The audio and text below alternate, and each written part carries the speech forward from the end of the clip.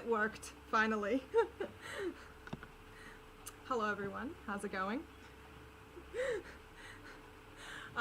Yeah, so this is my stream. Welcome. I just want to let everyone know that I am not going to be doing lawn or drawing calls or anything like that. I'm a little bit fed up with lawn at the moment. I'm just overtired, and I just feel like doing something different. You know, I want to continue streaming. Just want to do something a little bit different today. So I've decided to actually read my book out loud. This is not my book, don't worry, it's just my lighter. Yeah, I'm going to read my book out loud, see if y'all enjoy it. If you want to continue listening to my stuff, that'll be great, you know. If you don't, I'm going to keep reading it. I don't really care. I just enjoy reading. I enjoy reading the stuff that I write because I think I'm fantastic at it. That's just my personal opinion. So I already have my mood music playing in the background. Before I continue this, I'm gonna get my wine. Just I don't want to do this when I'm sober. It's not what I'm up to today, you know. All right, hang on. Oh, smoky, excellent. I love it when my wine is really smoking when you open it. It's pretty grouse. Hey Sting, how are ya? Clubber, how's it going? First, you know, Clubber, you're not actually the first. Sting was. I'm sorry to say this. Yes, I'm very sorry. You know, so close. Maybe next time. That's okay. All right. So, hang on. Sip of wine. I'm still drinking out of the glass because, you know, I did make my, New Year commitment to not drink out of the bottle like a filthy pleb. It's gonna be glasses all the way from now on. Hang on. One more. I did it with two hands. What a classy bitch I am. I know. All right. Hey Scarlett, how are you? Hey Tim. Thing one, how are you? I hope you're doing well. So I'm gonna be reading my book out. Unfortunately, I'm still not 100% comfortable giving out my real identity, but I just feel like reading it. You know, I just want to, you know, share this experience with you. So yeah, I hope you enjoy. Actually, I'm gonna like lower the volume even more. It's very like loud. It's like blaring in my ears at the moment. Can you actually hear me pretty well? Can you hear the music in the background too? Just let me know how that sounds. So, you know, just tell me if it's all well and good. All right, I'm gonna start with a prologue. Immortality is not meant for the living. When alive, we dread the final voyage into the unknown. But once free of flesh, a soul remembers that death is but an end to a chapter from a never-ending book. All life, from beginning to end, begins at the plane of the dead. That's where I had existed before my rebirth into a new bodily existence. I thought about my previous life. I missed the way air filled my lungs and the way blood rushed through my veins. But what I missed the most was the beat of my heart. I was addicted to living. There was a desire to be reborn as a sapient being. I had a thirst for greater knowledge, for the complexity of thoughts and emotions that higher life forms possessed. I could feel the living's emotions irradiating from their bodies. It was calling to me, and I wanted to be one of them. They had a power I desired to experience. My soul guides told me I wasn't ready for this kind of challenge, and my inexperience to live as a complex entity concerned them. They believed I would be suited living as a small animal. I had the freedom to disagree. They weren't my wardens yet. I needed to reincarnate before a soul harvester could sniff me out. In hindsight, a part of me wished that a harvester had removed me from this existence, but the rest of me hoped that I had listened to my guides. Against their warnings, I reincarnated into a new body, leaving them behind in the plane of the dead. I wish I knew then what I know now, that my name and form would have become the most reviled and hated throughout history. I couldn't imagine that my name would become a verb for suffering. Had I known that many generations after my life, people would forbid naming their children after me, I would never have entered that world and became a living nightmare. The world called me Von Ratha.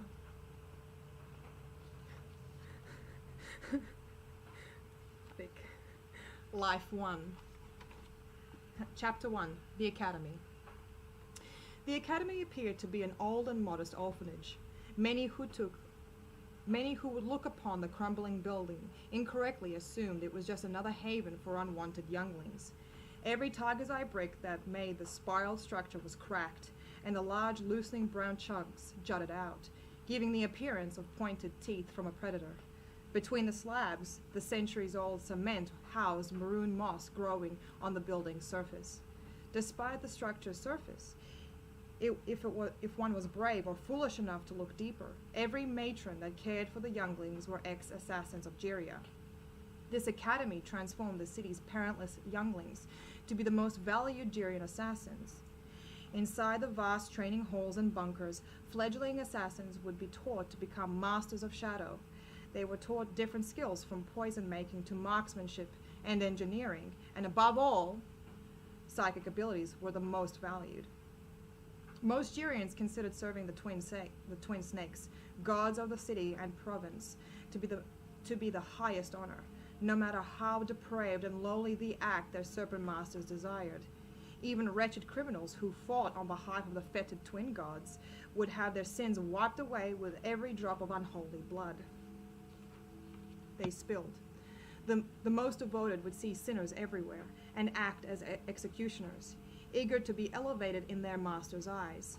Jiria was a breeding ground for fear and mistrust. No one dared defy the twins, especially speak about them in an unflattering manner. This was taught to all younglings. This was the Jirian way of life. A small fledgling assassin sat on her favorite windowsill, high up in the tower, with her little bare feet dangling over the dead drop.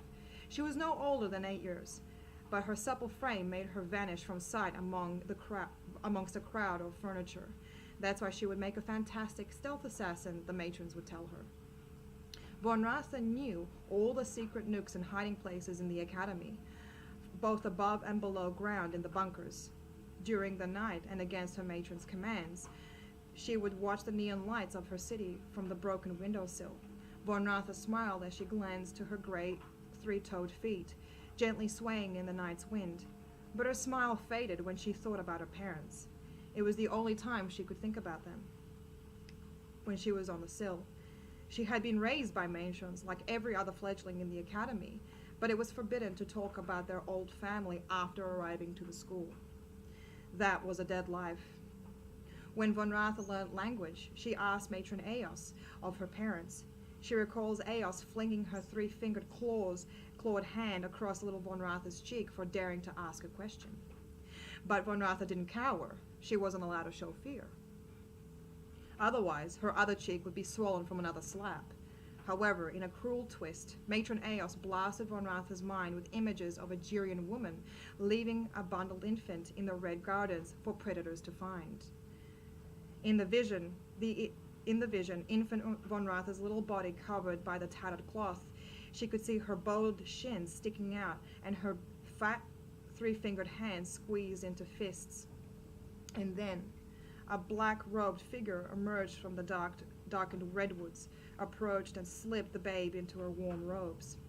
As she reminisced her earliest memories on the sill, her attention was drawn to a small golden light blinking from the black tree trunks from the nearby forest.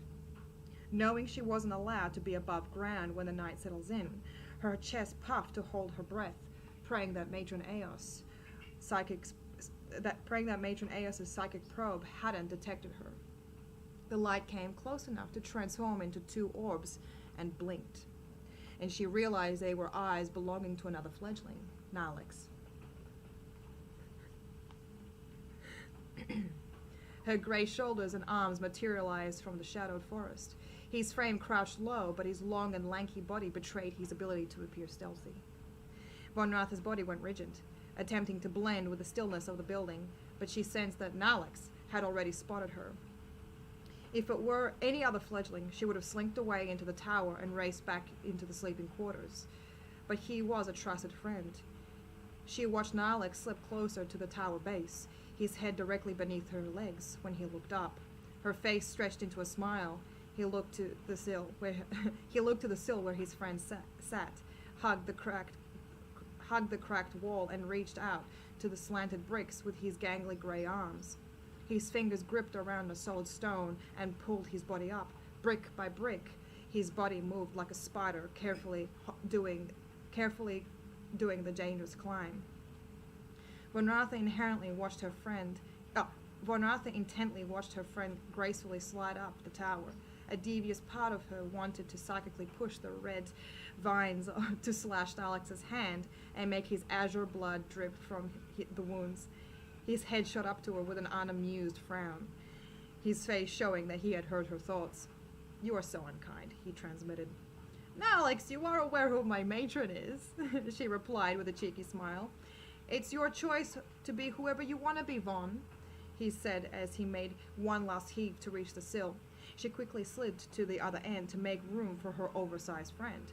"Speaking of your matron, she is my matron now too." They were the same age, and both arrived at the academy on the same night, but they were drastically different in physique and personality. Alex worked himself sick to impress his matron of poisons, while Von Ratha preferred being beaten than trying to be a sycophant to her matron of stealth. "By the twins," she said with her mouth hanging open. "Since when did Eos become your trainer?" "Since the morn. The poison matron said that I had advanced through her teachings and that now I needed to train under a new discipline. She chose Eos despite my protests," Alex said as he tried to comfort himself on the sill. His face cracked into a grin while staring at Von Ratha's expression. "At least you could protest with your old matron. If I had spoken like that to Eos, she would have taken one of my fingers," Von Ratha said as she wiggled her smallest digit. A pang of jealousy struck her. Alex was an exceptional student and advanced quickly through most disciplines. Surely he would gain Matron Eos's favor, thereby taking her attention from Von Ratha. However, the possibilities of having fewer beatings did ease her worries. "At least Eos would never cut up a healthy fledgling, unless they really crossed the line," he said as his golden lies searched her face, eager for a response. "Matron Eos can be ruthless in her teachings, but she would never kill an underling of hers, I don't think." Von Ratha folded her arms across her chest and scrubbed her back against the stone wall. "Eos has little room for mistakes, let alone dispensing second chances. She takes pride in her profession and is more than willing to break anyone who mocks her craft." Her voice was flat. She looked toward the city's colorful lights emanating from the beautiful spiraled structures and lit roads. She sensed a small rise within Alex. This conversation put his nerves on edge, a habit best picked up to prepare oneself for Matron Eos. His expectations will crash after the first day. She will eat him whole, Von Ratha thought. Then he will finally understand. "You'll do fine, Alex. Save your strength for when the lessons start," she said as she tapped her hands on her friend's bare shoulder. With a sympathetic smile, she worried about his naivety, but a part of her knew that he would fare better than she ever could. He patted her hand and took it into his. "The sooner we both finish with this school, the sooner we can leave the academy and never come back. I promise," he said. Von Ratha scoffed. "Yes, then live a life of servitude to the twin gods and their oracle fanatics." "Better than here. It must be better than here," Alex said. "Anywhere is better than here," she said as she gazed back to the Black City. Take a sip of wine. Anyway. Hey Bartek, I just want to say hi to everyone really quickly. Hey Bartek, hey Callie, Slime Bucket Witch Lady. I'm gonna get that right one day, I promise. SJ Mabel, how's it going? Kevin S, hello, how are you?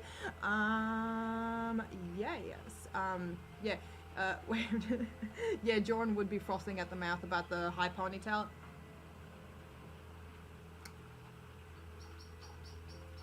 Pretty gross. But anyway, yeah, like, I mean, yeah, it's just a bit like, wait, one more, I can't, hang on. Alright, we're halfway through the first chapter, I promise. This is, it's a pretty quick read. It's a fast read, I promise. A silver whip cracked across the small back of a cowering fledgling. Von Ratha watched upside down as the older male fledgling struck the younger one in the stealth training halls. The youngling was being punished for failing to stealth past him, but Zenin took pleasure in the violence. He was the most despised fledgling in the academy, and even the other matrons had a distaste for him. However, Matron Eos saw something in him that mirrored her own horrid tendencies. Von Ratha's arms and legs interlocked with the complicated ropes and beams hanging from the ceiling. She could easily travel across the chamber without her feet ever touching the ground. She glanced over to the high poles where fledglings balanced themselves on the narrow surfaces. Nalex had his legs spread across two poles and had been watching the whip fly on the back of the small fledgling.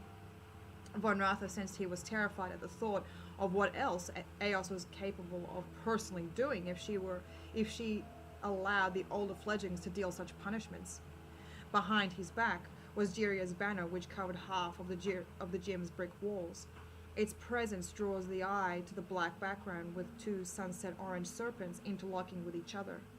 She had seen this banner every day innumerable times, yet it always instilled an indescribable menace inside her. He locked eyes with Von Ratha's silvery orbs, and her focus on the banner snapped away. Her long navy mane swayed upside down, and her body in black training clothes strapped around her torso, legs, and arms was on the move. Her advanced acrobatics allowed her to climb towards Nalex's post. "That's Blythe down there," she whispered to him. "I don't know how she will ever graduate from the school. She gets regularly beaten by most other matrons. Why put her here?" he said, looking up at Von Ratha for answers. "Knowing Eos. To teach her a lesson about failure, or to teach us a lesson about failure," Von Ratha said. Her hands began tiring from holding the coarse rope, and her head started welling blood, making her face turn blue. Nalex edged back to give Von Ratha space to flip on one of the pole surfaces. She quickly glanced around the hall for Matron Eos, but she didn't see her, which caused her significant worry. "Have you seen Matron Eos yet?" Nalex asked in the safety of telepathy. "Don't bother speaking this way, my friend. If she were here with us, she would know what we say, even with our minds," Von Ratha replied. Down below the training floors, Blythe collapsed bleeding on the matted ground. Zenon rose his silver whip with glee in his eyes, ready to crack it against Blythe's skin. Then an old wrinkly hand materialized in midair and grabbed the other fledgling's hand. A sparkling silver light made an old female Jirian appear before the trainees, who had kept most of her gray, decrepit face from view, and heavy black robes draped around her hunched body. Matron Eos yanked the whip out of the surprised Zenon's grasp and punched him with such force that his nose burst in blue blood. "Useless," she said. Her voice was barely above a broken whisper, but the entire training hall held their breath in silence, which amplified all sounds made by the haggard female. She towered over Blythe, who was now in a fetal position. "A waste of blood. None of you is worth the servitude of the oracles and our gods." Eos roughly grabbed her thin gray arms to pull her up. "The only reason why you're here is because an oracle chose you to become one of their prize breeders." Her scarred mouth lightly showered Blythe with spit. Von Ratha watched Blythe remain silent as Matron Eos addressed her. Her broken spirit had certainly experienced worse than spit. "Von Ratha," Matron Eos howled, which made the other fledgling shiver. "You have a new peer with you today. Come and show him to me," not looking in Von Ratha and Alex's direction. The pair exchanged glances and hurried down the poles. Nalex almost tripped over the training mats as he rushed over, while Von Ratha followed closely behind. They respectfully bowed to their hooded matron and looked down, waiting for her words. Matron Eos cackled. "Nalex, the other matrons say that you are a fast learner, but your true talents lie in the deception of the eye, a talent I too possess. And it seems like your company to my pupil has made her more respectable to her superiors," she said, smirking towards Von Ratha. "Show me what you've acquired from your training with my prime student, but I do warn you, she was reared by myself. Remember, younglings, the twins are always watching," her head cocked up to the wall behind them. Von Ratha and Nalex turned to the looming banner over their heads. They respectfully bowed low before turning to each other. She noticed her head was still hanging low and his scruffy maroon hair hid his eyes, too afraid to look up. "Use your gifts against him, Von," Eos whispered. Von Ratha readied herself in comfortable sparring position, intently listening to a matron's desires. "Then he might be hurt," Von Ratha said. Then he will win, and you will hurt if you don't obey. Eos's thoughts were like static in her mind. She scanned the vulnerable areas on her opponent. She prepared her mind for any telepathic attacks her foe may throw at her. Von Ratha glanced around the landscape for any advantageous points to cast an invisibility illusion, so she could attack her foe with an ambush, perhaps telekinetically throw a whip at him for a momentary distraction. Nalex was good and obedient, while Von Ratha tried to rebel against her matron at every chance.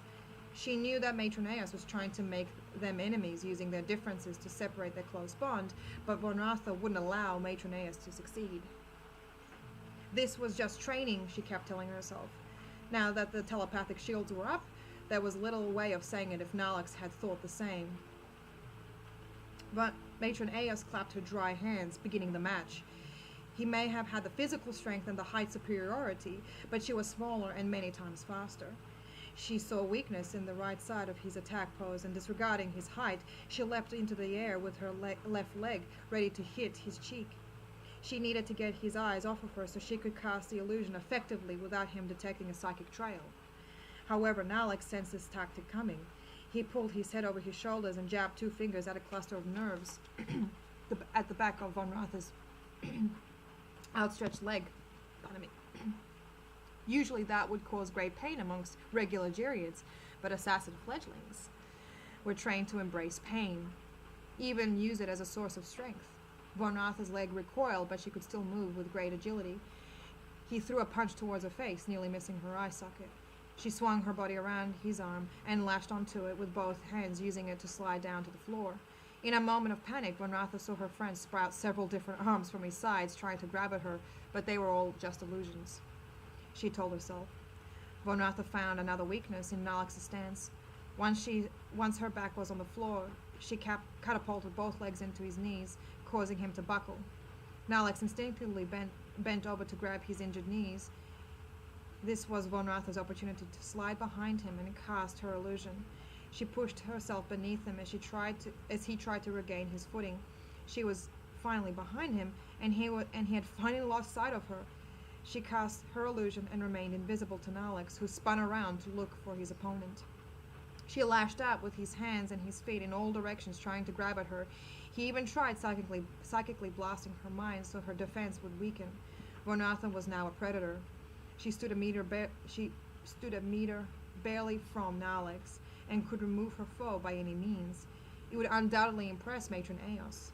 That thought dispersed as quickly as it came. This was nothing more than training. Nalex was her friend, her ally. Ending him would be the death of herself too.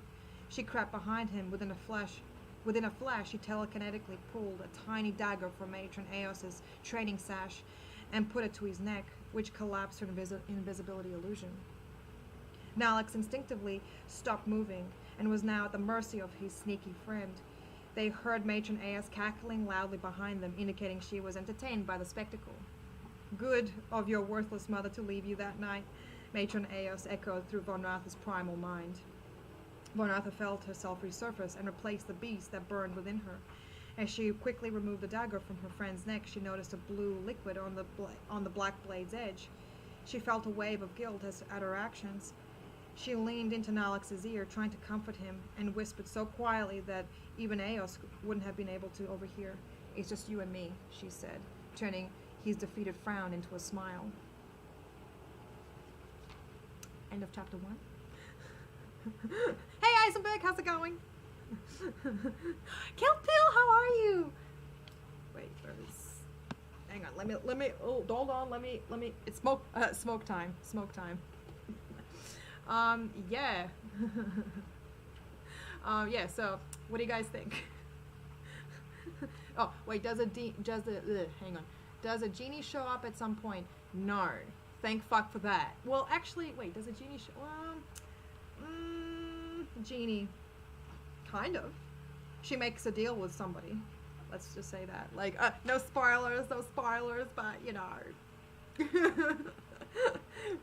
Bad things happen. Oh yeah, and if you're actually wondering what this book is about, like, this is a book I wrote, like, I finished writing it, at the end of 2000, wait, hang on, Jesus Christ, hang on. Um, I finished it at the end of 2019.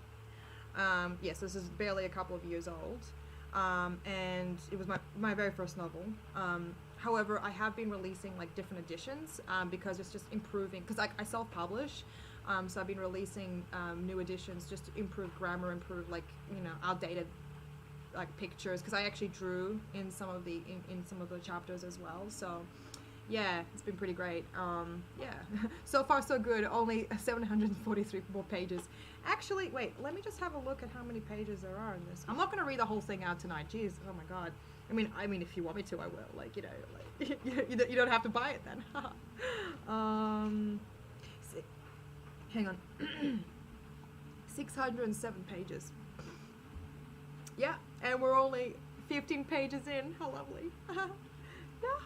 Yeah. No, it's good. Like, I hope you enjoy it. Like, I mean, if it's worth the read, then it's worth the, Anyway, so what I was talking about.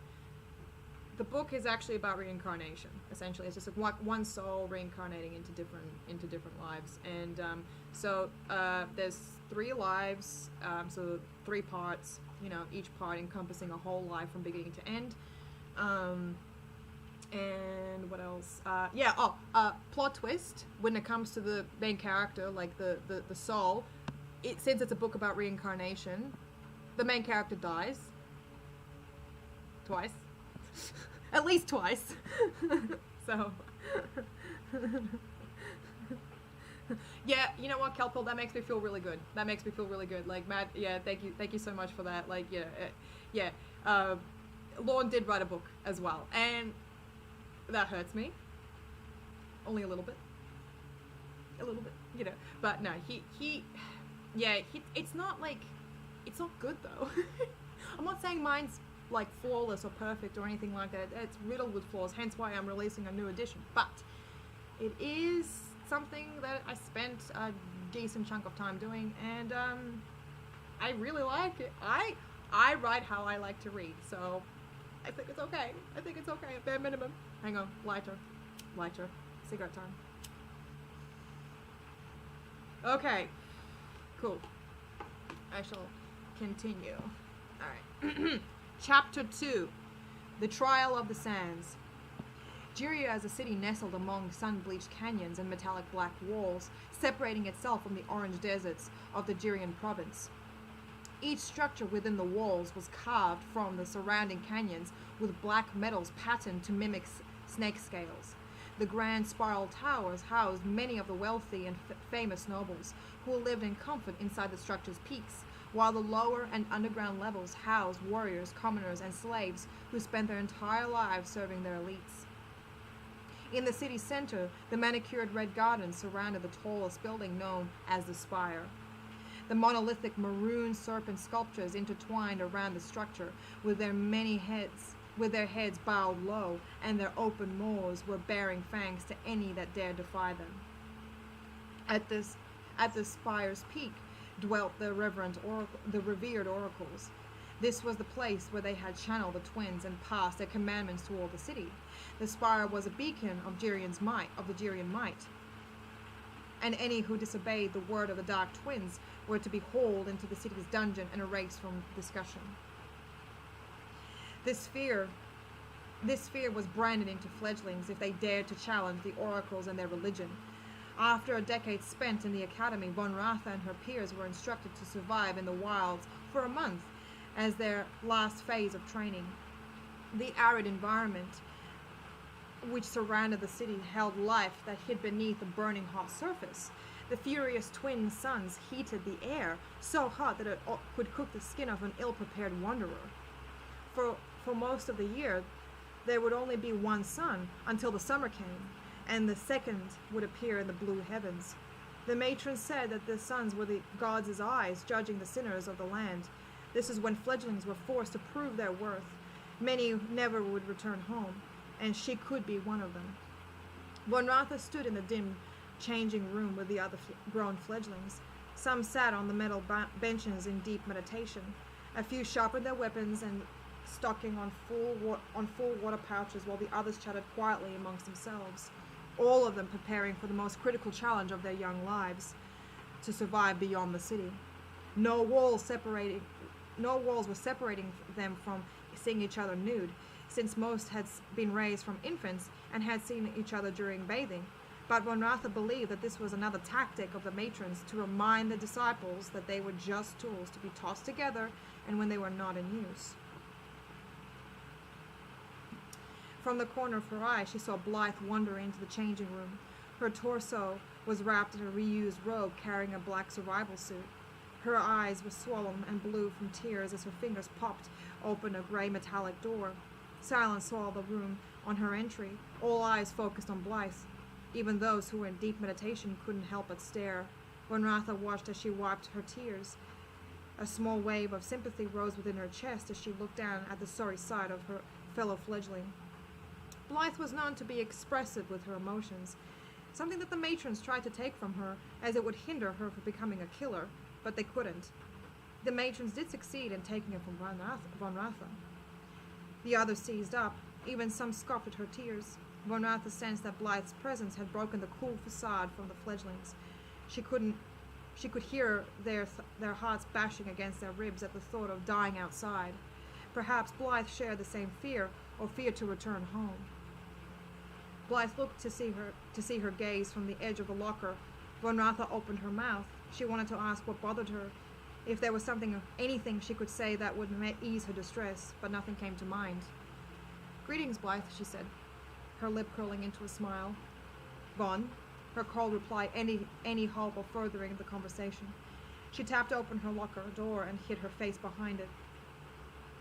Von Ratha sighed as she pulled off her own old and worn brown robe from her torso and tossed it into her locker. Her mound-like ears pricked up as the sound of an awkward throat clearing emanated behind her. Her head spun around to see Nalek standing beside the adjunct cabinet, wearing a similar robe and holding his suit. His eyes widened in horror when she caught his stare, and he immediately turned to hide his blue cheeks. "Oh, for twins' sake, Nalek, there's nothing to be embarrassed about," Von said, rolling her eyes. I'm not. I've just never liked these cold changing rooms," he said, keeping his face towards his locker. "Well, it's nothing you haven't seen a million times before. So, nothing's changed, so you can close your mouth now," she said, loosening the buckles of her suit. "My mouth wasn't open, I was just thinking, and you broke my thoughts," he said. Von Ratha heard the click of his locker opening. "I know you weren't thinking of anything," she transmitted as she slipped her legs through the leathery outfit. Anyway, do you have a plan for the trial?" he asked. "Survive," she replied, and turned around as she pulled the sleeves over her arms. "No, I mean," he swung around to see her front exposed. His eyes rolled and his face blushed again. "I mean, how do you plan on surviving?" he whispered.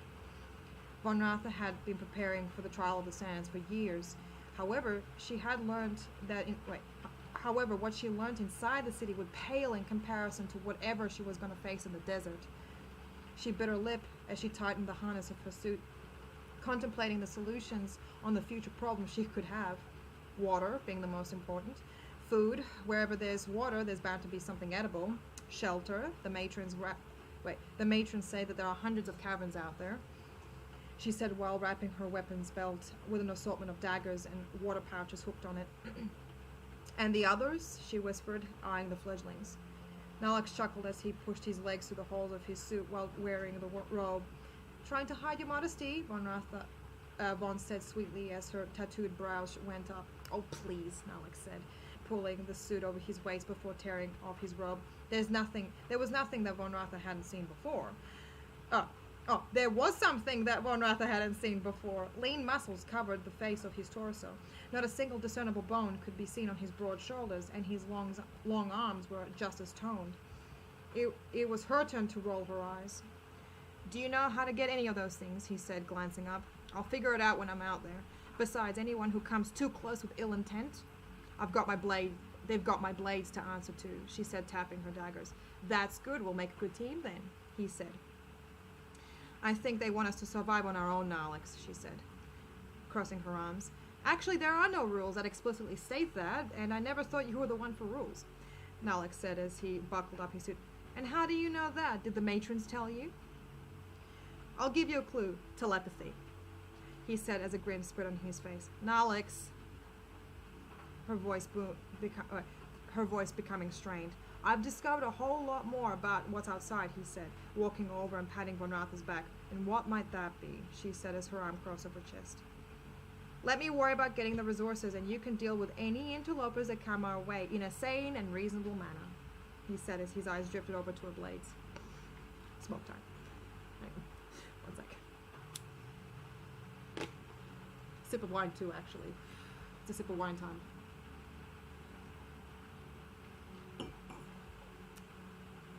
Funny you mentioned that, actually, Scarlet Ebony. When does Chris Hansen walk out? Well, Chris Hansen is actually, I believe, in my personal opinion, he's a interdimensional creature. That just, that it's like omni-locked. He's immortal. He can do whatever, and he just sort of like slides right into them. DMs are in the changing rooms of barely legal fledglings, and saying like, "Why don't you have a seat over there?"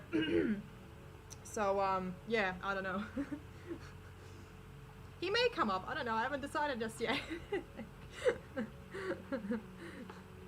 But yeah. Hang on. One more smoke. One more. Are you guys enjoying the music in the background? Because I'm kind of enjoying it. Let's be real. I mean, I can barely hear it, but it's good because I need to focus on this thing. Okay. All right. Halfway through the chapter. The changing room slowly emptied as the matrons of death called the disciples one by one to join them at the black walls. Von Ratha and Nalix spent their last hours telepathically conversing on finding enough resources for that month, but Blythe remained silent as she sat alone on the bench. She didn't even bother to attempt to listen in on their thoughts, as if she had given up before the trial even started. Should we try to bring her into our plan? Nalix transmitted, only his eyes turning to Blythe. What's the point? She doesn't seem to be interested in saving her skin, Vaughn said as she rested her back against her closed locker. 3 is better than 2, Vaughn. She could help us with gathering food, he said, keeping his eyes on her. Blythe would fare better if she was used as a decoy for food, Von Ratha said, trying to suppress a chuckle. Nalix slapped his eyes to her. Not funny, Vaughn, he said. It was just a joke, my friend, she said as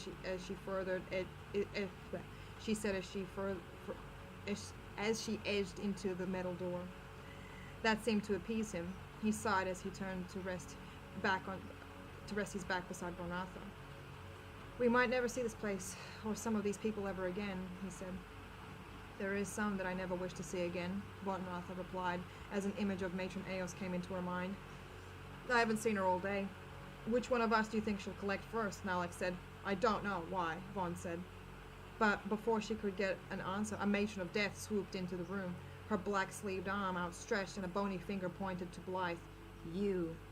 Her voice sounded as if she had been swallowing sand her whole life, but Von Ratha quickly suppressed the thought, but fearing she could overhear it. Blythe longingly looked to her bench. Von Ratha could see her eyes welling with tears before joining her matron to the walls.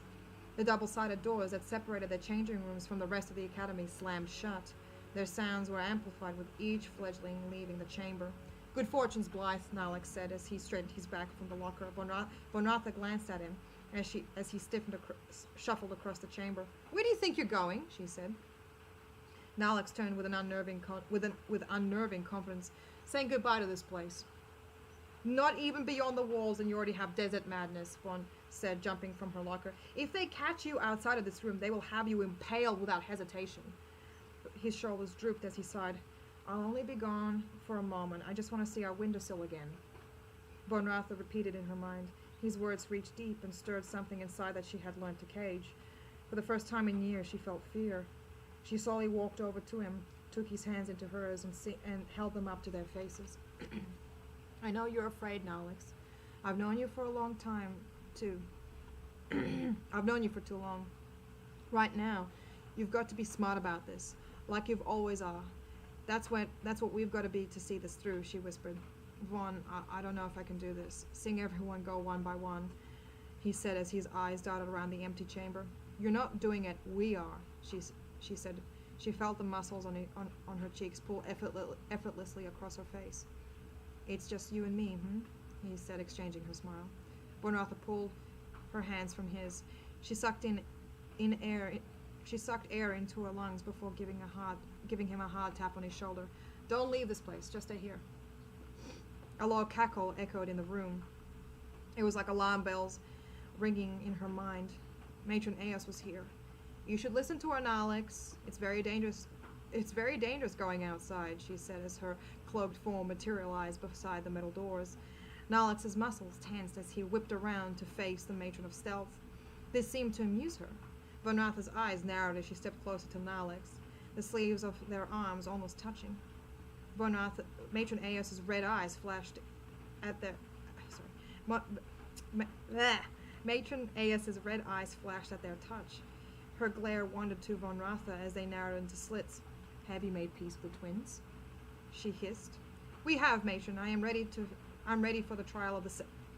Nalix said, but was cut away by a howl of laughter from Eos. No one's ready for the trial, she spat. Her jagged teeth shone under her open, wrinkled lips as her head turned to Bonartha. I have, Matron, Ron said. Come.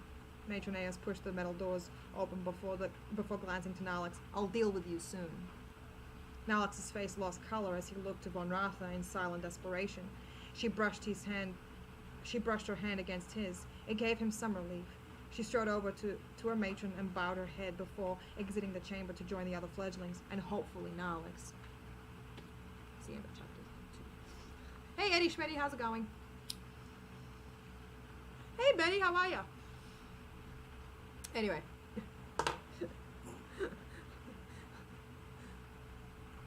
Yeah. We're up to chapter 20. Well, not chapter 21, Jesus. We're up to page 21, so we're almost there. 600. We got 600 pages. And, yeah, so another 580 to go, roughly. Give or take. So, yeah, what do you think? What do you think of this piece? What do you think of, thoughts, emotions, feelings, discussions? Discuss, feel free.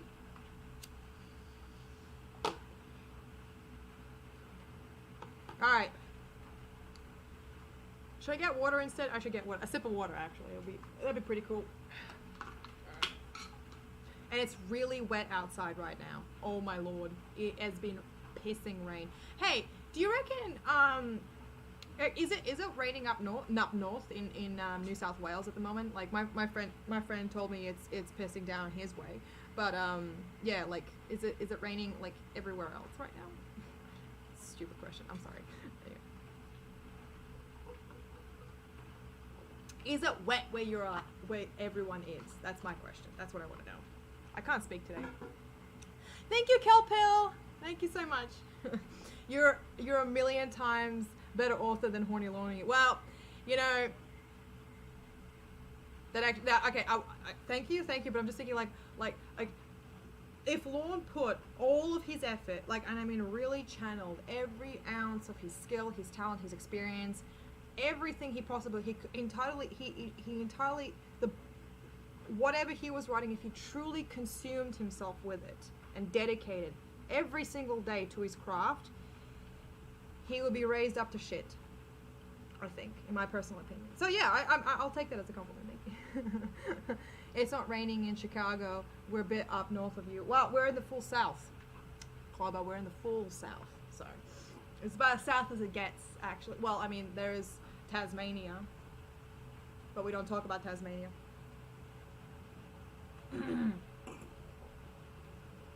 Whatever happens in Tasmania stays in Tasmania. Raining in Tokyo. Nice. Oh, are you in Tokyo, Sting? That's pretty awesome. Better than a genie fucker too. Wow. I mean, you do you, dude. Like, hey, I mean, if that's what if your use of the word fledgling, is there an avian theme? That's actually a really good question. I've just I like it. There is no particular. Sorry, just one sec. There is no particular. So the Girians are obsessed with reptiles. They love their reptiles. They're massively into reptiles. With birds though, I've always liked the word fledgling. Like I love birds, so it kind of like accidentally kind of like got stuck in there. I just like the word fledgling. Like it's better than a chick, like than a baby chick, but yeah, you know what I mean. So fledgling seems a little bit cooler, and I don't know.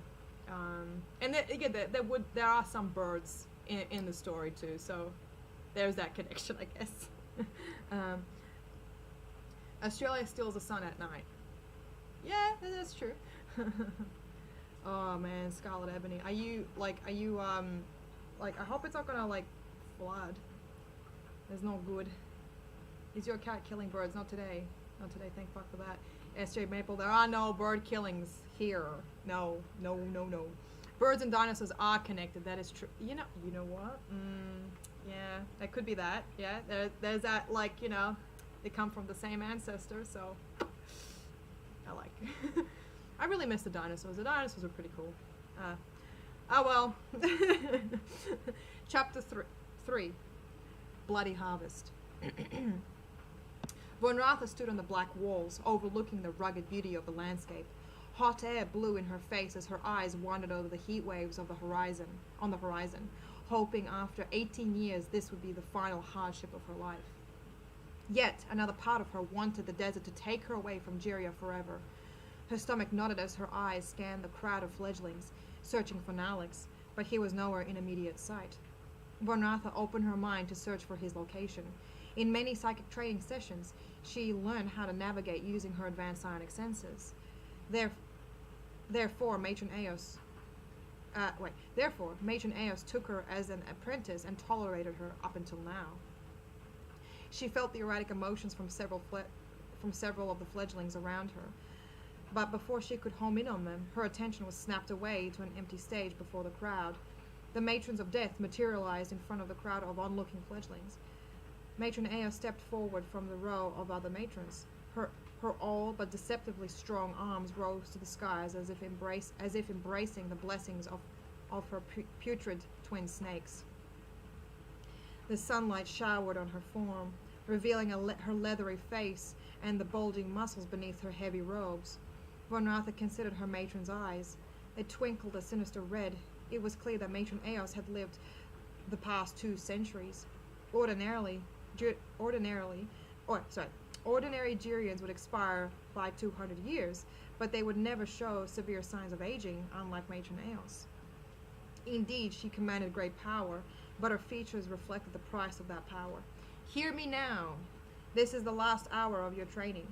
After this final test, no longer will you be fledglings, but the hands of our gods that hold the blades of punishment, she called with her arms still raised. Before you leave these walls, our masters will judge your worth to see a vision of truth. Matron Eos began an ancient Jirian chant along with the other matrons of death. Pardon me. To bring forth their twins' blessings. Von Ratha held her breath. She doubted their existence. But there was undoubtedly magic that coursed through Jiria and its isolated populace that she never understood. Von Ratha carefully continued scanning the group. She wouldn't dare turn her head if she spotted Nalix. She knew too well that Matron Eos would receive pleasure from telepathically torturing fledglings if they strayed from order. She let her mind wander until she came across a void of consciousness from the farthest row of her peers. A telepathic cloak to cover the mind was an ability she was taught in her early years, but struggled to master until coming into adulthood. Nalix was the only one of their peers that successfully developed it before his 10th year. Her inner self smiled as she called to his thoughts, yet they were unusually chaotic, as if he tried to suppress the thoughts at the back of his mind beyond Von Ratha's reach. This partially worried her, as he never shied away from her before. She envisioned herself knocking on the door to his mind, which he reluctantly opened. Her chants are haunting. I remember when she would sing them to me as a youngling before sleep, Nalix beamed into her. Eos enjoys the nightmares she causes to younglings. I remember her horrible smile when I woke from a night terror, she replied. There was a momentary pause from Nalix. He thought carefully at what he was about to say.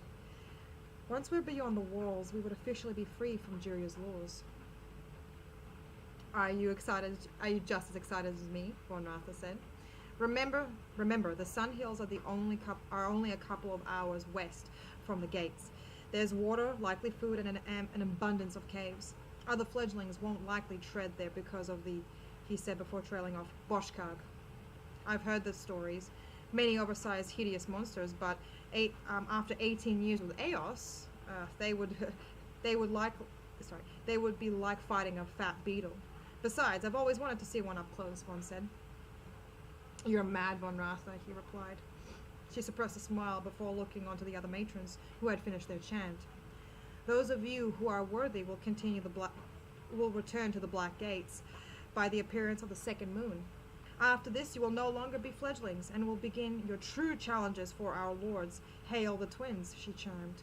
The fledglings and the matrons of death repeated this last blessing to summon the twins as handmaiden. In Matron Eos's arms, a gargantuan snake flashed into existence. Its scales reflected the sun's rays in the likeness of a mirror.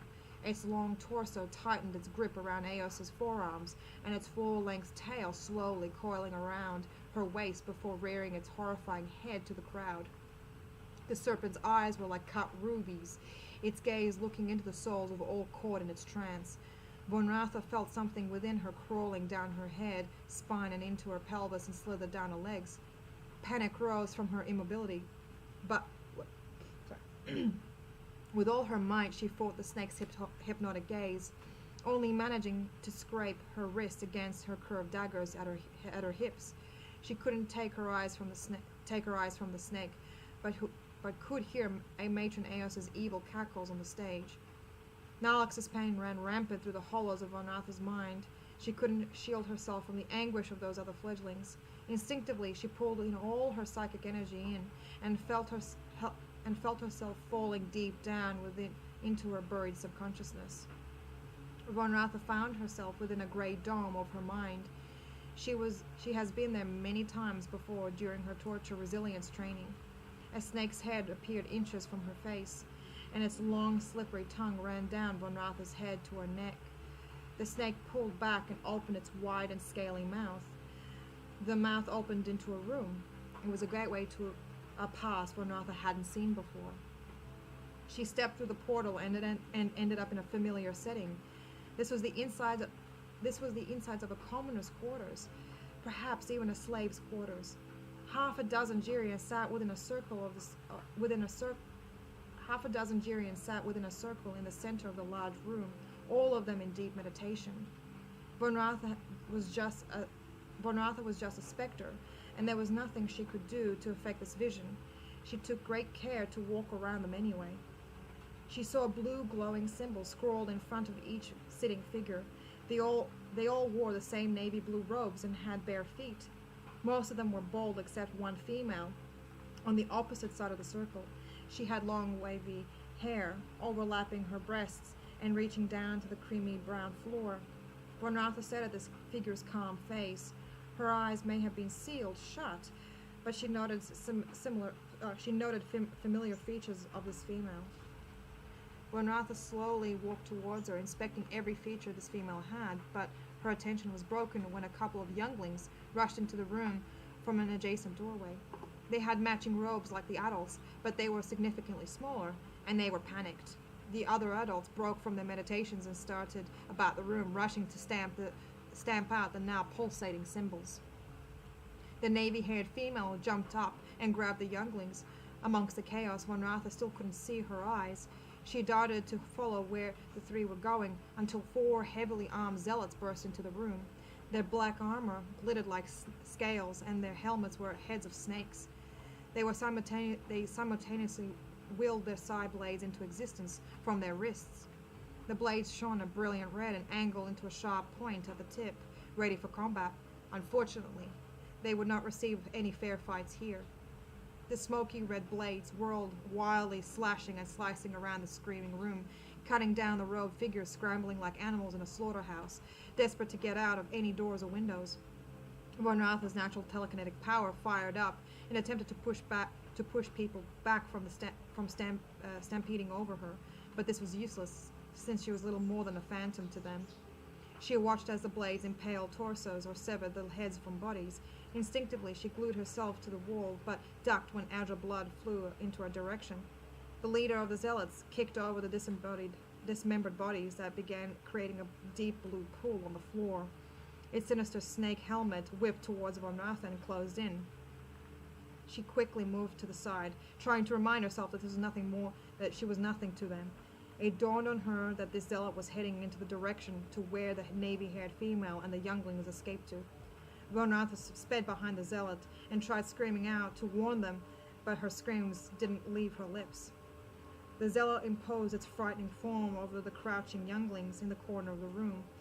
Its gauntlet rose to the air with the glowing red side-blade overhead, and in one quick downward slash, blood painted the corner walls.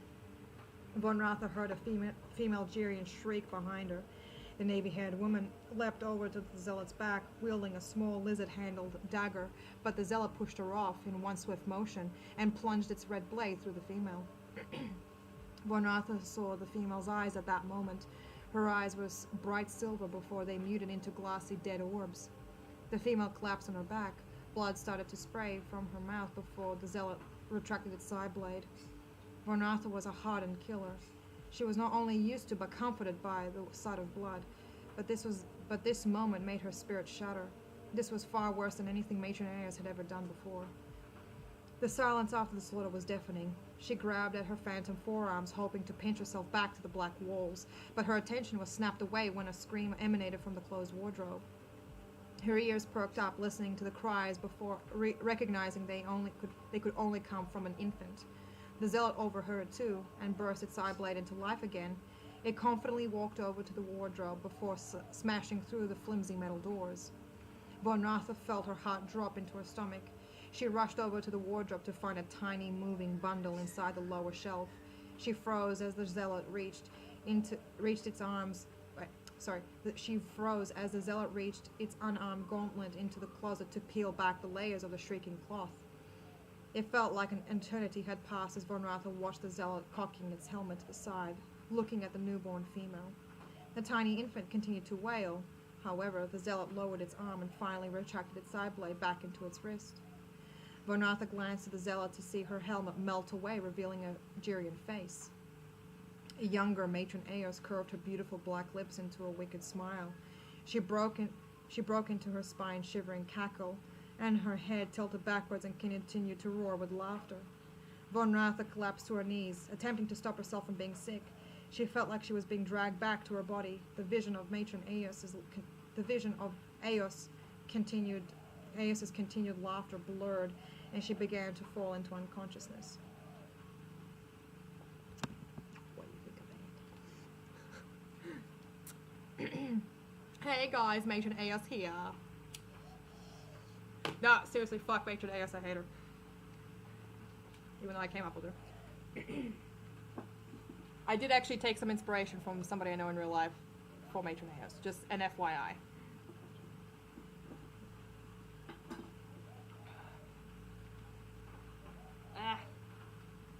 Get out, alright. Whew. I love you, Omega Heber.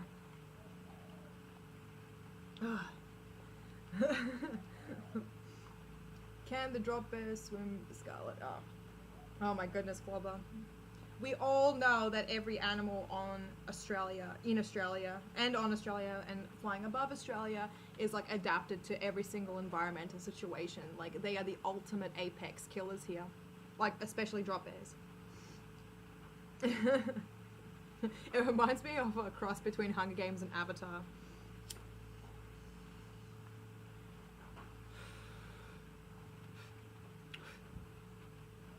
Well, I hope it's better than both.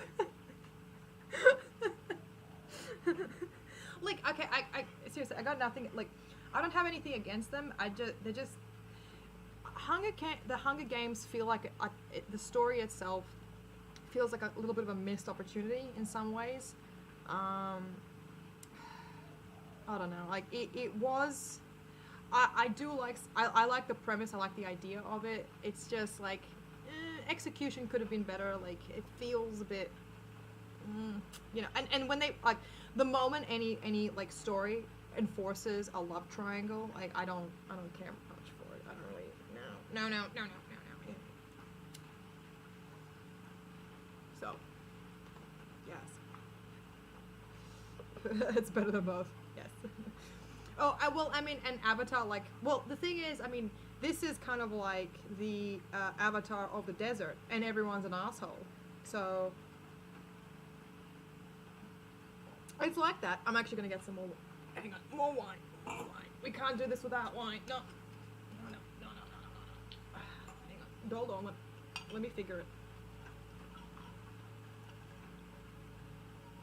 Ah. Excellent.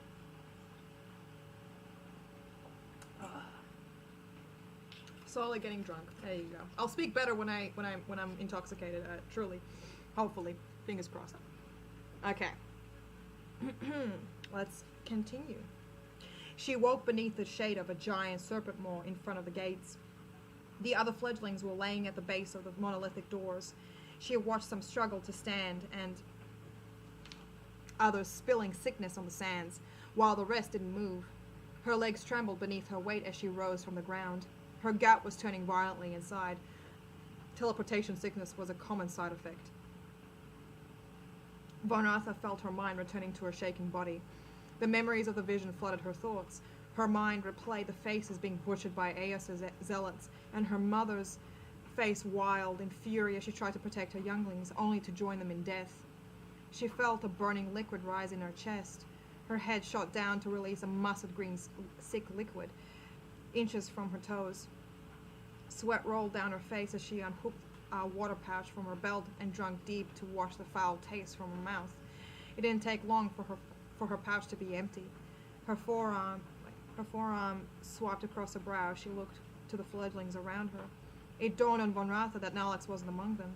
Her chest tightened as she looked to the waving desert horizon. He had left her, she wondered. As she stepped forth, her footing was lost and collapsed back onto the ground, just missing her puddle of vomit. She looked below to find cracked pieces of dry bones wrapped in tattered black suits below the gates. They had belonged to fledglings who failed to wake up. A bestial shriek came from the horizon in the waving desert. Von Ratha focused her eyes onto two dark figures in the distance, slamming into each other with great speed and ferocity beneath the sand-sculpted canyons. Nalax was battling against a Boshkag, a scaly creature that had a taste for Jirian flesh. Von Ratha had wondered how he managed to jump into action and into troubles in such haste. She questioned why Nalax hadn't tried searching for her before the trial starting.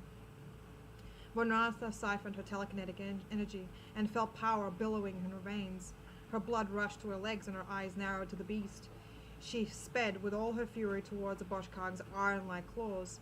She pushed Nalax out of the way and leapt upon its limb, running up the monster's shoulder. He was knocked to the hot ground and watched Von Ratha with both awe and shock as her legs wrapped around the Boshkag's neck and shoved her snake-handled daggers into the beast's eyes, blinding it. The creature instinctively reached towards its face, attempting to grab at its attacker, but she was too quick and hopped off the monster's back, down to its double-jointed legs. Von Ratha's heart was like a hammer in her ribs. She felt her eyes burn inside her skull. A surge of pleasure flooded her mind as the monster helplessly staggered above her. With all her rage, she plunged her daggers into the bone-plated groin of the Boshkag and waited to hear the monster's roar of agony before slashing its lower half. Nalax watched in terror beside the fight. Von Ratha knew that he had never witnessed his friend was killed with such cruelty. The bone-plated monster buckled its legs and was about to collapse on top of her. Nalax hastily intercepted her seconds before the beast crashed into the sands. The two of them landed on a jagged boulder, scraping their skin and slightly tearing their black survival harnesses. But this was the least of their worries. Von Ratha swallowed the rising dust clouds, creating a horrid dryness in her mouth that only water could cure. Get up, she screamed, and kicked Nalax in the legs, forcing him to roll off her. What happened there? He said. I could ask you the same question. You were nowhere to be found beneath the gates. Instead, you enticed a Boshkag and almost making us food, she shouted, feeling the heat in her eyes die down. Nalax stood up, wiping the dust from his face and maroon hair as he stared at her. Why did your eyes turn red, Vaughn? His voice had a taint of fear in it. Did they? Von Arthur said as she reached behind her belt and sheathed her daggers. I've never seen them do that before. I would notice, Alex said, as his cheeks turned a slight shade of blue. Von Arthur's brow rose high on her forehead. You would notice my eyes, she said, waiting for a response that never came. Anyway, what does that matter? It's just something that mirror snake showed me in the vision, he said as he said quietly as he stared back to the black walls. Did you have any visions? Von Arthur looked at two red orbs glaring at them from the top of the walls. Come, we need to find shelter soon before any other fledgling finds it first. I think they took the opportunity to find something while we were fighting the Boschkag, Alex said, putting his knuckles on his hips. She felt his stare return to her. Looking at her black survival harnesses that were stretched tightly across her body. She sensed an unusual thought fleeting across his mind, but didn't probe deeper. Whatever it was, Von Arthur felt a smile rising in her. While we were fighting the Boschkag, she said as she glared at him, with her hand on the hilt of her dagger. Apologies, while you were fighting the Boschkag, he said, with a half smile. I was on my way to the Sun Hills. That's where the thing came from. I thought you were already there. No, she said, glancing to the shadowed canyons to the west. If they're coming this far out, then there will be more of them. Most likely, but it'll be nothing for you, Alex said, tapping her shoulder. And there's a small lake there. It'll be a good opportunity to wash up that disgusting red blood. Von Arthur barely heard her friend's voice. She sensed Matron Aya stabbing into her consciousness. The twins' eyes will always be upon you, my daughter. She clasped her mind shut and shook Aos's thoughts from her head before turning her attention to Alex. Come, the day is nearing its end, she said, beginning her trek into the desert.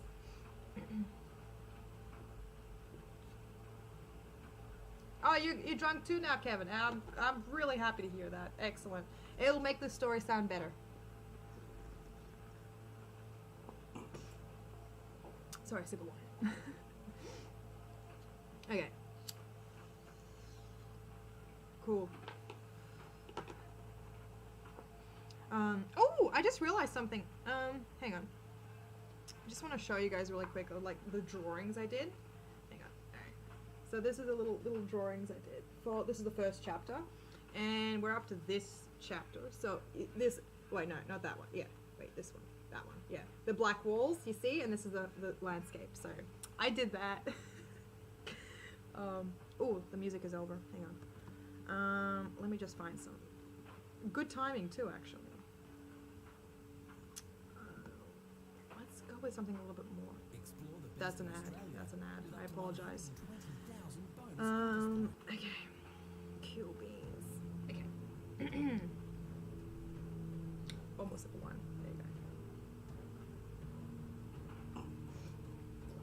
I'm on my longest sober streak in 6 months. It's as boring as I remember. Quad. I'm so sorry to hear that, Scarlett. We'll drink together. Let's crack open a bottle, just you and me. We'll do that. We'll have a good time. But yeah, I mean, it's always good not drinking, I guess. Seriously, the last time I drank was my last stream, which was a few weeks ago. I can't remember. I can't remember. One of the streams, anyway. All right. Okay. Now, wait, no, before I continue, sorry. We're up to chapter 4, by the way. So we're going through this pretty damn quickly. I'm even surprised. Who needs, audiobooks when you've got, me streaming, me reading my own shit out, it's so much cheaper. Oh my goodness. But yeah, and it's actually, with being cheaper, it is cheaper. Only because I don't know how to read properly, and I keep making mistakes. I can't even read my own writing. There you go. That's how good I am. Cool. All right. Chapter 4. Oh, hang on a minute. Hold on. Ah, yeah, okay. Chapter 4. The Jirian Province. Surviving beyond the black walls was nigh impossible. The desert spanned for hundreds and maybe thousands of miles beneath the sun's beating rays, revealing the harsh existence of the province. It was believed that the desert spanned the entire globe, void of all life except in the Jirian lands. No Jirian settlements could survive out in the province. Many higher echelons attempted to grow red crops only for them to dry from the heat or be poisoned by the soil. Explorers would become weaker being away from the city, easily susceptible to illness and fatigue, and unable to hold down food that came from outside the walls. They described an insatiable hunger if they strayed too far and too long from home. However, life thrived behind the black walls, evolving at lightning speeds. The oracles said that the twin gods were the ones responsible for all life. The serpent deities would feed their power to Jirians and all manner of creatures inside the walls. According to all history texts and bards, Jirians were created by the snake gods to live along them in their plane to be worshippers and servants. However, these serpents became corrupted by greed and selfishness, and were eventually banished from heaven to die in the burning wasteland. Many of those ancient Jirians died in the first few years of banishment, but a few managed to survive by finding a portal big enough to talk to the gods' plane. They spoke with their creators, begging for forgiveness and to prove their worth by extending their glory into their new home. Then the twins blew some of their power through the portal and caked the land their worshippers stood on, transforming the once sparse emerald foliage into the power-fused scarlet forests. The oracles believe that one day Jirians will return to heaven if they have proved themselves worthy, but Von Ratha pitied those fools. If the twins' followers sought to murder and butcher each other to return to heaven, then the gods must be evil. This hellish desert might be something her people deserved, but wherever the twins are, it wouldn't be any better than here. Von Ratha's and Nalex's first nights were spent rummaging through the bizarre desert landscape.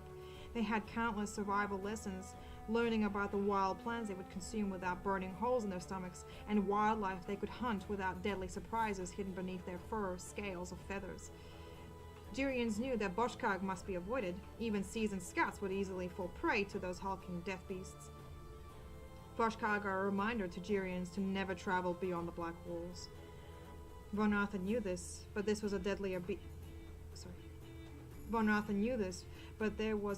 beast thriving inside her city. She replayed in her mind for many days the vision of her mother getting cut down by her adopted matron. She could barely utter a word to Nalex, and his suspicions were rising.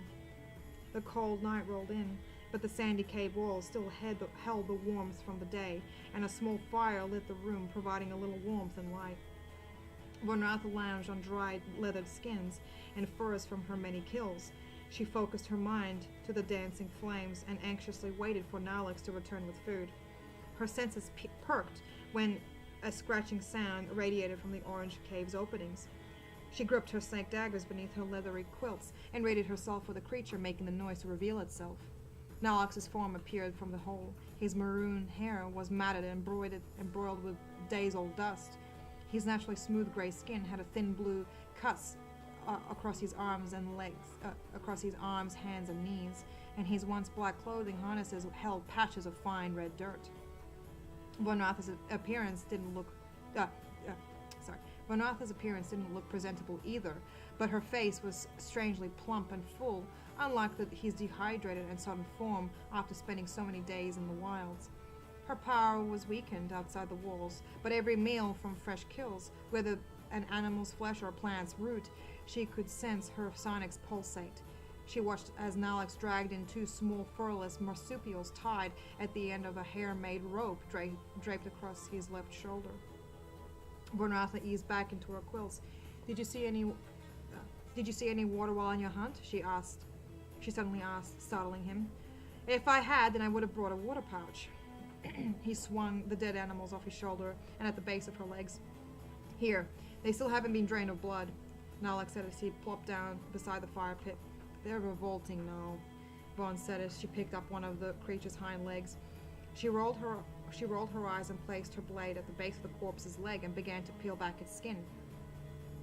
Nalix irritably watched her fumble with the blade, creating tears instead of a clean peel. "Give it to me, you're stretching it," he said with his arms outstretched. No, I can do it," she said, flinching this limp marsupial closer to her bust. "You're ruining it, just give it to me," Nalix said as he lurched forward and gripped its limp head. "I can do it, Nalix, let go." She dug her nails into the flayed creature's flesh. Red blood started leaking through the wounds as she lessened her grip. "Vaughn," Nalix said as he dug his nails into the carcass. "Nalix, you haven't done anything since we were cast out here. Today was the first time you left the cave." There we go. Sorry about that. "Today was the first time you've left the cave. So far, I had to hunt, gather water and food while you were lounging in this cave like some lazy oracle," Vaughn said, not realizing the animals crushing beneath her grip. "Like you know what an oracle does. I've been keeping this cave safe from predators and other fledglings who would gladly put a knife to our throats while you were off gallivanting across the Sun Hills." Nalix's voice had risen so loud that it began ricocheting from the walls. Von Arthur's eyes started to burn again. She pulled the dead animal from his hand with such force that its torso tore in half. One half remained in her hand, while the other in his. She looked down to see red droplets falling on her bare feet. "Damn it!" She tossed the torso against the cave wall, splattering the clean orange surface with scarlet before falling to the sandy ground with a thud. "Damn it! Damn them! Damn Eos! Damn it all! Damn all of Jiri, and damn you!" Vaughn screeched. Nalix's body froze. His mouth hung open as he looked down to the lower half of the torso in his hands, and dropped it immediately in disgust. Von Arthur dropped to the soft sand, gently cradling her head in her hands. This hadn't been what she imagined beyond the walls. Now she understood the last lesson of Matron Eos. There is no life, only survival. "Red blood looks so strange," Nalix said, settling back onto the leather rug. "I remember the matron saying that all possessing azure blood were direct creations of the twins." Von Arthur lifted her head from her hands. She faced the dancing fire and felt her eyes cool. "The matron said a lot of things, but it's hard to believe anything they told us." Nalix sighed. "Vaughn, what happened to you back at the wall?" "I could ask you the same thing when we ended up at the base. You woke up and left me to turn into bones." Vaughn shot a glare at her friend. "I never intended to leave you. I woke up closest to the boulders. I woke up close to the boulders. I couldn't see your body anywhere, and soon you left me," he said as he gathered the two halves. "You know me better than that," she said, feeling herself calming. "Do you remember that promise that we made when we were younglings?" He smirked and gazed to the sandstone ceiling. I do recall that view mainly. The dark grounds where we used to meet and climb the old tower." Von Arthur looked to Nalix, gently wrapping the carcasses over the metal skewer and balancing it over the flickering fires. Its yellow flames illuminated his muscled arms and square jaw. His maroon mane was tied up in the back into a tail, but several red strands clung to his face and bare grey shoulders. A small feeling of longing rose within Von Arthur's chest that made her face turn hot. She tried to push the thoughts away, but it was too late. Nalix's golden orbs locked onto hers. "Back at the wall, what did you see in your visions?" she asked. "Of the future, I believe." "I was in white robes in a black room. There were people there, but I couldn't see their faces. I don't know what happened. All I could see was emotions of what had passed, a great sadness," he said with his eyes still locked onto hers. "The future? Doesn't that mean if you see the future, you're destined to be an oracle?" She said with a smirk. "Probably. From this vision, I hope I don't," he said, rolling the skewers over the fire. "What did you see in yours?" "The past. My past. It was how I came to be at the academy, and it was not what the matrons told me," Von Arthur said, closing her eyes. Hang on. One sec. Fucking ads, man. These fucking ads. She reached out to her visions to show him what had happened, what she had experienced. He pulled the skewers down and looked deep into her eyes, gently pulling her thoughts from her mind. She sensed that he didn't want her to relive the trauma alone. Von Arthur's heart thumped like a hammer when Nalix gently pulled the memories from her mind. Emotions ran rampant, something that was beaten out of the fledglings to craft them into soulless servants for the oracles and their wretched gods. He received the full spectrum. Emotions poured forth from him and back and forth like waves of water. There were no boundaries or walls that kept them from feeling each other's own emotions. They were freed by a terrible truth. Vonratha shivered as she felt sweat droplets crawl down her temples, and her long nails dug into the flesh of her hands. She felt two strong hands envelop hers and pry them through her fingers. Her eyes shot open and saw Nalex reaching over gripping her hands. His tired face suddenly seeming revitalized. His sculpted arms pulled Vonratha's arms closer to him. Not a word or a thought was needed. She crawled over to him and awkwardly pushed herself into his arms. Her head rested on his shoulders. She planted her face in the nook of his neck and breathed in deep his musky scent. She imagined the kind of future her new life would be with Nalex, where the desert would take them to their next adventure. If they were going to discover faraway cities with better people, and if they remained in the desert for the rest of their days, it wouldn't have mattered. Vonratha put the memories of Jiria behind her, eager to start a new chapter of her life with Nalex. But as she laid in his arms, her mind slowly drifted to blissful unconsciousness.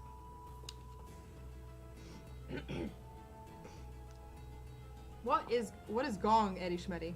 She never meant to do it. No one ever meant to do it. Oh yeah, I never meant to do it. I never meant to write this book. Like 4 years, I never meant to write it.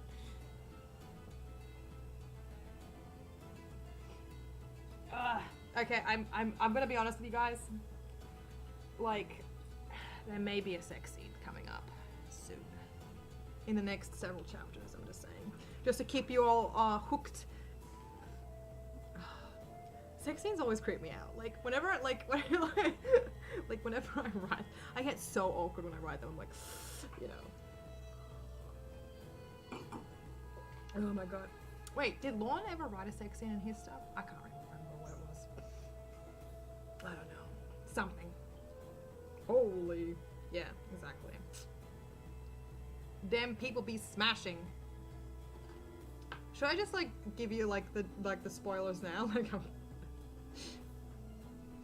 it's not graphic, I promise. It's not a graphic thing. You know. I promise. Hang on. Okay. Okay. The dark veil enveloped Vonratha's eyes, nose, and mouth. A curtain wrapped itself around her body, tightening it until her limbs went numb. Oh, for fuck's sake, ads. 1 sec. Oh my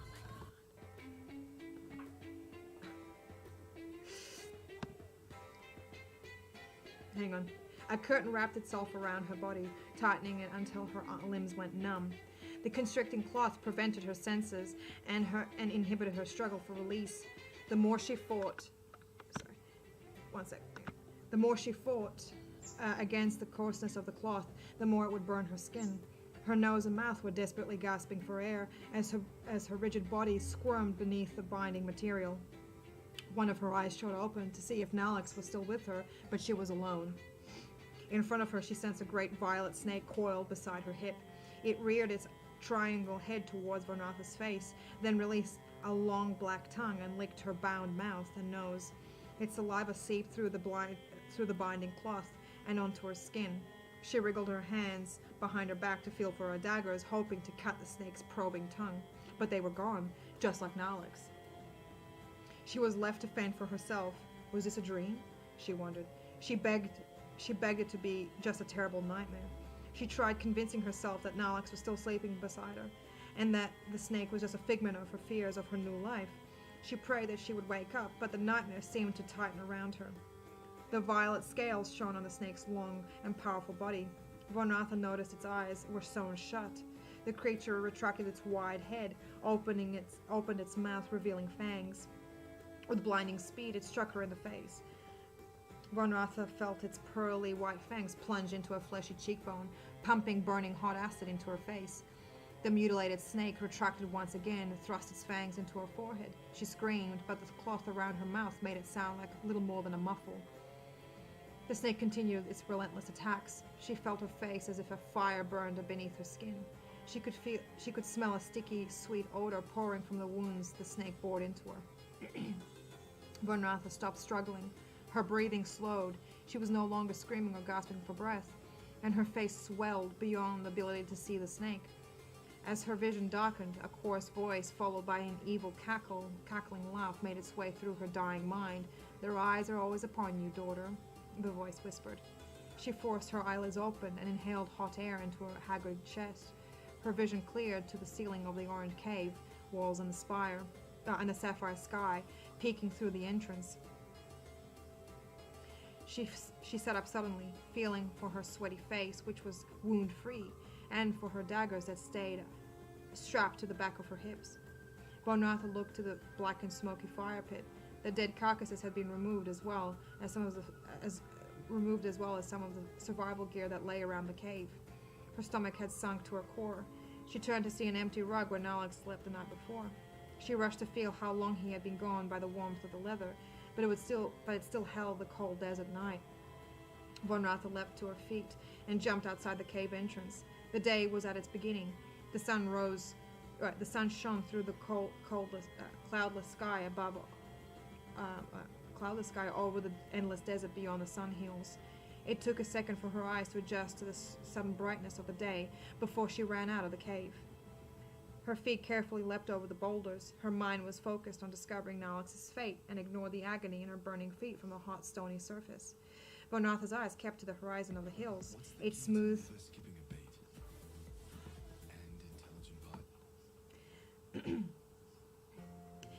gigantic canyon sculpted over millions of years from sandstorms, looking for any Jirian figure wandering the area. Sweat began squeezing from her pores. Her navy strands stuck to her dirt-ridden forehead as she swiped away the saltiness from her ashen skin. The sharp stones dug into Von Ratha's feet, making her lose balance before stumbling off of the hot boulder. As she felt, her eyes naturally fixated on a black figure beside a body of water. A puff of dust made its way through her parched mouth. She wondered, was this a mirage? She lashed her psychic mind out to the grove, hoping that the figure was Nalek's, but no reply came to her call. Despite realizing the futility of the task, she gathered her strength to save him. Whatever fate befell him, she would save him again. He needed her, she thought. It was still a stupid idea to run in blind, but it was for her friend. He would do the same for her. Von Ratha bolted down the grove where the shadowy figure stood, knowing well it could be a trap from a desperate fledgling or a fresh corpse of a boshkag. She had already accepted that this may be her future, living day by day with death lingering at every corner with Nalek by her side. As she inched closer, the shadowy form became more apparent. Her spirit slowed, and her breath heaved. The figure was a serpent totem, used as an idol of worship and power of the twin gods. For the twin gods. 2 snake skulls were nailed together, whose tails coiled around the wooden pole. Their bony spines were wrapped in velvet cloth and piercing ruby gems wedged in their hollowed eye sockets. Von Ratha felt like her heart sunk deep into her gut. This was Matron Eos's doing. She was here. Rage replaced the devastation in her heart. She grabbed the snake skulls and pulled them from the totem, causing the pole to fall into a dust heap. The skulls fractured in her powerful grasp, and the red gems loosened. She clocked her arm back. She clocked her arm back and threw the bones and gems into the flowing waters. Von Ratha wildly picked up the fallen totem with both hands and snapped it in half across her grey's knee before tossing it in the waters to join Matron Eos's gems. The water surface rippled with objects disturbing its peace. Von Ratha watched the rippling waters become more violent as the ever-hungry fish tore through the serpent bones, crunching the wood. She watched the fish flap to the surface as they devoured the broken totem with their rows of jagged teeth. Her rage was replaced with sorrow. Matron Eos took Nalek away from her. He wouldn't have gone willingly. He must have been ambushed, and his body was smuggled out of the cave while she was unconscious. Even in the Sun Hills were dozens of miles from the even if the Sun Hills were dozens of miles from the Black Walls and Jiria's laws, Matron Eos constantly revealed her wickedness to Von Ratha in every way possible. She studied the she studied the water's surface as it became calmer. A thought rose within her mind. Perhaps it was an opportunity to free herself from the pain from her adopted matron. She wouldn't go back to Jiria. There was nothing left for her back home. Her home was taken during the night. Her feet met the edge of the shore, her foot dangling above the encircling fish below the rippling surface. One more step and Matron Eos's torment will cease. Just one more step and maybe she will see Nalix again. Only one last step and all of it will end. Von Ratha sucked into the dry air, cooled beneath the shadows of the canyons. Her lungs inflated and held on to her last breath. Von Ratha's senses suddenly sparked up as she heard leaves rummaging from behind her. She whirled around to see the face of the foliage. Someone had been watching her. Von? Blood rushed into her legs and she spun around with a blinding speed, her eyes fiercely scanning the shrubbery behind her. Blythe stood several meters in front of her.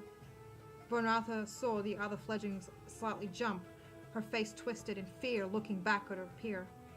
Von Ratha flung her grey arms towards Blythe's thin throat. The impact knocked the two on the ground.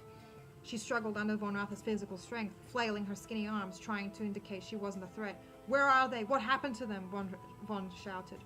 Her voice escaped her mouth as a croak instead of words. "Please stop, let me go," Blythe said, choking out the words. Von Ratha released her. She looked down at Blythe's thin body. She tried to remember that Blythe was not her enemy, and that she was not worth her rage. She slowly released her would-be victim, and offered her hand out. Blythe looked at her hand in disgust. Her scratched face frowned and ignored the gesture. She quickly jumped to her feet to meet Von Ratha's height. "I'm sorry you startled me," she said as ripples of regret coursed through her. "I wasn't going to hurt you, you fool," Blythe said, her brow furrowed as she brushed the green foliage off of her black suit. Were you here in the Sun Hills the entire time?" Von asked. "Yes, since the start of the trials. I didn't know anyone else would dare to be here," Blythe said, watching her warily. "So you didn't see anyone pass through the meadow?" she said. "Of course not. You're the first person I've seen so far," Blythe replied while massaging her neck. "Why do you want to know?" "I was here with someone and now they're gone," Von said, turning her attention to the flowing water. They could have been taken by a Boschkag. This place is crawling with them," Blythe said. "If they were attacked, then why would their equipment not be gone too?" Von Ratha snapped. As her frustration began boiling into her chest, she looked over to Blythe. She was truly in a decrepit state. It appeared she hadn't eaten or slept in days. Her bones were protruding just beneath her skin, and every part of her was covered in bruises and red dirt. There were several wounds across Blythe's skin that were in different stages of healing, and some were infected. "Thanks for saving me from the water," Von said. Blythe glanced over to the water. Maybe if I let you kill yourself, you wouldn't have attacked me." Von Ratha scoffed and felt her lips flicker into a smile. "How did you survive out here all this time?" "What? You didn't think I would survive?" she mocked. "To be honest, I didn't," Von said. "Matron Eos taught us well, I guess," Blythe said. Von Ratha's smile collapsed. She suppressed a small rise of rage from her throat and tilted her head up to the brilliant blue sky. "The second moon is showing."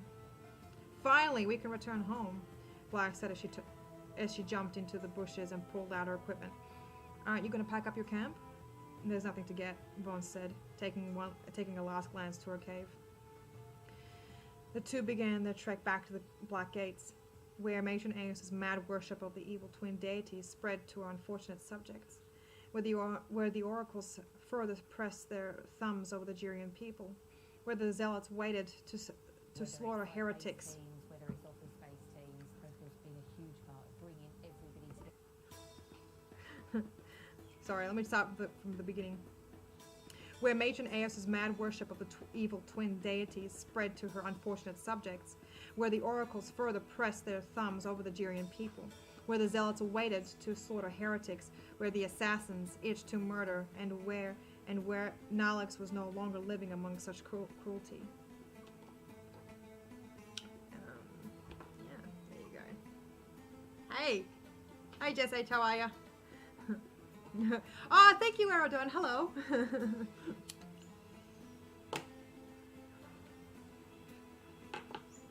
I take it as a compliment. Thank you. I love crafting. It's always a good thing. Hang on. Let me just like find something else that isn't like absolutely covered in ads. Ugh, okay. I just hate having to keep like, pausing, like, trying to, get rid of the thing. I'm just gonna just let that run for a bit. So yes, we're up to chapter 5 now. 5, not 10. Oh, thank you, Aerodo. You're a gifted writer and a skillful editor. Your prose is just right amount of description, just the right amount of action. It's got a nice tension to it. Thank you so much. I really appreciate that. And the high ponytail fits. Thank you, Omega. Yeah, it all kind of like blends together. Sip of wine. Can someone make a screen name calling like a screen name saying "sip of wine"?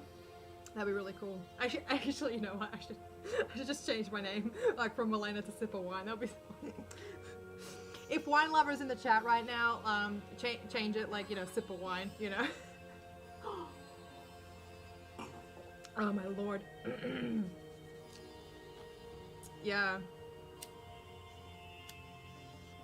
I do apologize for ignoring I'm not ignoring the chat, but like doing the thing. I'm doing the reading, so it's hard to. So, don't want to break the tension. Don't want to break the scene and the setting. Just an FYI that this is like my very first book and like my very early forms of writing. So when I was reading, I'm not gonna lie, I'm cringing pretty hard in some parts. I'm like, that could have been done a lot better. So hopefully, as the thing continues, like you'll notice an increase of quality. I'm just saying. I'm just saying. I'm just putting that out there. Only wine coolers and Mike's Hard Lemonade. Sipper, Mike's Hard Lemonade. That's a bit of a mouthful, isn't it? All right. I'm just gonna go to the bathroom real quick. So like, hold on. 1 sec. Amuse yourself. I trust you.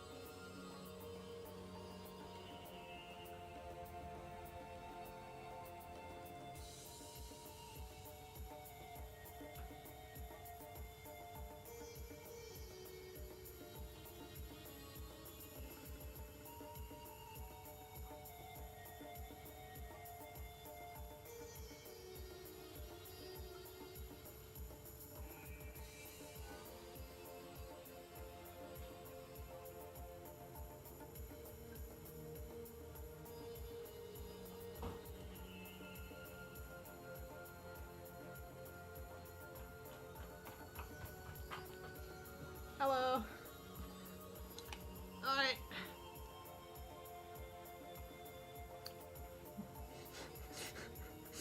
Wait a minute, what?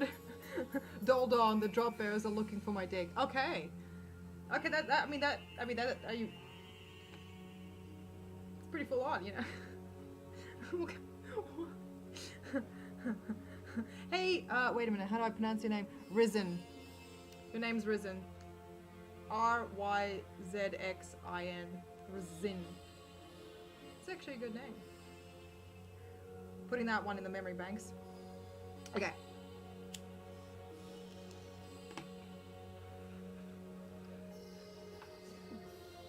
So how are we all feeling?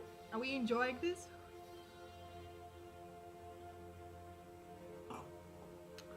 I am now, only because I'm drinking. Hang on. Let's balance out the health with some water.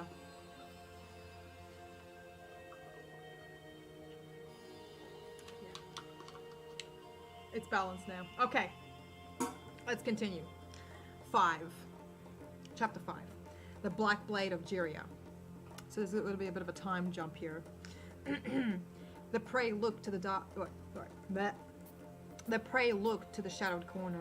A barely audible creak drew his attention from the darkest space of the room, whence the huntress studied him. He turned his head away, assuming his work. The room was dark, but the huntress's sharpened vision could see the walls made from creamy wood and the polished black stone on the floor. It was furnished with elegant lounging chairs framed in scale path-printed metal and plum velvet cushioning. The vizier's desk was made from the same iron and sharpened in a flat arch. The desk chair had a high back with a decorative serpent head with its mouth hanging open, bearing its black fangs. The walls had metallic light fixtures shaped in a curved serpent holding a dim glass orbs in their mouths. The huntress looked from the high ceiling corner of the remote office, calculating when to strike at her defenseless victim. She wasn't always a mindless predator. She once had a family. She was once a fledgling, and she once had a friend. But this was all stripped from her. Now she was left with daggers, her sonic mind, and a possessive oracle master. Vizier Surus was alone in his office that night. There would normally be a dozen zealots around him. However, this night he needed to be alone to complete his work without the prying eyes of others, even his protectors. He was suspected for sacrilege. Defying the divinity of the twin serpents was punishable by death. The huntress remembered the words spoken by a master, Oracle Char, who assigned her to this task: make my enemies suffer. By the laws of Jiria, all who are accused of crimes are innocent until proven otherwise. Unfortunately, that was only put into practice by those who are worth the resources for such trials. The vizier would have been considered for such rights, but Oracle Char knew the vizier was in greater favor with the council than himself, and he must be eliminated to preserve his seat. The huntress didn't ponder whether the vizier was a better Jirian than Char. She didn't care if he would have been a fair leader. She didn't care whether his partner or offspring would mourn him if he were discovered dead in his office. The huntress was not a person. She was a living dagger for the oracles to use and abuse. She watched his movements. He was tall, but his limbs lacked muscle. Surus would have superior reach. However, the strength and speed were in the huntress's favor. He held no weapons on his hips, but she could detect whether he had any concealed in his ornaments. But she couldn't detect whether he had any concealed ornaments. The vizier carefully packed the scrolls in his tunic. She could sense he was becoming wary of his environment. Gripping the framework of the ceiling, she was careful to remain in the shadows as she crawled above her prey. The huntress's stealthy confidence began diminishing as her leathery armor creaked with each motion. Surus froze his fumbling through the scrolls to listen. He must have sensed something was in the room with him. He suddenly rose from his chair and lifted an armful of crumbling documents. This was the only opportunity for the huntress, a chance for a clean ambush. The vizier tilted his head above him, his face inches from hers. He quickly reached down underneath his desk for his dagger, but she got it first. The huntress unhooked her legs from the ceiling and landed with both feet clamping on Surus's shoulders, forcing them down. She straddled on the visor's chest as he thrashed around, trying to reach for her face, but she pulled out a golden dagger from her belt. "This belongs to you, vizier," she said as the vizier shrieked. His hands shielded his face from the inevitable. Oracle Char sends his regards to the twins. The huntress plunged the shiny knife into his chest, piercing his heart, the black blade. Surus's voice died as she pushed the dagger further in. Pressing the blade deeper, blood began pooling from his neck, and his thrashing finally ceased. The huntress was not a person when hunting, but still she didn't desire her victims to suffer. It wasn't compassion or any explicable emotion. It was just It was her efficiency that mattered the most. She took great care when standing, not wanting to step in the blood that would be tracked outside his office. If she were caught, Oracle Cha would renounce his personal assassin, and the only suitable place for her would be in the dungeons. The huntress slipped her way back into the shadows, creating a psychic camouflage, allowing her to blend in with the darkness. A vital skill that she had learned as a fledgling back at the academy over a decade ago. Running across the walls and skittering along the ceilings in the dark made her feel like death incarnate. Once the huntress slipped past the guards from the military tower, she was greeted with a chill of the night's air. Jiria had the protective energy dome surrounding it, but it couldn't completely keep the denizens free from the elements. On the hottest days, those who strayed too close to the outer ramparts of the black walls would burn their skin, as if its metal would drink in the heat. She almost began to chuckle at the memory of the walls, recalling her time in the desert wilds during the hottest weeks, and how many fledglings must have died during the brutal challenge. She was one of the few who survived, and when she reached the walls, she was immediately rushed off to the Oracle's care centers to recuperate before beginning work for her new masters. The huntress stopped her speedy escape from the armory. There was enough distance before finally breaking the psychic camouflage. She stood atop of the hill beside a familiar light-deprived forest. She knew if she trekked straight through this section, she would reach the academy.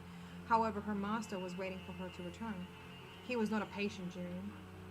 As she stood watching the still grey branches and reminisced on the days of her stolen youth, a commotion broke her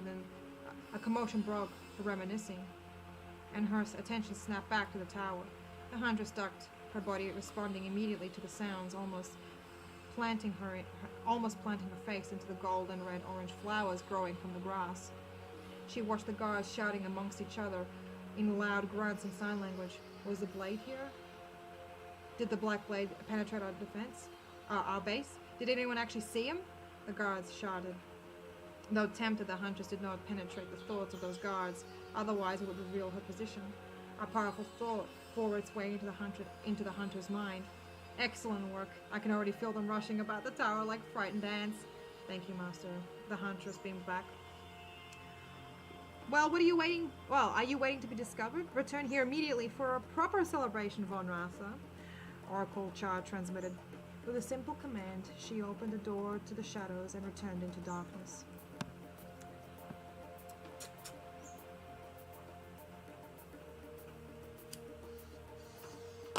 You know, I just realized something, that there is like a master here.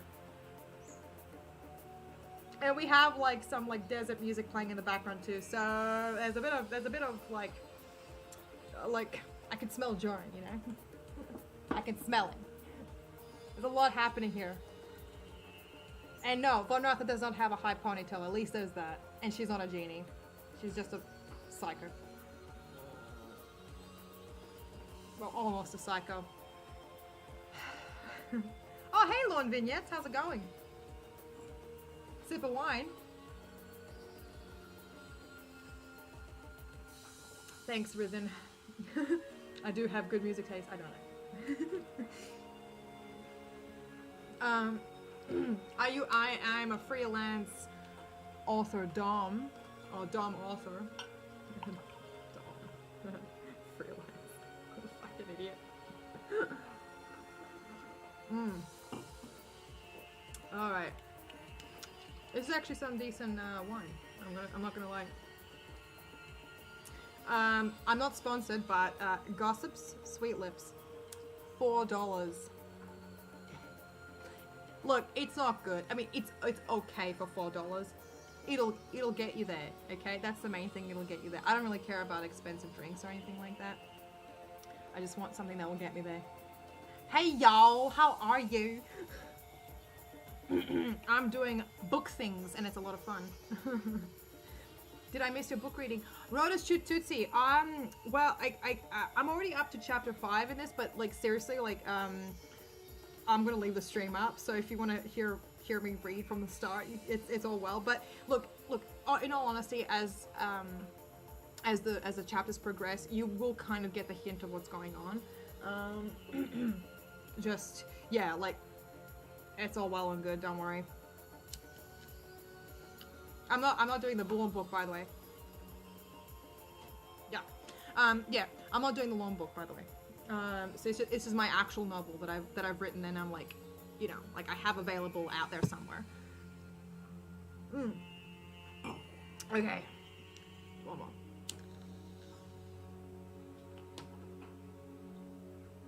Another hit. There we go. Okay, hang on. One more. Hang on.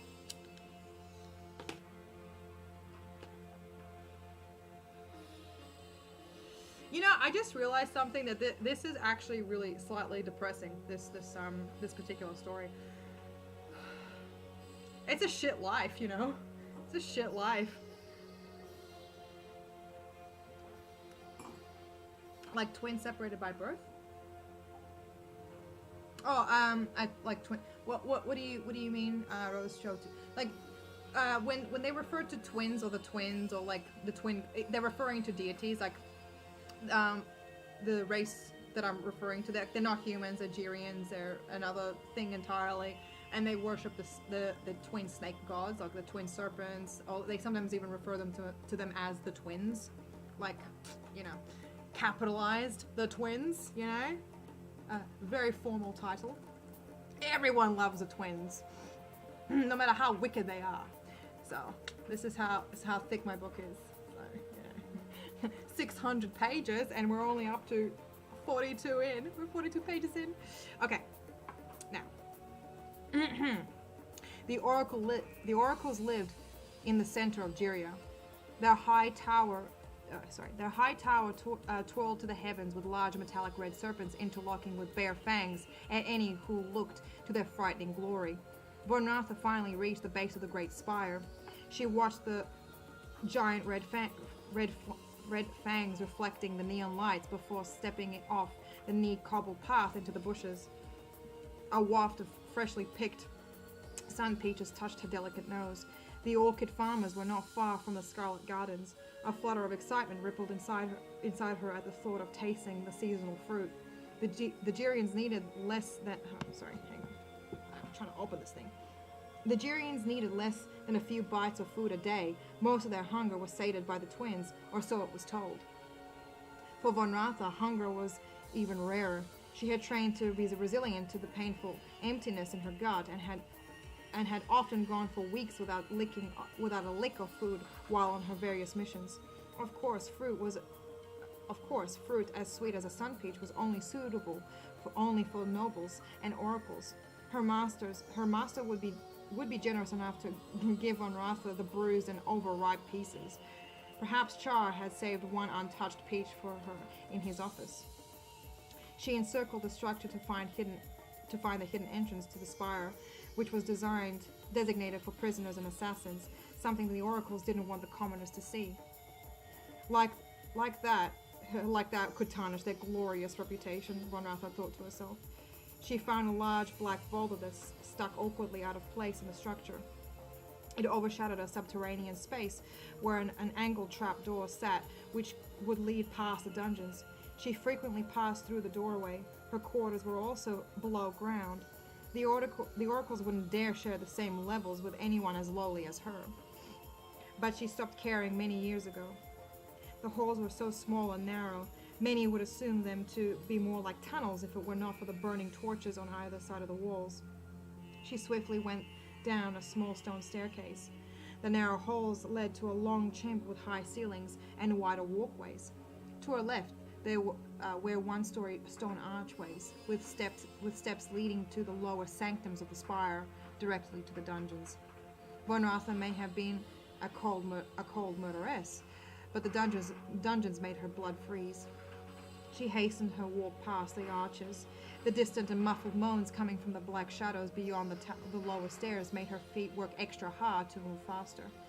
Being in the sheer presence of those dark halls would make anyone sense a pure malevolence and evil manifesting in the blinding shadows.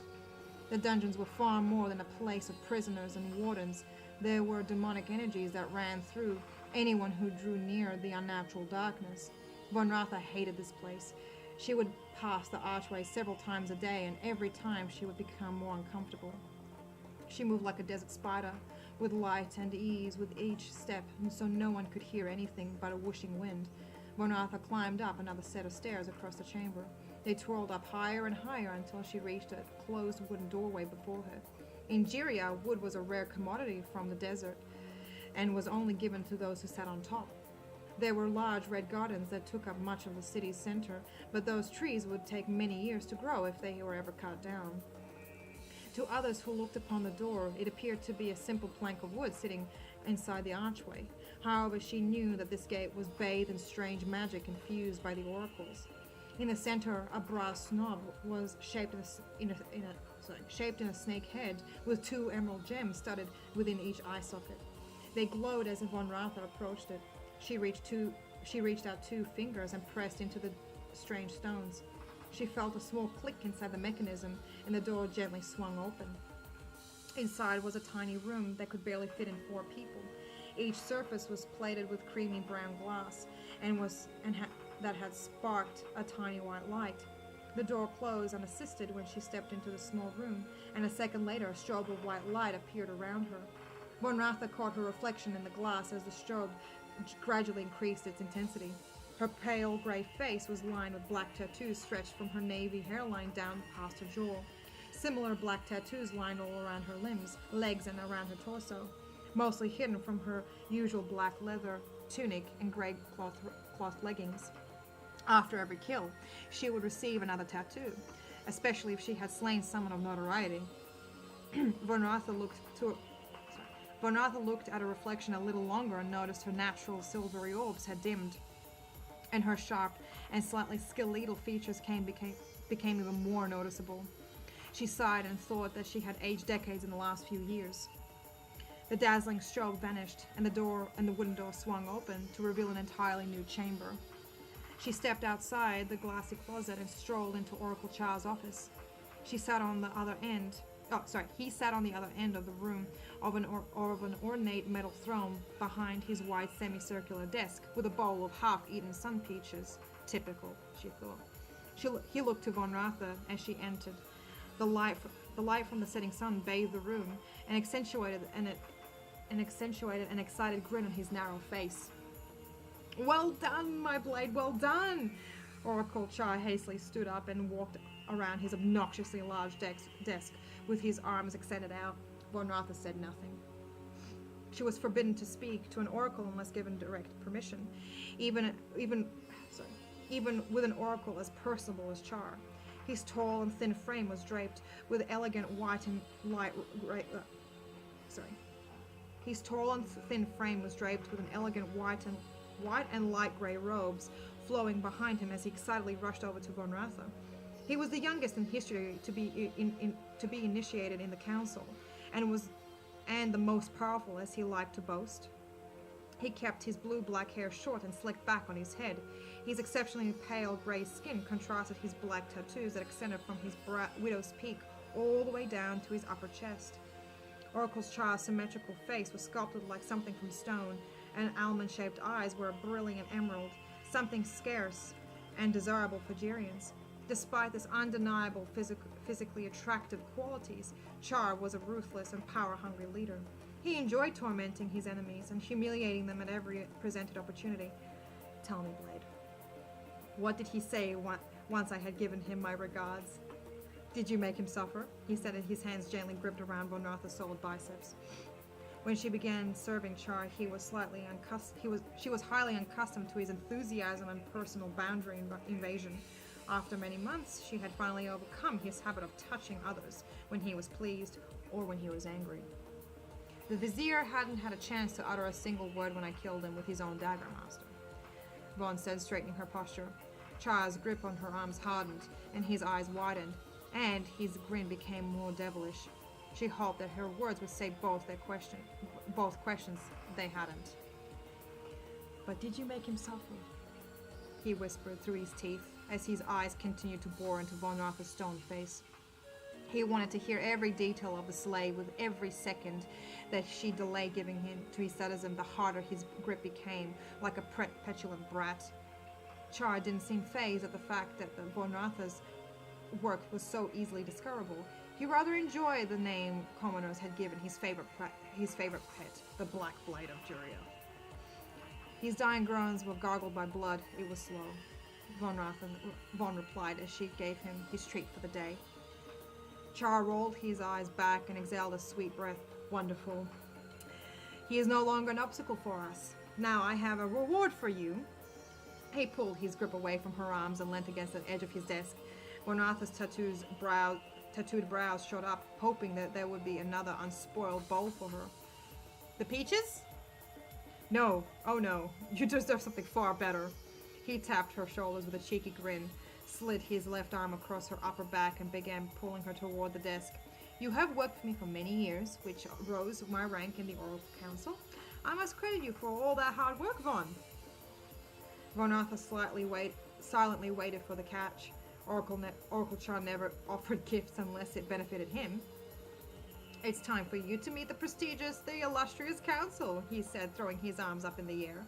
There was a slight tone of sarcasm in his voice. Char wouldn't dare take that tone in front of the Oracle in front of the council members. But Von Ratha was another silent piece of Char's furniture, which was the best place for her to be in. Thank you, Master. It would do the servant a great honor, she said, trying to hide her contempt for the people above. Oh, don't worry, Von, they're not that bad, unless you count that neurotic Raza. Just don't make any direct eye contact with any of them and speak only when spoken to.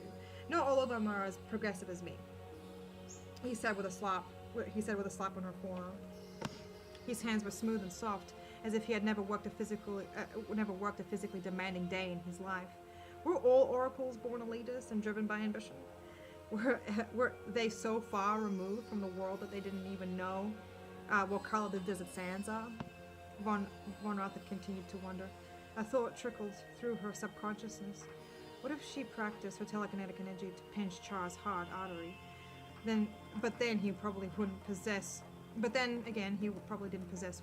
and too many questions would linger about his death if she had. She followed him to the center of the office and pulled her long navy hair over her chest. Her hands gripped onto one of the tied strands. She nervously inhaled, knowing that Char's ability to teleport made her stomach turn every jump. With the mysterious psychic knowledge only bestowed by the twins to their direct speakers, Oracle Char lifted his right hand, which was emanating and pulsating a green glow. He snapped his fingers, and the two Jirians were sucked through an airless hole in the fabric of the universe. Von Ratha held her breath, and her stomach twisted. Not a moment later, they were spat out into the antechamber Von Ratha didn't recognize. The metal walls were crafted by ancient Jirians that led to the ceilings, which seemed to pass beyond sight. A navy mist flowed above, mimicking the sparkling night skies. As she stared at the strange dark cloud, she felt rejuvenated in its presence, ceasing her nausea and empowering her senses. The circular structure had beautiful, empty thrones sitting on a wide circle with giant navy serpent heads levitating above them. There were no windows in the sanctum, and Von Ratha was perplexed whether they were in the highest room of the spire or in a different plane entirely. The polished white marble floors contrasted with the grim colors of the antechamber. They reflected the figures of over a dozen people standing in small groups, silently talking amongst themselves. Oracle Char seemed unfazed by this instant transport and confidently strolled over to the center of the antechamber where most of the people stood. Von Ratha felt like her innards were twisting themselves into their original place as she followed sheepishly close behind Char. She kept her stare to the reflective floor. Others must have assumed she was showing respect, but instead she concentrated on keeping herself from spilling her stomach contents. A small smile curled up on her face at the thought of such a mess in this antechamber. "Honored ones, I bring my most devout and favored servant before you," Char said with a smile in his voice as he gently nudged Von Ratha into full view. Even with her head low, she could feel many eyes glaring at her. She could feel some attempt to scan her and probe her mind, while others came up and physically touched her arms and shoulders. One oracle walked into review on the floor. Their three toed feet were bare and slender and very pale. Their breath on her head smelled of sweet herbs, and their white robes reminded Von Ratha of a valley of desert roses. She is impressive, a smooth voice shot out from behind Von Ratha. With respect, you would be wrong to assume that. I present to you, Oracle Raza, the Black Blade of Jiria. Char chimed with enthusiasm. Raise your head, the sweet voice in front of Von Ratha commanded. She did what she was told and slowly lifted her head. She could feel her insides becoming turbulent as Von Ratha mustered control to keep herself from showing weakness to these powerful fanatics. A tall female Jirian with moon-white hair stood before Von Ratha. Her luminescent robes were almost transparent that loosely hung on her white skin. Her face was pointed to a symmetrical V shape, and her orbs glimmered a blue hue so bright that Von Ratha could barely see the outline of her eyes. Von Ratha's illness relented, and was replaced by Radha's otherworldly beauty and terrifying power. So this is the famous Black Blade of Jiria. The twins and I could have sworn the blades are meant to be unknown to the commoners, yet you insist on an unorthodox methods. This servant hasn't given herself that name, the Black Blade. The Black Blade was invented by commoners. Something it's a myth until it's not. Let the lowborn fear the legend. It flames the divine power of the twins. Vaughn replied with a slight pride. She could sense Char seize up beside her. Sorry. She sensed the heartbeats of everyone in the antechamber, heightened in a melodic thumping. Was this the wrong answer, she worried? Char would have eaten up her words without a question. Never speak like you're one of us, Black Blade. Raza gently smiled. There's a small issue that the council has been facing for some time now. The people of Jiria have been forgetting who their gods are, and have started to follow other false gods and their prophets. Their leaders are many, but the one coordinating the malevolent needs persuading. Their leaders are many, but the one coordinating their movement needs persuading, she said with a twinkle in her gorgeous eyes. This one isn't in the profession of persuasion, Vaughn said. Your profession is to do what you are ordered, Char said. Calm yourself, Oracle. Char, Raza said without breaking her starry gaze from Von Ratha. A name is needed, Vaughn said. She anxiously waited to hear an answer until a cackle erupted from behind the white-robed crowd. That laugh. It was her laugh. Matron Aeus was in the same antechamber. Von Ratha's stomach released a small portion of sick onto her tongue. She remembered praying to the universe, even to the twins. Should she ever meet her cruel matron again, she would end the crone's revolting life. Yet Von Ratha wouldn't dare in front of the council, or entertain the idea around Raza. The laughing matron stammered through the crowd. She had a severe limp, and her hunched back became more apparent. Beneath the black hood, Matron Aeus' eyes flickered their sinister red, and her wrinkly mouth opened. Your praise name is Nalix.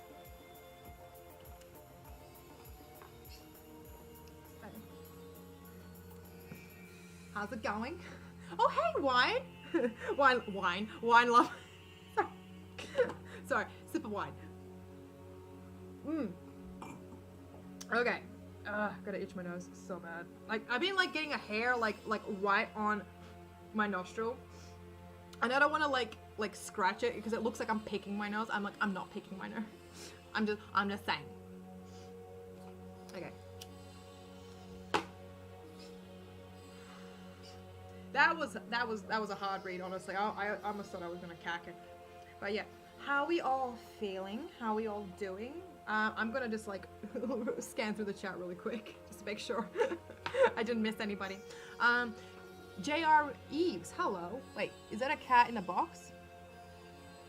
That's really cool. And hello.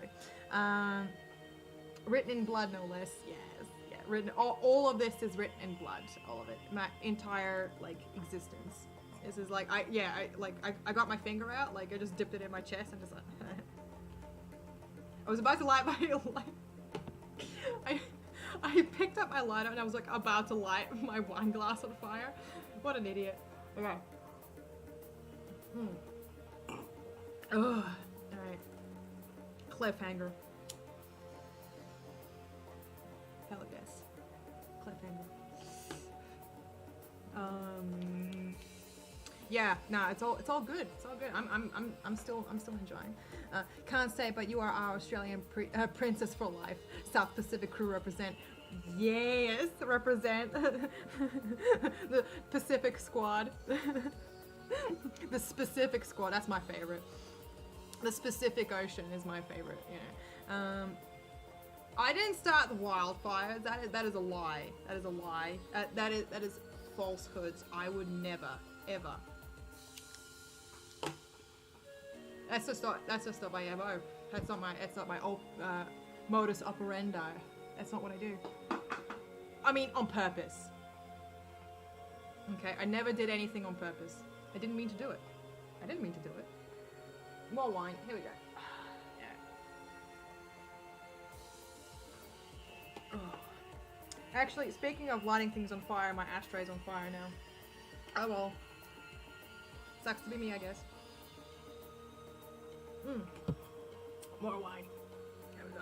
Let's just fill up the glass for the next one.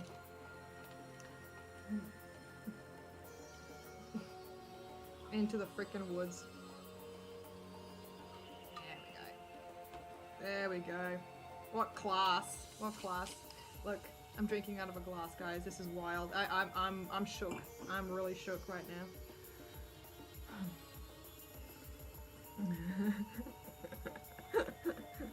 Yeah, I did write this, Rhoda. Like, I really, like, I thank you so much for those, for those who are enjoying this. I really appreciate this. I just, like, I'm still a little bit reluctant, giving away my identity, my real identity.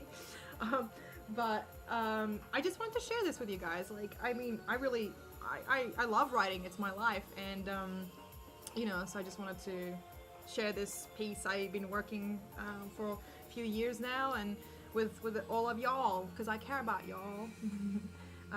Do you have a possum in your rafter behind your head?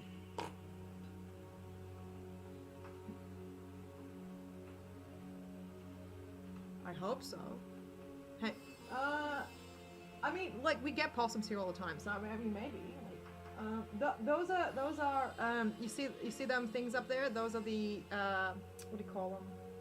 Clothes hangers. I do words good.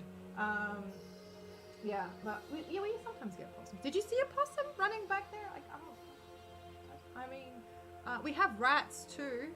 We've got lots of rats. Yeah, got lots of rats.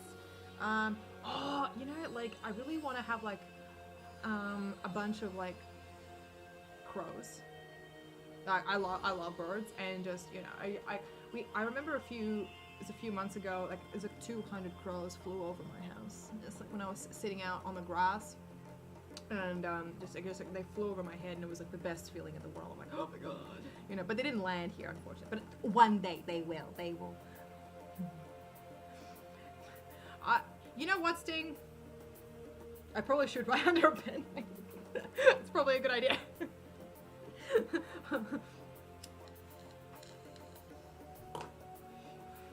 But yeah. Oh, goodness gracious. Alright. Okay, hang on. I'm just having a look at how many. Oh no. Oh shit, did I just, like, I hope I didn't, I think I dirtied my, okay, hang on, I'm just having a look, see how long this is,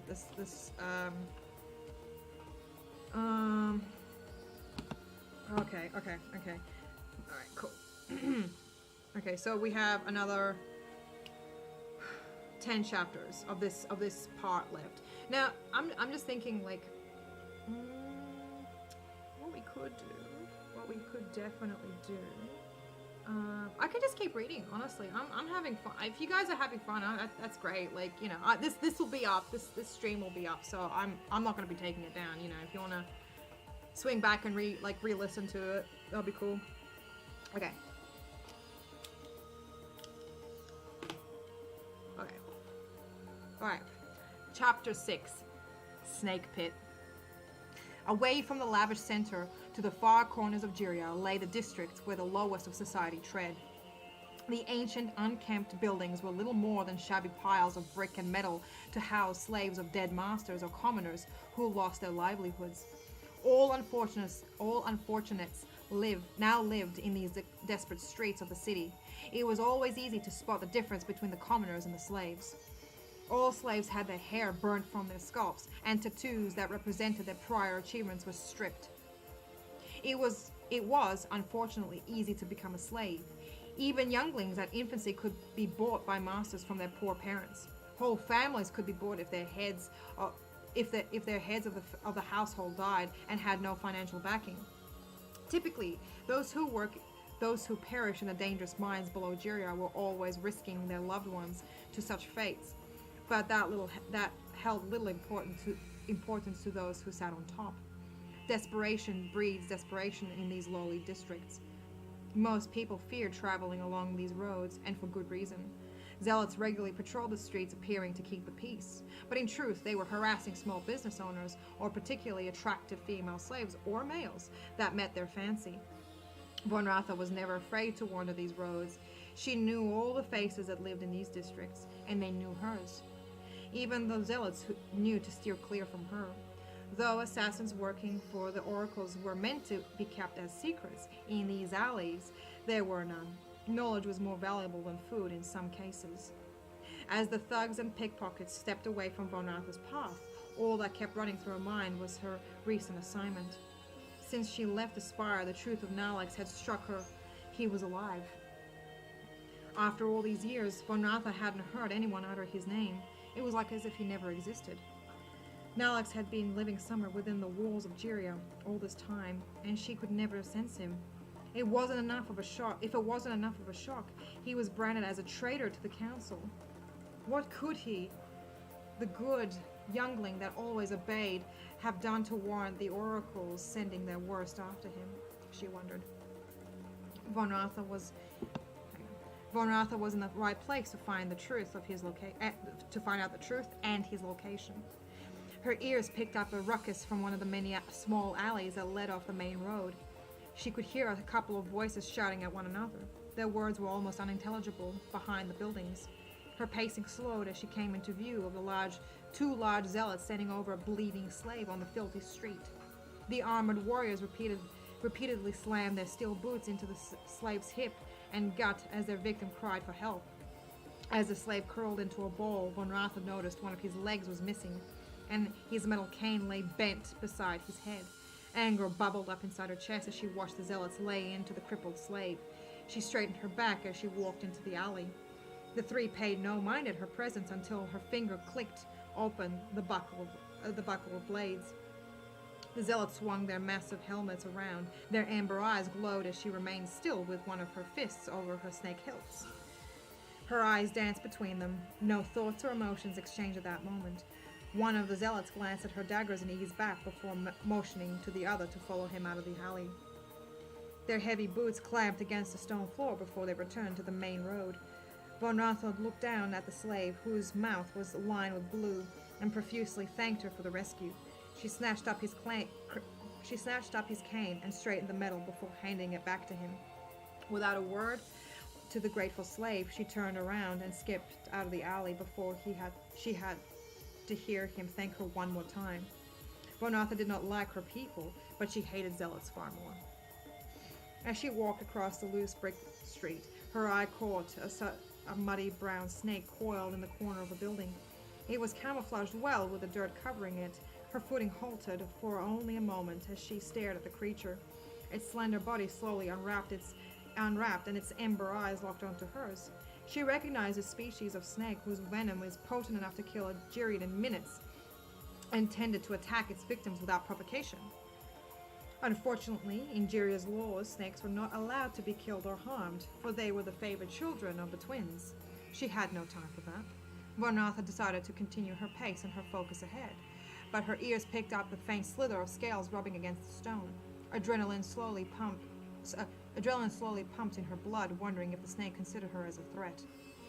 She turned off the main road into the dark alley where several bald slaves took refuge in poorly constructed huts from the blazing sun. They were wrapped in filthy brown robes, and their faces were blackened by old dirt and years of drink they wasted their lives on. Von Ratha held small pity for them, knowing that they were doomed to live their final years drinking away to a slow death. Those who weren't born on top would forever remain at the bottom. She looked behind to see if the brown snake had followed her, but to her relief, it wasn't in sight. Her attention turned to two rusted iron doors with small peepholes in the center. It didn't take long for her to hear a metallic click and a squeak as the doors opened. Two massive arms held the doors open long enough for her to enter. Inside was a dimly lit room with an orange and scarlet cloth draped over the walls, with a long shelf displaying an array of differently shaped bottles containing colored liqueurs. Adjacent to the shelf was a long and narrow metal countertop with several people nursing their drinks and murmuring amongst themselves. Her eyes scanned the greater area of the tavern. There were half a dozen old rusty tables scattered across the room, and the farthest wall they were aligned with cushioned booths. Von Ratha's eyes locked onto a gathering of Gerians centered on a particular enclosure. She strode over, careful not to touch any of the drunk patrons that will be demanding a fight from her. Not that any posed any serious threat, she just didn't need to have a harsh word from the tavern's owners again. As she approached the booth, two large males with heavily tattooed faces came hulking over. "Business," one said in a deep voice. "None of yours," she hissed, as her eyes narrowed. They crossed their armor-clad arms. She caught a whiff of their rancid odor. Her nose turned as if she were standing in an old lavatory. Have you two ever heard of bathhouses?" "Von Ratha, Gazan knows that face." "Oh, Gazan knows that voice," called a male from behind the guards. Her head swerved past the Garcia male sitting inside the booth with a couple of females on either side of his toned arms. "Greetings, Gazan," she said with a small nod, her eyes turned up to his cronies who slid away from her. "Look, Gazan is finally loved enough to be given his own wooden table, though someone owed Gazan some favors, and so asked him to sneak this piece from the wood vaults right under the oracle's noses," Gazan said, slamming his ring-covered hand over the aged surface. "I can see that," she said, forcing a humorous smile. "Why is Von Ratha standing then? Sit with us," Gazan said as his arms waved her closer.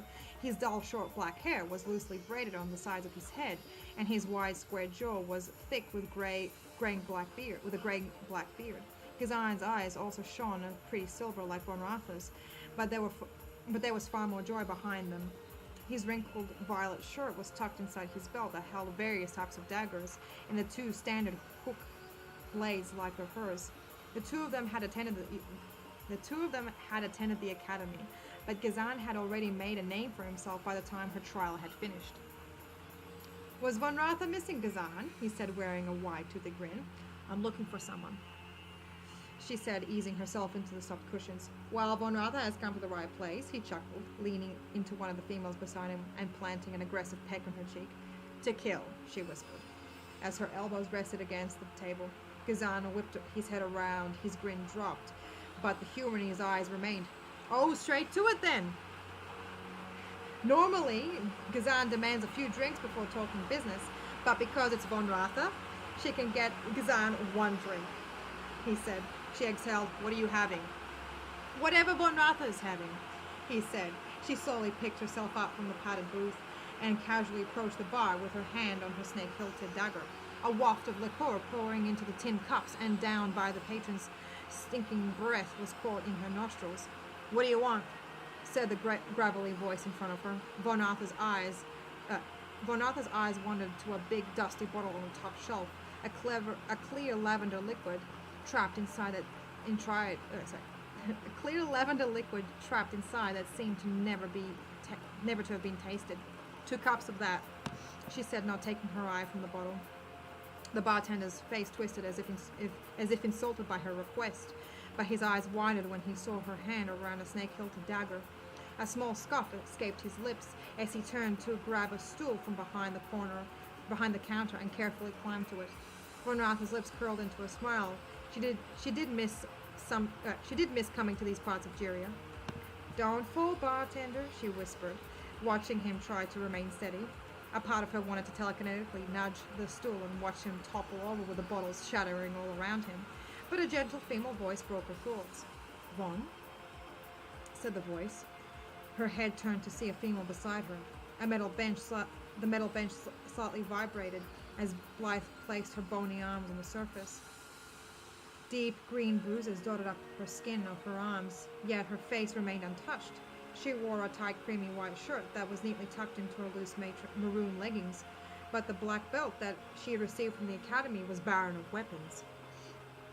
"Blythe, where are your blades?" Vaughn whispered. A tinge of blue rippled on her cheeks, and her eyes darted to the Gazan's booth. "He has them at the moment." "So you're still with him?" she said, eyeing her bruises. Blythe straightened her back and slipped her sleeves over her arms. "Why are you here?" "Gazan has some information I need," Vaughn said, watching the bartender struggle to open the dusty bottle, wishing he would hurry. "What kind?" Blythe whispered, leaning in. "Where the traders of the oracles will go," Vaughn said, careful to avoid listening in on their thoughts. "You're going after the heralds of Zolrin?" she asked. Von Ratha could feel a rush of fear coming from her. Her attention turned to Blythe. Her brows shut up in confusion. "The heralds of what?" Blythe bit her lips and her eyes widened. "You didn't hear anything from me. I want no part of it." "What are you talking about?" Vaughn said, but Blythe had already skittered away from the bar and disappeared to the back of the tavern. Von Ratha eyed the bartender who had finished pouring the last cup with purple liquor. "Could you be any slower?" she snapped. She's a Karen. Von Ratha eyed the grizzly bartender's eyes glared at her before sliding the drinks over. "Will that be all, master?" his deep voice mocked. Von Ratha clenched her jaw as her palms wrapped around the cold cups and whisked them away from the bench. Gazan was getting worried that Von Ratha had got lost in here. "Ha!" Gazan called, tapping the wooden table. She slid one cup over to him before settling back into her spot. She watched him swing the bowl back without scanning its contents, and swallowed all within a couple of gulps. "Gazan keeps telling Blythe to keep quiet, but Blythe always speaks without thinking," he said, looking to the bottom of his empty cup. "Where are the heralds of Zolrin?" she whispered. "Gazan doesn't know much about that cult. Only the oracles are terrified of them," he said. They've been cults before. Why is the Almighty Council so scared of these particular fanatics?" Vaughn said. The smile from Gazan's eyes faded. He turned to his concubines and waved his arms. They obeyed immediately, leaving him and Von Ratha in the booth.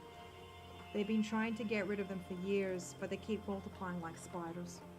You kill one nest, another one sprouts. Some higher-ups have joined, and the council put big bounties on their heads." "Do you know which sort of people and where they would be?" Vaughn asked. Gazan scoffed. Gazan likes Von Ratha. But if Gazan knew where they would be, Gazan would sew his mouth together, especially now.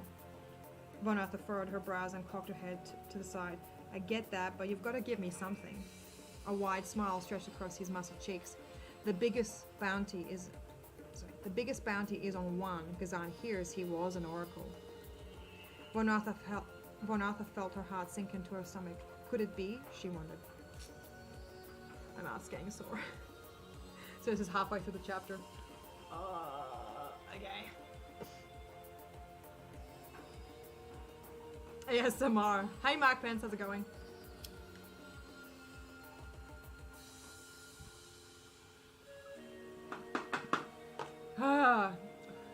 One more sip.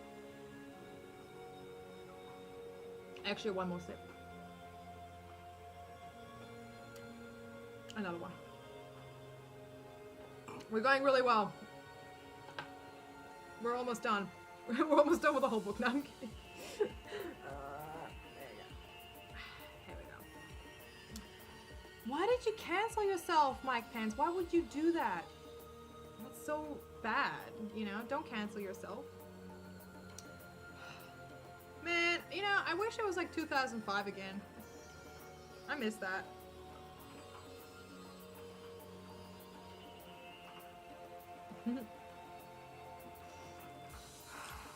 Tusk tusk.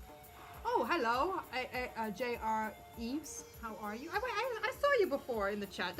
You've been around. Don't worry. Hey, you. Wait, Dubsy. There we go. Hello. How are you?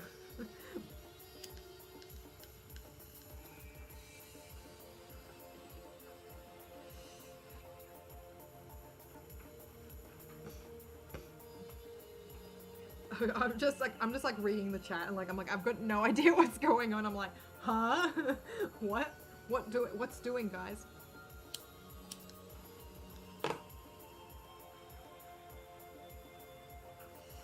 Alright. Oh no. Oh no. I keep dirtying this book. Holy shit. I'm also showering it with spit too. So like, you know, it's not a definite good and you moment. It's like, oh my goodness, shit. This book is absolutely just wrecked by me. Okay.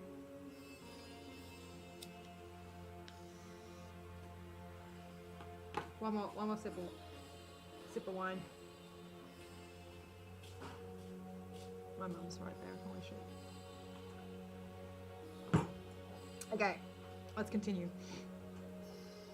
The sun had disappeared behind the canyons on the horizon, but the air was still heated from the day. Von Ratha looked at the darkening sky to see the stars align for the coming of the second sun.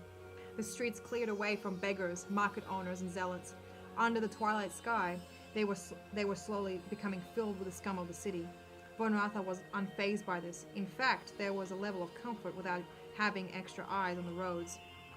Ghazan hadn't revealed much, and she was in no position to probe him further on his turf. Even if she could subdue one of his cronies and extract the cultists' whereabouts from their mind, he would know what she had done and consider her a threat to his bounty. There was a technique she hadn't mastered, something she was dreading she would never have to use. Jurians are born telepaths, but very few are trained to attune their talents. In turn, most wouldn't know how to block or mask their thoughts from scans, and their minds would leak all over the place. Easy pickings for a predator. Von Ratha sighed as she weighed the dangers of opening her mind to the higher consciousness of the entire city. She struggled to listen in on a room full of people, let alone a population of 1 million. But what choice did she have left? Mom!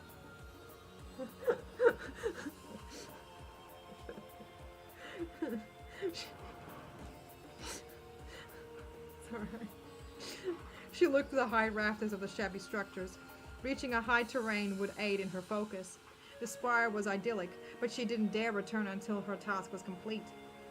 Her chest tightened at the thought of what Matron Eos requested. She desperately didn't want to slay her oldest friend, nor did she want to turn him over to the oracles. Perhaps he would see reason and repent, or he could end his own life, but neither outcome seemed likely. The darkness had closed in. The light from the skies had vanished, and a faint glow of the lights from the inner city was the only light she could see. A quiet hiss emanated from the path. Her eyes shot to the scale, swerving in the dark, inching closer. The wretched critter wanted its meal. Von Ratha cracked her knuckles and began pushing herself up on the closest building. The bricks quivered under her weight, feeling like they would give away at any moment. She pressed her body against a dusty wall as her foot found a brick sticking out from the structure. Von Ratha felt it cracking underneath her leg. Her heart hammered as the brick began to lose stability. Telekinetic energy shot from her foot, propelling her body up to the roof. She swung around to see the sandy brick shatter on the street. She stood on the building's edge for a moment to marvel at the view of the many rooftops of the lower districts. The great black walls loomed only a few blocks away, with guards patrolling along the spine. Von Ratha carefully stepped onto the roof as she reached the highest point of the building. She sat on the flattest surface and crossed her legs. She breathed in the warm night air and closed her eyes as her mind opened to the mass of consciousness stewing in the city. The thoughts rattled inside her skull, all thinking and chatting about useless things beyond her hearing. She felt her mind getting pulled to every corner of Jiria with no sense of coherence. She tried focusing on Alex's thought waves, but her concentration kept breaking under the weight of everyone's. thoughts. Vonratha opened her eyes. The voices grew quieter, but the channel remained open. She took in another breath and pressed her hands against her temples. Her skin was slippery with sweat as she tried homing in on those thinking about the heralds of Zorin. The mass of voices dropped down, but still too many. How many are there? So they were all gone, a vehement voice said. Those cultists are all traitors, a male said, across the city.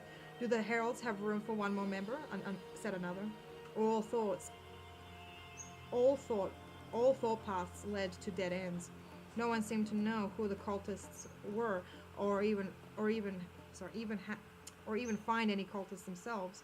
Someone or something helped keep their secrets. Vonratha shivered. Nalax was the only Jurian she knew that was strong enough for a psychic cloak.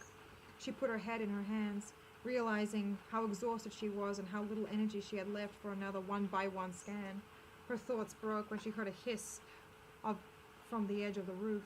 The mighty snake had made another appearance and moved faster than when she first saw it. Vonratha unsheathed her dagger and readied herself to catch the snake should it jump at her. There were no zealots that would see her slaying an offspring of the twins. A part of her felt excited about the opportunity to cut the venomous critter in half. To her surprise, the snake slowed its approach and crawled up her ledge. Its head rose with a hypnotic gaze keeping her eye. Her throat hardened when she heard his voice speaking through the creature, Vonratha.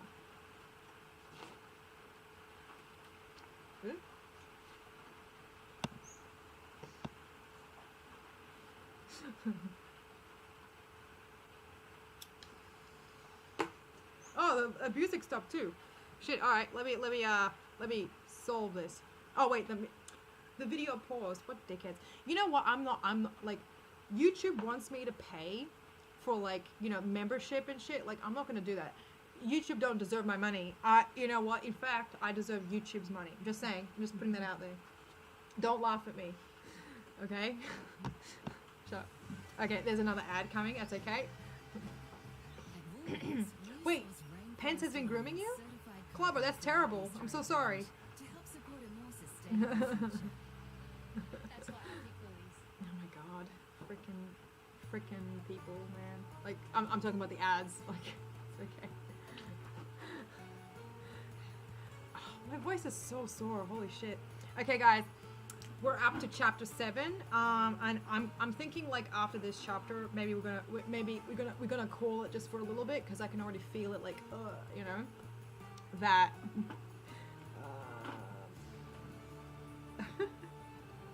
We have 13 concurrent viewers. How amazing is that? Okay, let's continue.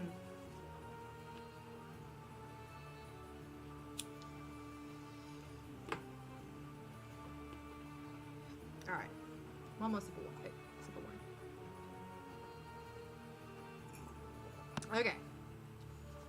Chapter 7. The Heralds. Vonratha could barely keep up with the speed of the snake. Every few movements, she would lose sight of its tiny body as it slithered beneath the maroon bushes and the dark tree roots. It led her back to the red gardens close to the spire.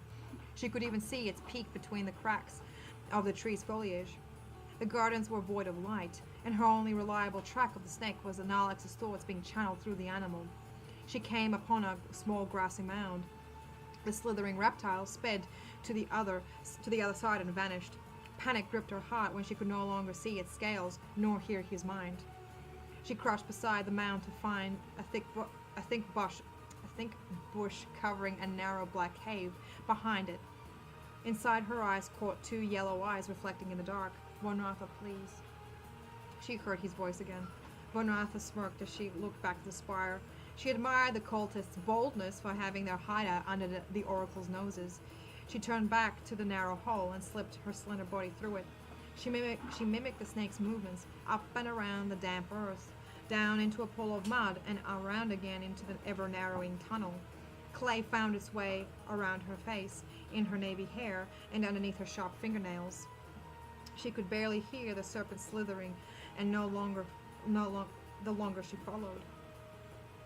Vonratha heard the snake stop. Her skin felt a cool breeze come from a foot away. She pushed herself through the suffocating burrow and found a hole the snake disappeared into.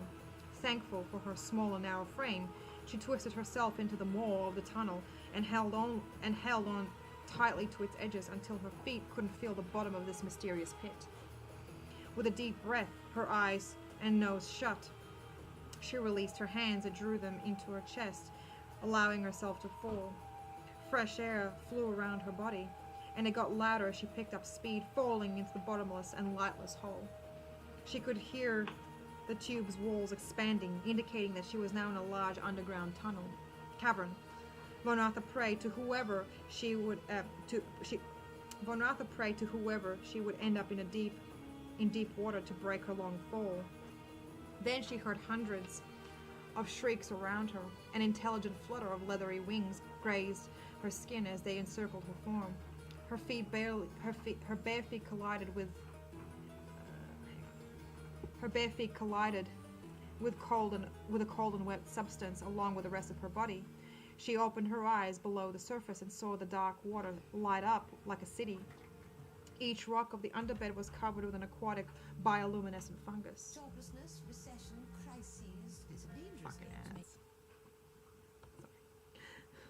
Her chest tightened and tugged her for fresh air.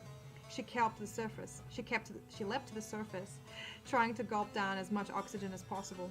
Von Ratha steadied herself on the water. She floated as she scanned the unusual cavern above her. The spire-high ceiling was covered in glowing worms and baby blue furred mammals that flew around every stone formation. She could have remained in the lake for hours studying the mysterious ecosystem below Jiria, but finding Nalex was her highest priority. She paddled to a reasonably lit shoreline and found herself in a sea of luminescent mushrooms. They came in all shapes and colors. Some of them even reacted to her touch through the glowing vibrations. Von Ratha had heard of this fungal cave system while at the academy. It was the network of caves and tunnels that crossed throughout this city. Throughout the ages, the caverns were used to gather water.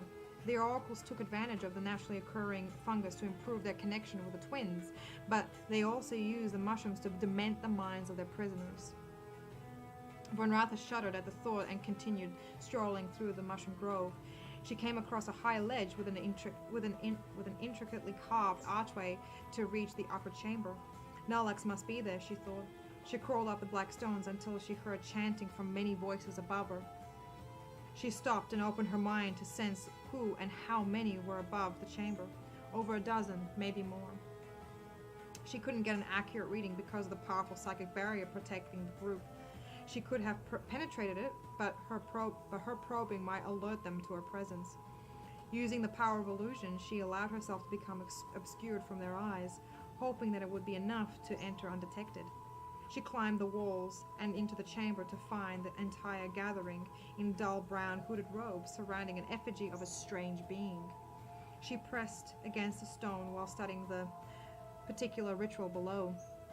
At the foot of each figure there was a vibrant blue rune that seemed to fluctuate with each hymn.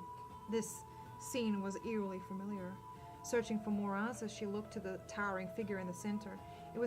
It was perhaps a male of a humanoid species that she had never seen before. It was sculpted from the cavern stones and decorated with detailed paints.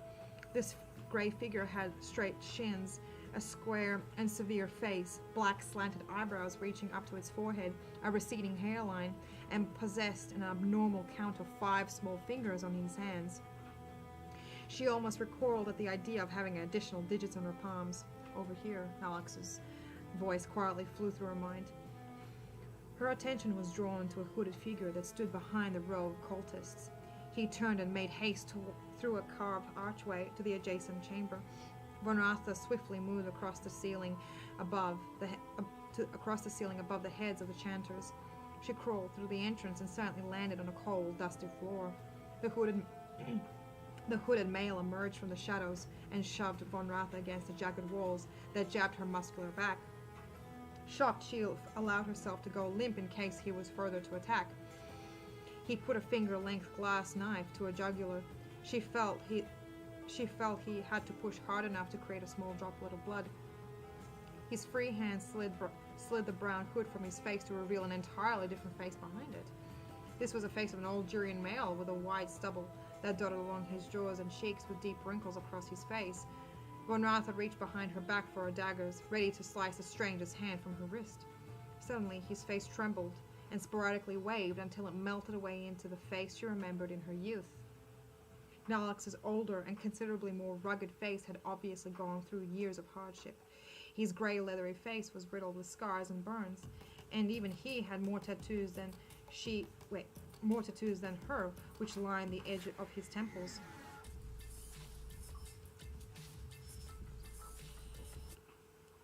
So, they sent the Black Blade after me. You shouldn't have come, Von Ratha, he whispered.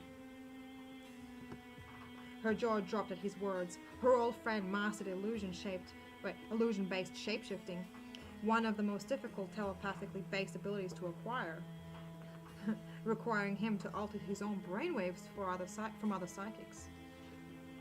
You summoned me here, you fool, she said, slapping his hand away from her neck. He hesitated.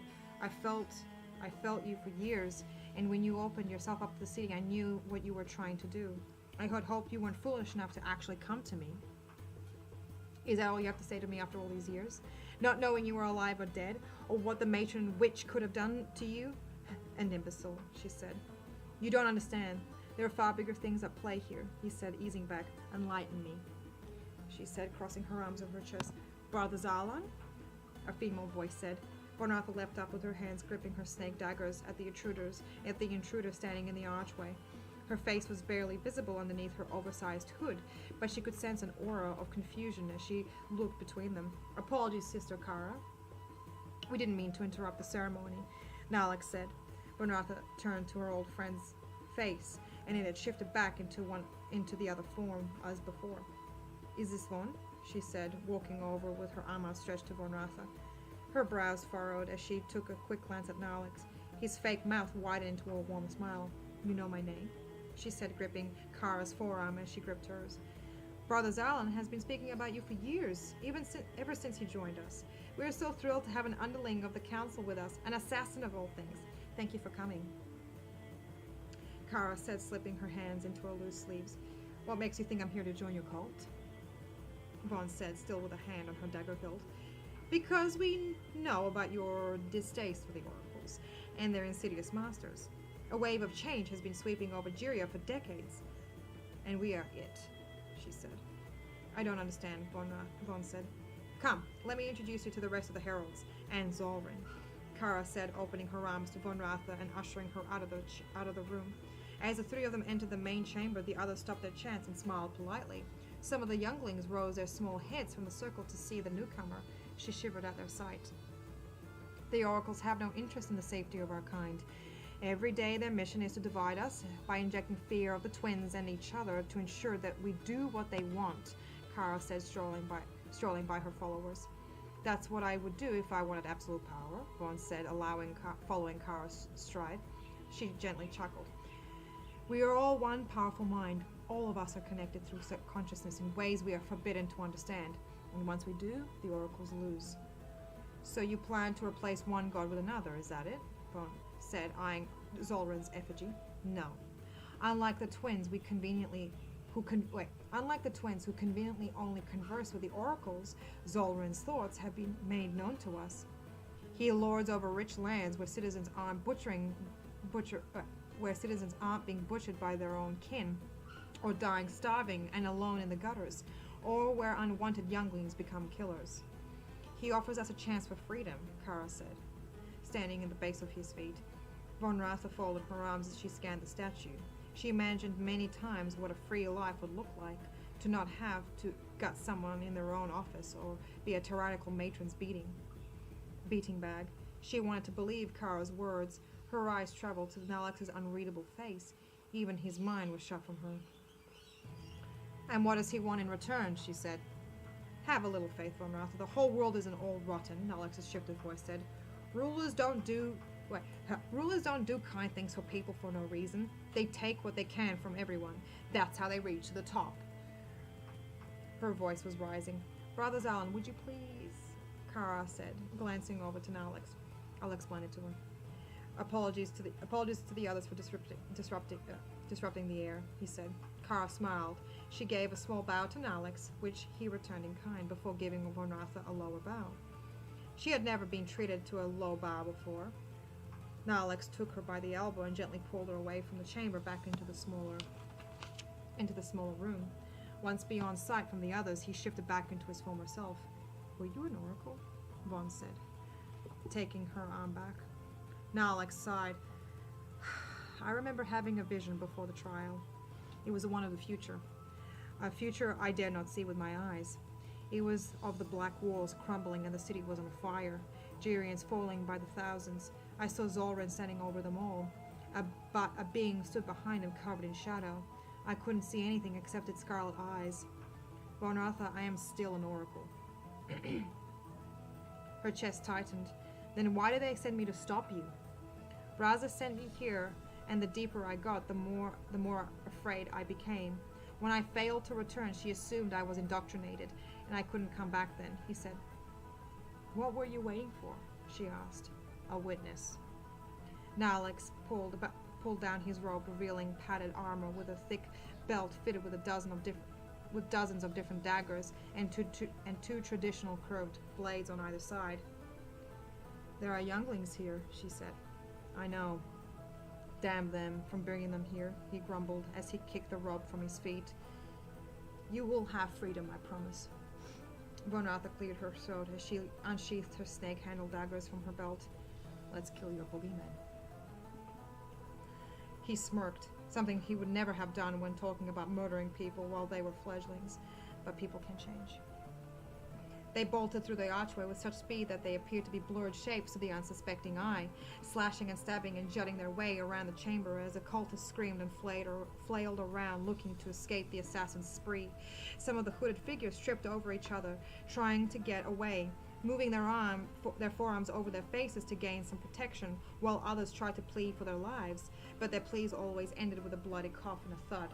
Traitor, she heard Kara scream as her feet patted against the dirt as she made her escape to the mushroom grove. Get her, Von called. Nalix shot to her direction and pulled a small dagger from his belt before tossing it to Kara. The short blade spun in the air before embedding itself into her spine, dropping her instantly. He chased after some cultists that made a run into the tunnel, but he silently enhanced speed, ensured they wouldn't get far. Bodies and blue liquids littered the ground as Von Ratha surveyed her and Nalix's work. As she wiped her sweaty face with her forearm, she heard a quiet moan coming from a pile of corpses beside the statue. She thought perhaps she's missed one, or someone was trying to play dead or suffering a slow. To work hard for a future we can be proud of. It's super to have a... I'm just going to mute the music. It's really annoying. She thought perhaps she missed one, or someone trying to play dead or suffering slowly from their wounds. She hoped it wasn't the latter. With her dagger still firmly in her hands, she made her way to the pile and moved limbs out of the way, searching for the whereabouts of the sobs. Von Ratha turned the last body over to find a female youngling who was miraculously unharmed. The tear-stained face of this youngling ceased Von Ratha's rampage, replacing it with sick rolling up her mouth. The youngling tried climbing over the bodies to get away, but Von Ratha dropped her daggers and grabbed the youngling's arms. Mercy! The little female begged as she held up her arms. Von Ratha glanced wildly for any others left alive, and for Nalix. She took another look at the youngling, considering that death would bring her true mercy from life in Geria. She was an assassin that had ended many lives, and the lives of so many, whose faces had left her memories, but the face of this youngling would forever curse her thoughts. Don't move until we're gone, she said. The female nodded and stopped moving, still terrified but innocently trusting.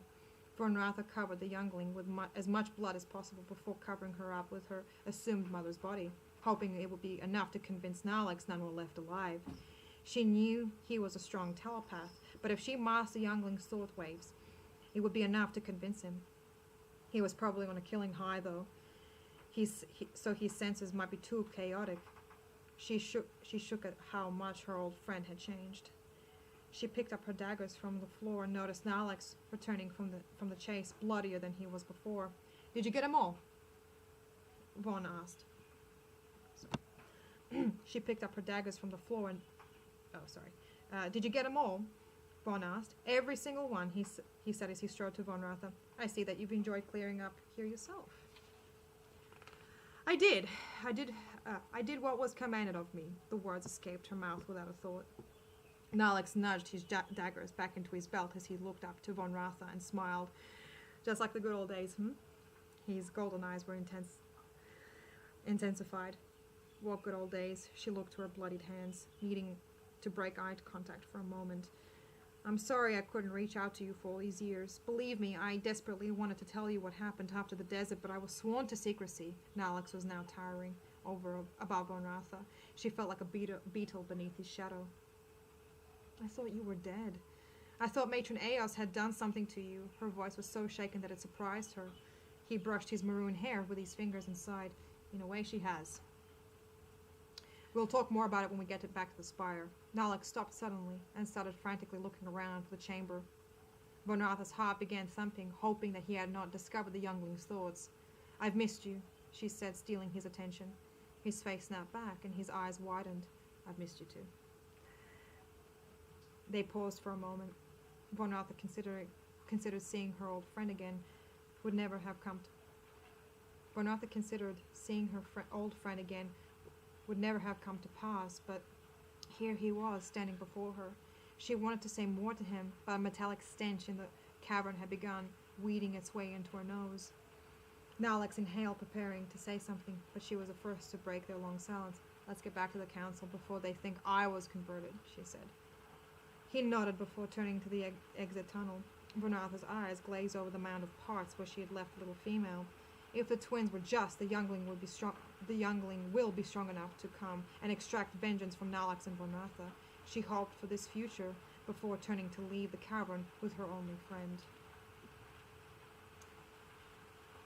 My jaw is sore. Ugh. Okay. So what do y'all think?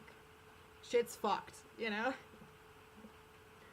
Yeah, and by the way, I don't write happy stories. Just an FYI. Yes, it's depressing. Now, I had to stop the music because it was like, it kept like coming up with ads and it was just pissing me off trying to get rid of them. Keep fucking reading. How about I do what I want on my channel, Mike Pence, if that's your real name? How about that? Oh my lord. Okay, no, seriously, I need more tobacco. This is messed up. Nalex has become a bit of a cunt. Just an FYI. Just putting that out there. He's like, oh yeah, killing is fine. Like, you know, when he like, before, he was all a bit like, oh, you know, don't make fun of Blythe, you know, calling her food and da-da-da-da-da. And now he's just like, oh yeah, you know, like, you know, hey, you want to kill some kids today? Child murder, apparently. Jesus, I don't know, man. You downvoted, disliked, and reported. Unsubbed, undubbed. Okay. Mike Pence, you will get a wrench. Okay. Okay. I'm not going to report Clobber. Nah, Clobber, delete him. Delete Mike Pence, please. Do your job as a mod, eh? Okay. Excellent. I know it's unhygienic to lick the thing of the bottle, right? I know that, but I'm the only one drinking it, and it's already down to here, so it's fine. Wait, Mike Pence is actually Neil Breen? You know what to do, Clobber. Kill him. Kill him. He's a heretic. I will not tolerate heretics in this chat. No, sorry, Bob. Mike Pence, are you also coming from the bridge? Just a question. I'm just curious. I just want to know. You coming from the bridge? Tell us about your swingers club, Mike Pence. That'd be really cool. Okay. Now, Wait, is this the part where the sex scene comes up? Hang on. No, it's not. Okay. Wait, is this? Yes, it is. Okay. Oh, shit. Alright. The early sun had simmered to the horizon. The early sun simmered to the horizon, where Jurians would wake from their slumber. Von Ratha remained awake. Her and Alex snuck into his chambers after the massacre to find his furniture, clothes, and other artifacts rummaged through by the rough hands of zealots. She was the first to make toward the bathtub, filled to the brim with some warmed water. She submerged herself beneath its surface, trying to enjoy one of the many privileges of an oracle. She pulled herself out of the water and breathed deep. Her mind wandered to the youngling, careful to make sure Nalax wouldn't overhear her thoughts in the next room. Even with him asleep, she didn't bet he couldn't be roused by what was happening in the caves. Von Ratha shivered in the water, recalling butchering the youngling's mother right in front of her. What parent would bring their offspring in such danger? That's what happened to you, she whispered. The youngling might end up in the academy and become another assassin who kills a parent in front of the youngling, and so the cycle continues. Perhaps the little female might have enough rage to finish the ritual and call Zolrin to come and destroy Jiria. It would be understandable. Perhaps ending her there would have been the best alternative, Von Ratha thought. No, Von, you've done the right thing, she said to the rippling water. The youngling will likely be adopted by a commoner family and raise it away from all the pain she had to endure at her age. It happens all the time in the outer suburbs of Jiria, she tried telling herself. Von Ratha pushed the youngling from her mind and focused on a cleansing sponge resting on a shelf, far beyond her physical reach. It trembled from her psychic influence. With her outstretched arm, the damp sponge flew into her hand. The sound of knuckles banging against the thin wooden door brought her attention to it. Von Ratha? She heard Alex's voice from beyond. I'm here, she called. The wooden latch clicked, and the door creaked open, revealing Alex in traditional oracle attire, with a black and navy dress robe dangling over his forearms. He didn't hesitate when he saw her. Von Ratha chuckled and shook her head as she dipped the sponge in the water. Not shy anymore? People change, he said, sharing the smile. He strode over to the tub and pulled the dark garment from his arm, placing it beside her. Where did you get that? She said, eyeing the robe. It's something that the zealots didn't destroy. The wardrobe was less fortunate. You'll need something decent to wear before the council, he said, resting his thigh against the bathtub's edge. Von Ratha smelt the age of the material. They can wait. We still have time. Nalax cocked his head to the side. She laughed and tossed a sponge at his face. He slapped it away before his arms dived in and grabbed at her. She playfully kicked them away as her hand collapsed around his collar, pulling him into the tub with her. Their lips locked as they pushed closer to each other. Von Ratha felt her body being lifted from the bath and embraced tighter in his arms. She could feel her skin soaking his robes as he hastily pulled the fabric from his form and dropped it to the cool stones. Her breath quickened as she pulled her lips away and pushed his shoulders to the ground.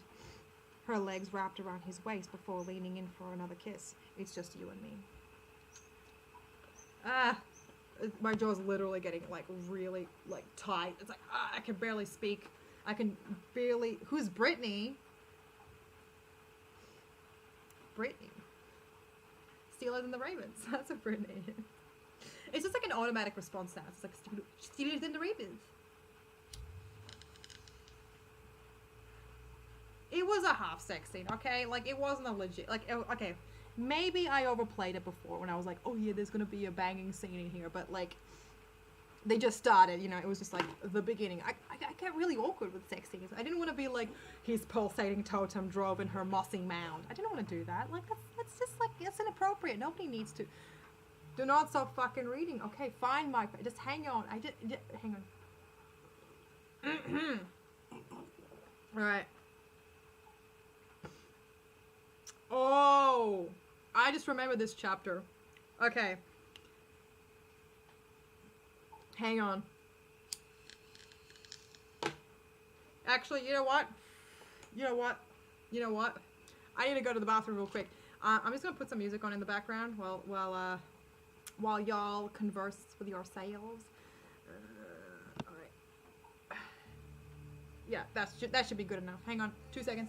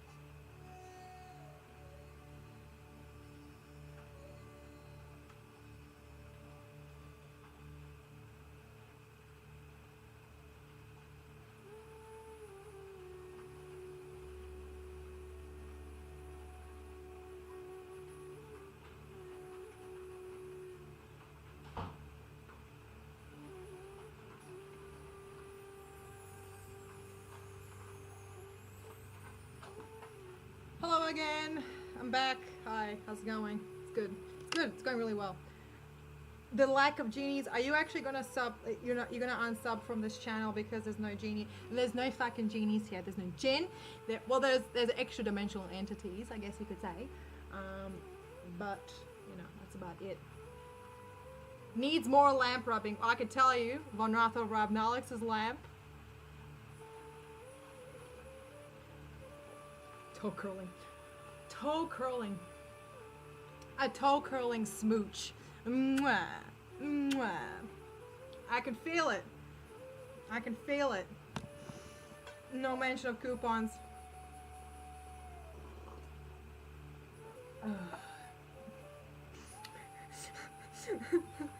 Well, there may have been coupons lying on the bathroom floor when they smashed. Just saying. It could have happened. I don't know. Like something, you know, like you know, one, you know, buy 4 wooden doors or tables and get 1 free. There you go. Mike Pence. Yeah, I'm gonna make you unsub from this channel. I'm gonna be like, meh, meh. Just like seriously, Mike Pence. Just like, you know, this is terrible. Like, this is awful. This is just terrible. I mean, you know, can you imagine like Jordan reading out like his, like, imagine that Jordan wrote a book. Oh, he did. Sorry, he did write a book. He did, but he didn't write a book. But he did write like short stories, right? And you know, like it was awful. Can you imagine him reading them out loud? It would be atrocious. It would be the worst thing on the planet. Or off the planet. Alright? Okay. Okay. Alright. Oh, you know what? You know what I haven't done in a while? I haven't drunk water. That's what I haven't done in a while. Australia needs Dementors. Well, it's interesting that you mentioned Dementors there, TLI, because in this world, spooky things do be happening. Oh, and I just realized there's a little drawing here. Cool. Alright.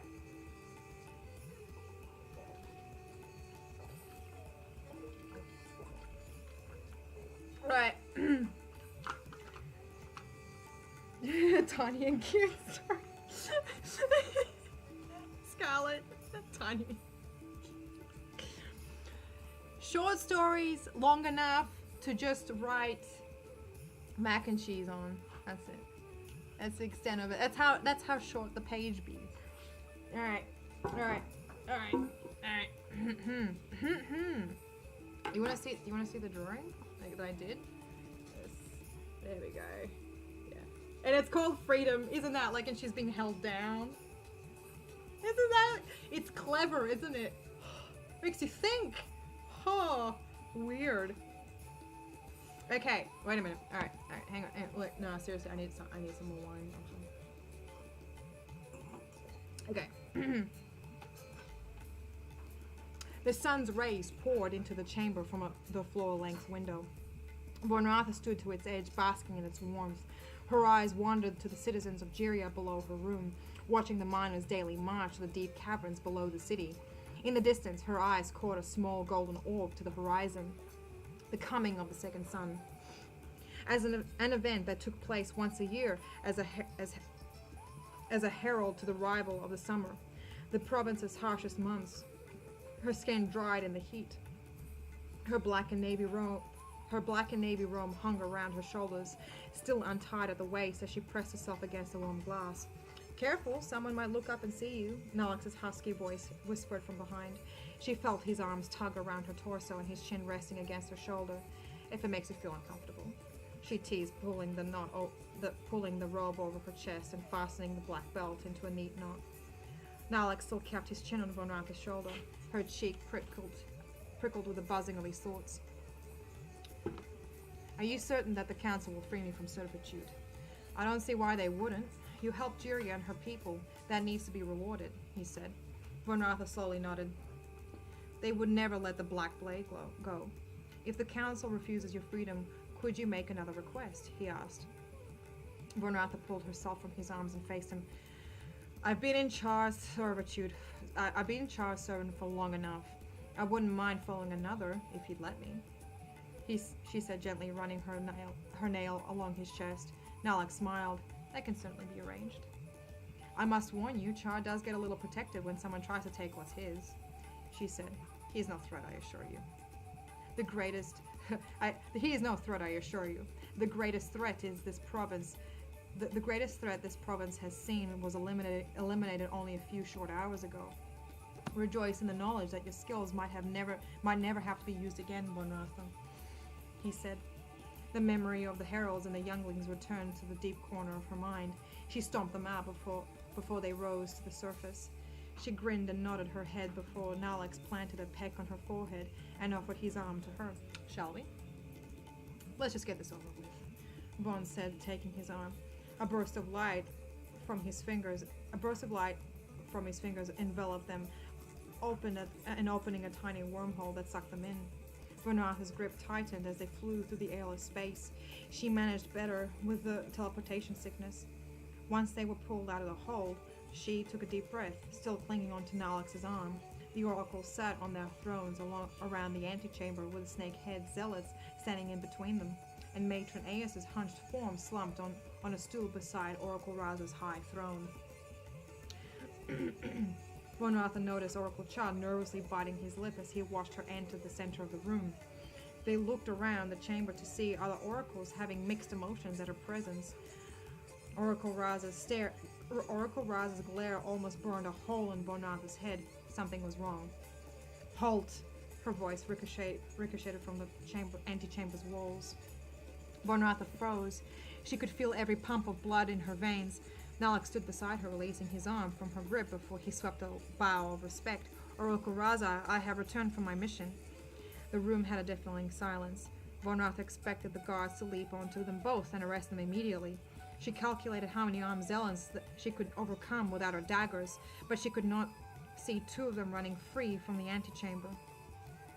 Raza was a statue in her throne. Her crystal blue eyes shone like two moons. Her silence was felt. I was never under the influence of the heralds. The Black Blade can attest to this fact. He tenderly looked over to Von Ratha. We do not share your confidence, Oracle Nalix, Raza said as she leaned forward with her gaze on Von Ratha. Look deep into our minds and see the truth that our loyalties belong to no one but you, this council, and the mighty twins, he said. I have seen the truth already, Nalix, but we're not here to question your loyalties, Raza said, fixating on Von Ratha. She could sense all eyes in the antechamber on her. Even eyes of the gods were on her at this moment. Her throat felt as if she was breathing fire down into her heaving lungs. The gods know everything that happens in their city. Did you believe you could hide the youngling under her dead mother? Raza shrieked. Von Ratha looked to a confused Nalix in desperation, begging him for some understanding. She was scared, her voice barely audible to her ears. He turned away. Oracle Raza, there must be a misunderstanding. There is no misunderstanding involving the gods' work. The Black Blade has failed her duty and spat in the face of our ancient culture, Raza roared. Her talon-like hands gripped over the armrest of her throne with such force that the metal was bending beneath her strength. Most honored Raza, if I may have a moment with my servant, Char croaked. Mute your foul tongue, Char. She is not like another one of your pets that you can just toy with and dispose of. She must be dealt with appropriately. Raza said, her eyes held such ferocity that it made Char shrink in his chair. Nalex's eyes searched Von Ratha's face, slowly shaking his head. She looked into his golden eyes and now lost their shine. You let one live? We just butchered her whole family, she whispered. You killed us, Von. His voice cracked. Don't shake your head, Nalex. This shouldn't come as a surprise. Matron Eos's husky voice haunted the chamber. Imprison her, a voice shouted beside Von Ratha. Throw her in the Spire's dungeons, called another. I vote imprisonment, oracles around Von Ratha shouted one by one, but their focus remained on Char. And what is your vote, Oracle Nalex? Oracle Raza purred. Nalex, please. Von whispered. He said nothing. Do you oppose our judgments? Raza continued, his unblinking eyes fixated on Von Ratha's face. No. His voice came like a knife to her chest. I vote imprisonment. The faceless zealots around the room burst into motion and charged into a dazed Von Ratha. She didn't fight or resist or even flinch on contact with their gauntlets. Take her into the dungeons until we decide her fate, Oracle Raza called from her throne. Von Ratha, send our regards to the twins. Von Ratha's body fell limp and finally allowed them to drag her away from the antechamber and away from them all.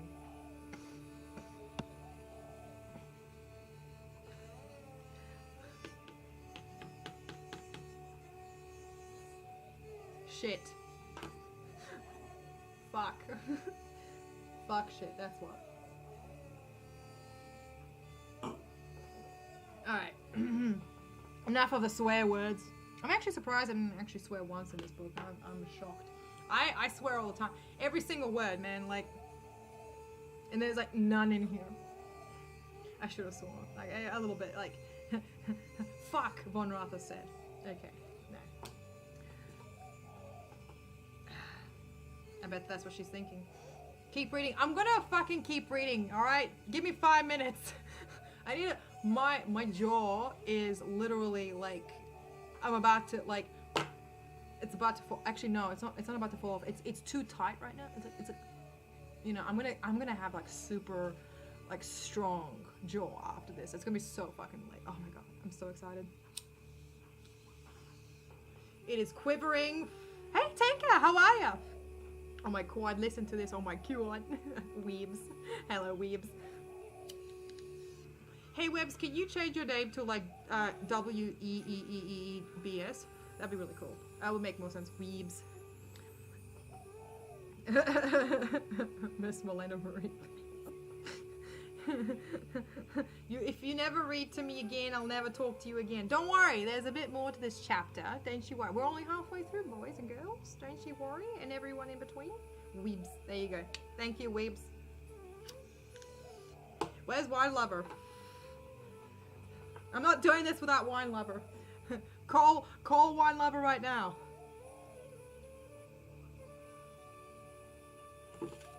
Okay. Alright, one more thing of wine. We can do it. We can do it, people. Oh my god, look at that. It's beautiful. It's the liquid of the gods. That's what it is.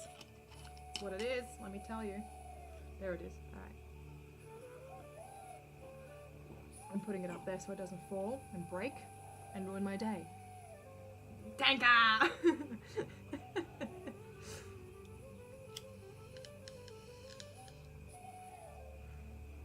Actually, you know what? You know what we need right now? Depressing music. This is too happy. I don't want this. This is not what I wanted. Okay. I know a great... I'm gonna tell you a secret, guys. So, when I was writing this, right, because you know how it's like in the desert, yeah? What's his face? I was listening to a very particular song. Gabriel. I don't know how to spell Gabriel.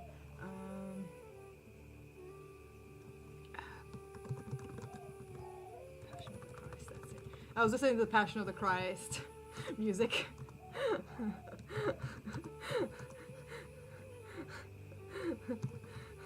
Yeah, it makes sense now because it's really depressing and you know, it's really good. Fucking ads, man. Okay. Ooh woo. Ooh woo. Okay. Ugh. Alright, here we go. Here we go. Excellent. Is there music? Come on. Yeah, I can hear it now. Excellent. Good shit. It's good. It's good music. It's good music. It's so good. I like the part where they're like, it's like this like really sad, somber kind of like oh, it's great. It's great. Yeah. So nice and depressing. That's what we wanted.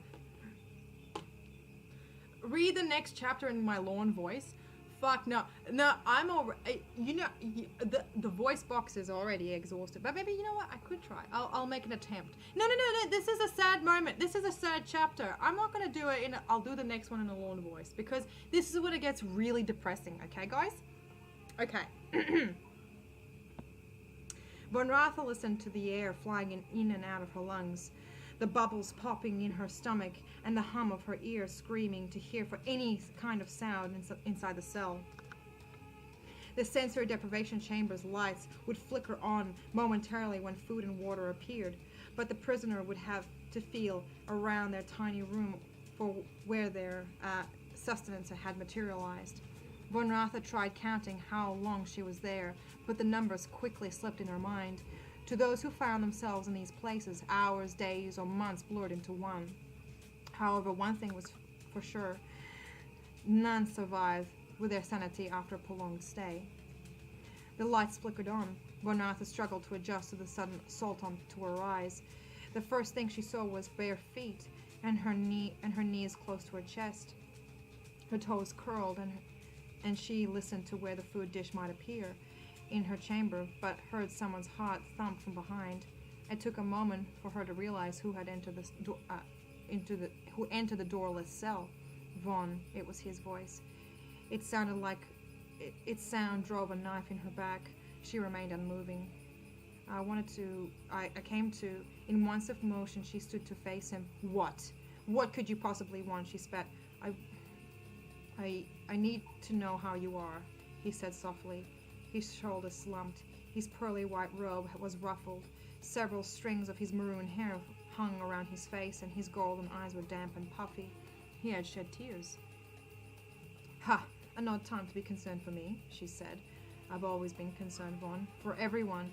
That's the burden of leadership. I need to do what's best, he said. How can you say that? How is this the best? You threw me in here like discarded trash. That's nothing I'd expect from a council. That's something I'd expect from the council or Matron Aeos, but not you, she said as her body trembled. I understand why you let that youngling live. It's horrible that what we have to do sometimes, but you don't understand what you've done. You've opened the way to a dark future, he said. This place is already dark, she said, crossing her arms. Before the trials, I saw the walls falling. Hundreds of Gerians being crushed by small buildings on wheels, a giant floating palace looming over the city and shrouding it in the night. A male was standing there overlooking the doom. He was Zollran in flesh, but there was another creature behind him, all in black except it had red eyes. It was you, Von, he said. Von Ratha sucked in the stale air as her hands wiped her face. She didn't know if she wanted to laugh or cry. Is this what you want? Is this what you got from your twins? It's utter nonsense, she whispered. I didn't want to believe it either. Raza foresaw this future too. Nalek sighed as he pressed his fingers against his temples. You were going to destroy us, Von. So, now you're going to execute me for something that might happen, she said as she slowly walked over to him with her arms held open. Nalex, the future hasn't happened yet. It's still me. He glanced at her arms and turned his head, taking a step back. I know it's still you, Von Ratha. I had hoped you would have understood why we do what we do. Sorry.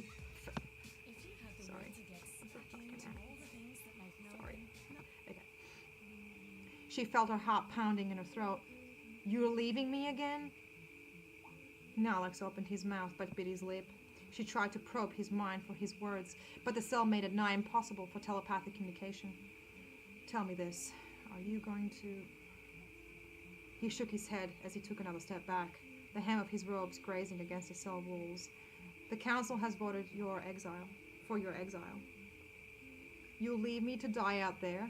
Not giving me the decency of a clean death? She croaked as anger piled up inside. I didn't intend it. But their minds were already made.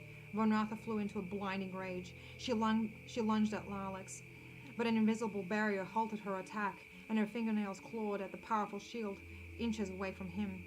His body jolted and pressed against the wall. His eyes were wide with shock and disgust. You're weak, Nalix. All our lives I had to look out for you, but where were you when I needed you to help me? When Eos beat me, you turned away and said nothing. At the trials I woke, you weren't there. When I was sent to kill you, I wasn't going to because... Von Ratha stopped struggling. The power of her heartbeat almost broke her ribs. I still loved you. Your eyes are red, he said. If I ever see you again, I'll tear your fucking head off. Get out and leave me again for the last time, she hissed. Nalix closed his eyes and combed his shaggy maroon hair from his grey face. He shifted straight on his feet. As a burst of light shot at his body, he vanished from the room. Nalix left again. Von Ratha stood to the center of the cell. Her fingernails ached from the invisible wall, which also left when he did. She waited in the lit room for him to return, a part of her hoped that he would break her out, and together they would live free from the clutches of the council, but he didn't come back. She always chased after him, hoping he would see her affection, but not anymore. Her heart was replaced with something more demonic. Don't fret, my fledgling. They will exile you by the first sun. An old husky voice whispered across the walls. Von Ratha's nerves spiked as her head spun around the room, searching for Matron Eos. Maybe this was her chance to take the wretched matron's a miserable life. Did you enjoy the show, Eos? Von Ratha growled. My fledgling, you've forgotten how much I hate questions.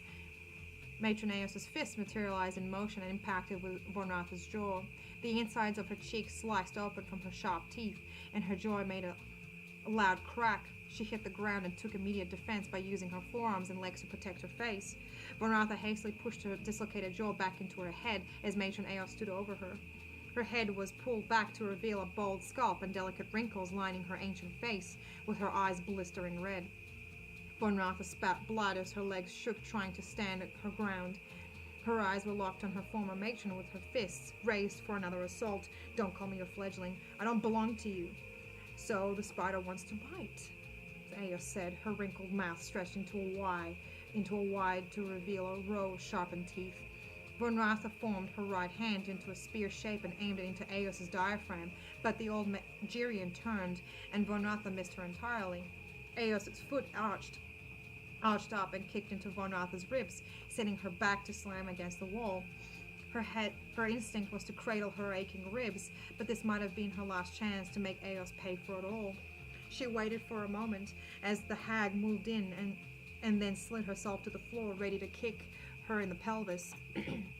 With blinding speed, Eos's hands clutched Von Ratha's foot and began twisting it until a sickening crack filled the room, followed by screams of agony. Von Ratha recoiled, her legs to her chest, wriggling herself away from Matron Eos. She gripped her hanging foot while desperately trying to suck the tears from her eyes, but they had come anyway. The black blade of Jiria. What a joke! You can't even defeat an old female, Eos said as she slowly walked over to her former pupil. Your birth mother tried. Von Ratha shot a glare at her, but fear struck her as Matron Eos bent down and tapped her wrinkled hand on her ankle. She fought bravely to save her offspring. Her hand slid down and gripped Von Ratha's blackening foot, while placing the other on her shin. For someone who never had a lick of combat experience, Eos smiled as if it was a fond memory. To face a fully armored zealot with nothing more than a needle to save younglings. Now that must be true love, isn't it? But love got her and her family killed, didn't it? Von Ratha's foot went numb. She was ready to open Matron Eos's throat with her teeth if she leant in any closer. You butchered them as if they weren't people. Matron Eos's head rose. Even with a little distance between them, Renatha could barely make out the hag's face from inside her hood. The twins showed you. Why didn't you finish the job, Eos? Was a babe too much for you to end? She growled. Useless and stupid as always, Eos hissed. Let me tell you a story. I don't care for any more of your lies, witch, Renatha said as her jaw tightened from the pain.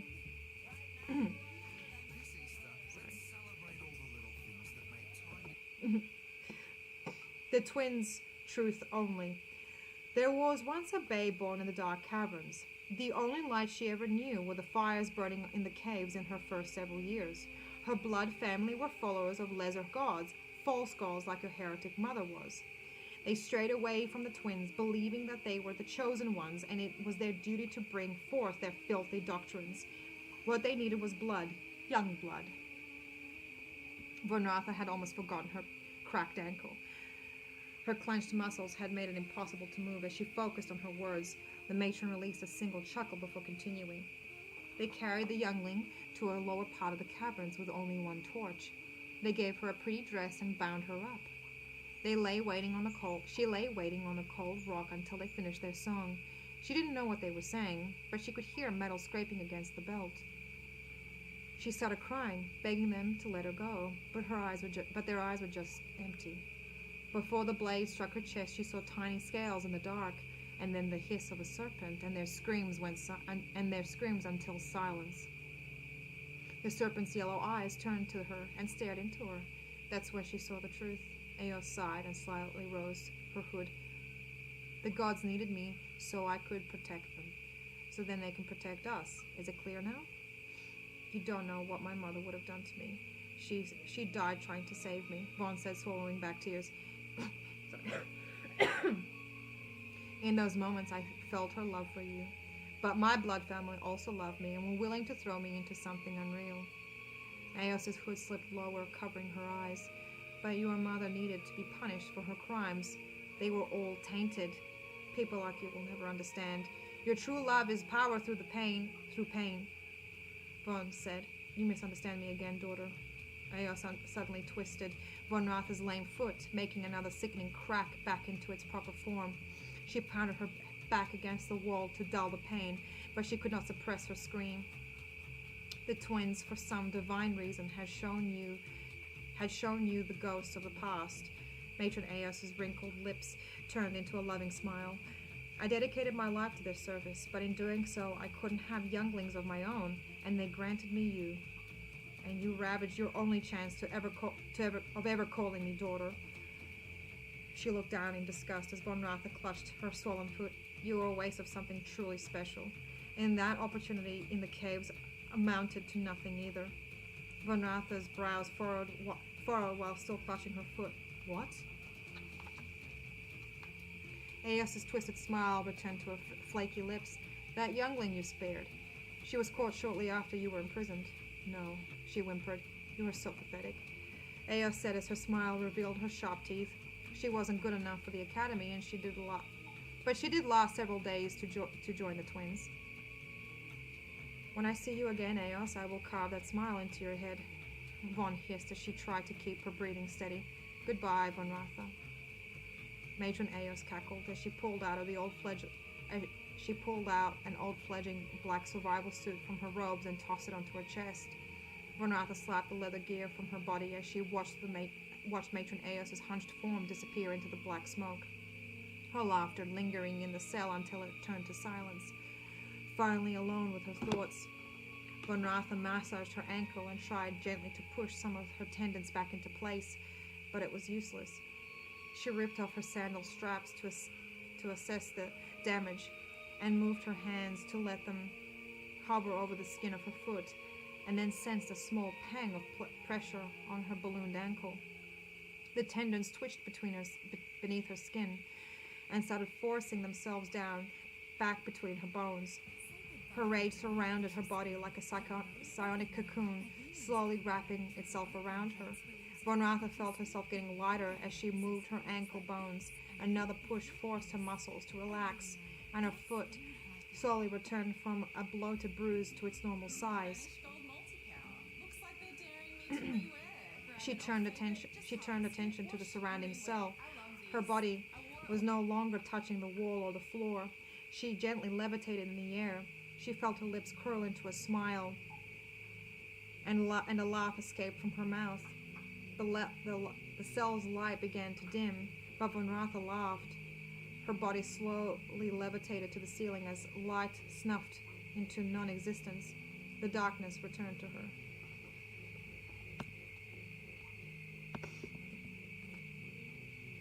Oh, hey, After Supper Biscuit, how's it going? Do the next chapter in a Jeff Stacey voice. No. I can't do it, guys. It's meant to be serious, y'all. You know, it's meant to be a serious story. It's meant to be a serious book, you see. Serious business.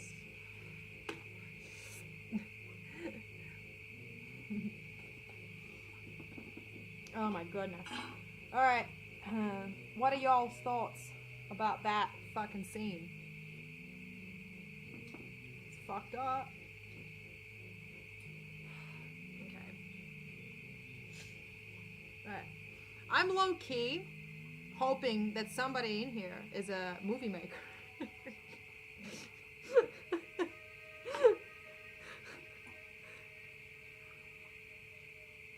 If anyone in here knows how to make films, message me.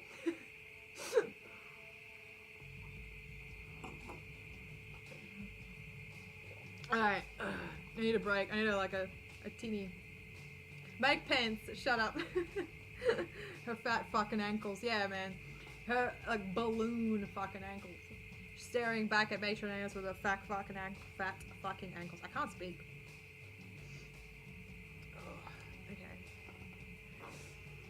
Okay. My lord.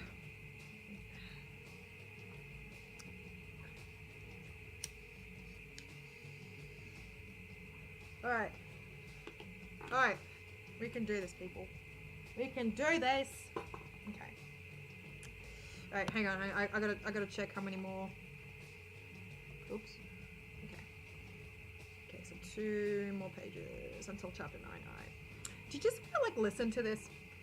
Do you just want to listen to this whole part? This is when it gets this is when shit gets serious. You know. It's gonna be a long, really, really long, fucking stream. Holy shit. I'm not gonna read out the whole book, obviously, but I'm just gonna be you know, long enough, you know. Oh wow, 3.5 hours. Alright, we can do this, peeps. We can do this, friendos. 13 concurrent viewers, welcome. Hello, how are you?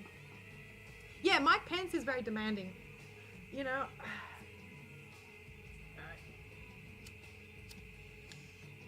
Someone fire him from the chat, please.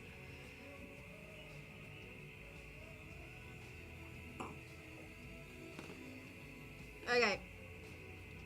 The black walls seemed taller than ever, being so close to them. The black walls seemed taller than ever, being so close to them. The nigh impenetrable structure could only be overcome by teleportation because of the dampening field around the city, allowing life to flourish unburdened by the harshness of the world around it. Drudging through the dry dirt, Von Ratha scrunched her sweat-soaked forehead as she observed the newer dark metal extensions close to the sky and additional spikes across the fringe of the wall. The council must have ordered it to be built. That morning, Von Ratha was quietly and quickly ushered by the squad of 3 zealots to avoid prying eyes from the spire's dungeons. The simple dirt track they walked led to a small gateway that was unknown by the general populace. If they had known, then maybe people might be tempted to leave. Even though the oracle's mastered spinning a web of fear for Algeria, even though the oracle's mastered spinning a web of fear for all things outside Jiria, they had finally reached the gate in the wall. One zealot stood attentively at the incoming group and cocked his snake helmet towards the gate. He looked to Von Ratha and nervously walked into the shadowed alcove. He waved his hand over a disc in the wall, lighting it up with red holographic symbols. The zealot bent his torso in front of the disc, trying to hide the key code. Von Ratha could sense his thoughts, though the zealot's scan-proof helmet A chuckle escaped her lips because a young zealot couldn't hold back his anxiety from her presence. He knew who she was. The gate opened, revealing the shimmering desert horizon. Her magnetic shackles cracked and loosened when one of the zealots touched them with their huge metal gauntlet. The other zealot carelessly threw a survival sack at Von Ratha's stomach as she was shoved out of the gates from her old home. Her bare feet met the searing hot, parched grounds. She was beyond the protective barrier and now fully exposed to the elements of the province. Von Ratha almost jumped at the gate. Almost jumped as the metal gate slammed shut and sealed behind her. She dared not to turn to the high wall's spine because she sensed a familiar mind looking down at her. She sucked in a big breath and swung her only possessions over her shoulder and made way to the distant barrier hills. Her mind whirled and spun with the events before her exile. Von Ratha's rage multiplied with each step to her new home away from Jiria. She walked beyond the sun hills. She walked when the skin on her feet began blistering and popping open. She walked while the heavens continued their exchange of light and dark. The desert horizon was no longer dead flat and endless. Within Von Ratha's sight, she saw jagged mountain ranges within distance. She halted beneath the beating sun to admire the view of the mountains and the infamous barrier hills in the infamous barrier hills where countless Jirians ventured and never returned from. A thought bubbled up in Von Ratha's mind as she sucked on a leather water pouch. How did she travel from Jiria to the outskirts to the barrier city without the need for rest? This was curious.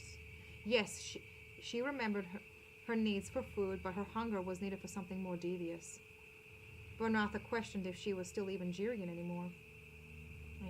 If I have hatred and rage, then I am Jirian, she whispered to no one. The skies made an ear-splitting screech. Von Ratha unsheathed her daggers and scanned the area for danger. Boshkag, perhaps other Jirians? A shadow swooped over her in a blink. Von Ratha felt a powerful gust of wind almost throw her off balance, and she looked up in awe to watch a giant winged beast. With another screech, the creature flew at magnificent speed towards the barrier hills and disappeared into the shadowed mountain ranges. Von Ratha threw her empty water pouch aside and pumped psychic energy into her legs to chase after the monster before it vanished from sight. The energy her body held burst forth as she bolted down the ever-growing barrier hills. The hills' canyons were rough, as if the land itself tried to protect the land's dissonance from what lay ahead. Von Ratha eased her psychic speed and scanned for any sign of the beast. Another distant screech emanated behind steep sun-bleached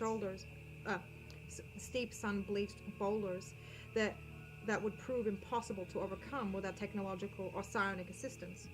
Fortunately for Von Ratha, this was a perfect obstacle to practice her newfound power. She unleashed her anger and focused her psionic gifts to lift her body from the graveled ground and then levitated over the shoulders to reach safely to the unknown grounds. What she discovered astounded her. There were old Jirian structures that had been deserted for decades. Von Ratha glided through the old settlement in search for a potential shelter. She discovered Jirian skeletons crumbling back into the earth, while some appeared as if they were partially chewed by wild animals. Her psychic senses spiked from a potential threat, a thud followed by a loud hiss that came from behind, as if to warn her she was not alone in this dead tundra. Von Ratha whirled around to face her opponent, but kept her daggers in her belt. With her arms stretched out and hands shimmering in red psionic power, the beast halted as it approached, as if studying its meal. Fucking cookie. Sorry. Stop it. The beast halted as it approached, as if studying its meal. Its mouth housed rows of pearly white jagged teeth. Its gullet's height was greater than Von Ratha, and its bone-plated head wider than a Jirian male. Von Ratha looked to the ground to see half-eaten Boshkag. This monster preyed upon the predators. She glared at the monster's long-scaled neck, stretched up to reveal its muscled chest and its winged forearms in display of strength. Von Ratha felt her face crack into a smile and her eyes heated up. This creature was smarter than it looked, but unfortunately for it, she was stronger. Von Ratha opened her chest with her glowing red arms stretched out. The red light in her hands grew larger with each throb of power. The creature's serpent-slit eyes focused on her red hands. It closed its maw, and it started to ease back into the cliff face. But she wanted to show her dominance. She honed in on a loose boulder beside the monster, and her psychic energy reached out to release it from the cliff. The creature saw the boulder detach from the mountainside. Its hind legs shifted as its giant body backed and opened its wings, ready to take flight away from her, but it was too late. Von Ratha slammed the boulder to the side of the monster's head. The impact cracked against the monster's skull with a boom, and with small clicking sounds some of the scales fell from the side of the creature's large head to the dirt.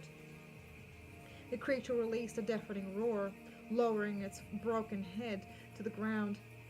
Von Ratha stilled her attack, waiting a moment as the monster reeled back and finally opened its wings, taking to the open air with its long tail trailing behind. Its winged form became smaller as it disappeared behind the hazy gray clouds. Von Ratha's psychic hold over the boulder wavered before slipping through her grasp. A small drop of sweat tickled as it rolled down her nose, and that stripped her concentration, and the boulder came down with a crashing thud. Sweat poured from beneath her arms. The desert dust clung to her body, drawing more water from her. Gradually, she was becoming lethargic. Her power might be able to absorb energy from any... Gradually, she was becoming lethargic. Her power might be able to absorb energy from any sources, but it couldn't replenish her most basic needs. Von Ratha dropped to her knees and tore open her sack. Cookie, fucking... I can't do this. Ah! Ah! In search of water. Von Ratha dropped to her knees and tore open her sack in search of water. Her trembling hands sifted through the rags of leather and cloth, clay bowls, and a pathetic collection of knives and picks. She flung her sack aside, dropping her head low and clutched her hand around her drying throat. The sun was reaching its highest peak in the sky, like a god ascending to its throne. It heated the air, burning everything below. Von Ratha was caught in a god's fury. With little remnants of her strength, she scanned for any lick of hydrating liquid within the canyon, until a vision of powerful blue waves rippled through her consciousness. She cocooned her body with the last bit of psychic energy and rushed to wherever this life-giving elixir was, allowing her senses to lead the way. A glorious wet smell seeped through her nose. She was close. Her mind and body tired as her feet fell through a wet and cold liquid. Von Ratha dredged herself deeper in the water, spraying droplets before throwing herself in it. She drank and then continued drinking, rubbing her skin with its cold relief. A small wave knocked her back, returning her to the sense of normality. Standing knee-deep in the water, she wiped her wet navy hair from her eyes and scanned to the strange dark blue and endless horizon. Her thoughts raced. So this is where she would call home until her dying days, or at least the oracles hoped for it. After all, the people and dreams she sacrificed, after all the moments of torment due to their mad fanaticism, and her most beloved friend betrayed her out of fear of being rejected by his precious counsel, they made a choice that would cost them their lives.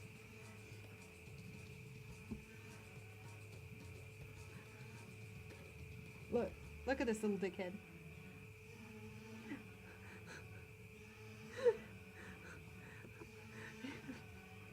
Cookie, give it a rest. He's giving it a rest. Alright, we're up to chapter 9 now.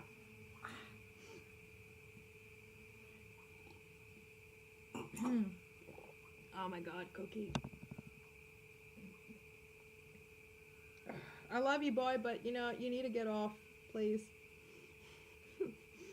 Please clap. Okay, come on. Alright, come on. There we go. Yeah, just get on the thing. Go on.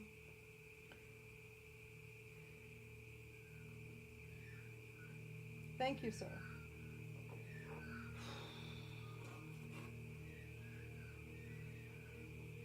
I'm not gonna drink this coffee.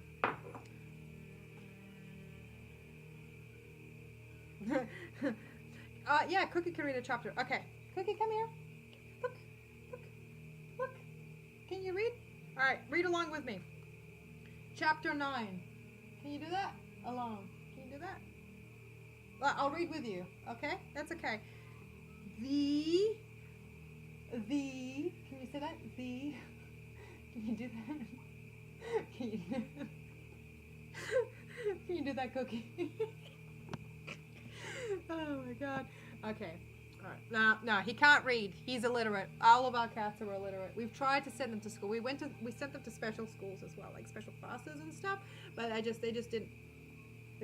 Look, you can't teach something like that.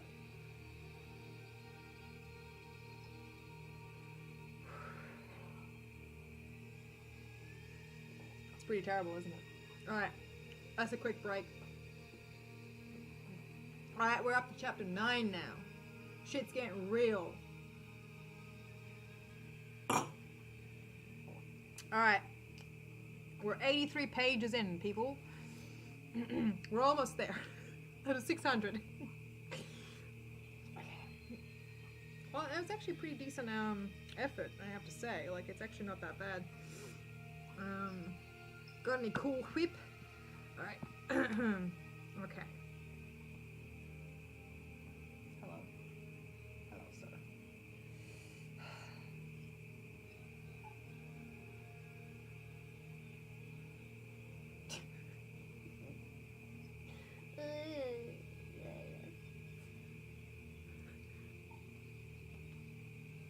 Okay. You want to read with me, Cookie?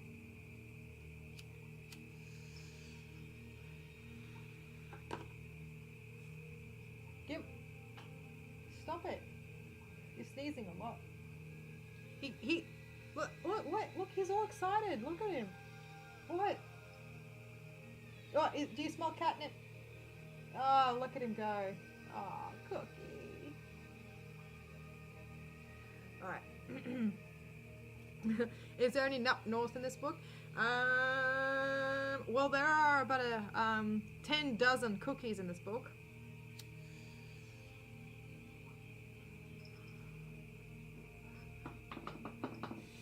Alright. It's good shit. Alright. Alright. Okay. I'm not gonna have a voice after this. This is facts. This is fat facts right now. Facts. He's showing off for us. Yeah, he does that a lot. He does that. Cookie. Cookie. Yes. You come when you're come back, you little traitor. You betrayed the twin serpents. Oh, for fuck's sake, these fucking airs, let me tell you. Like, there's something just ridiculous. Okay. Ooh, this is a fun song. Okay. Hang on, you know what I need, right? Oh my god, did I just drink a whole bottle of wine? Oh my god. I did, didn't I? Okay, I'm thinking of getting, like, another bottle of alcohol. Okay, just... He's so cute. Yes, he is very cute. He is indeed. Hang on. Cookie, can you come and entertain the audience, please? Can you come and entertain our concurrent viewers? Incoming. Cookie, come here. You're the worst dog in the world, Cookie. Okay, I'll be right back. I'm gonna get more wine. Alright. If I can stand. Yep.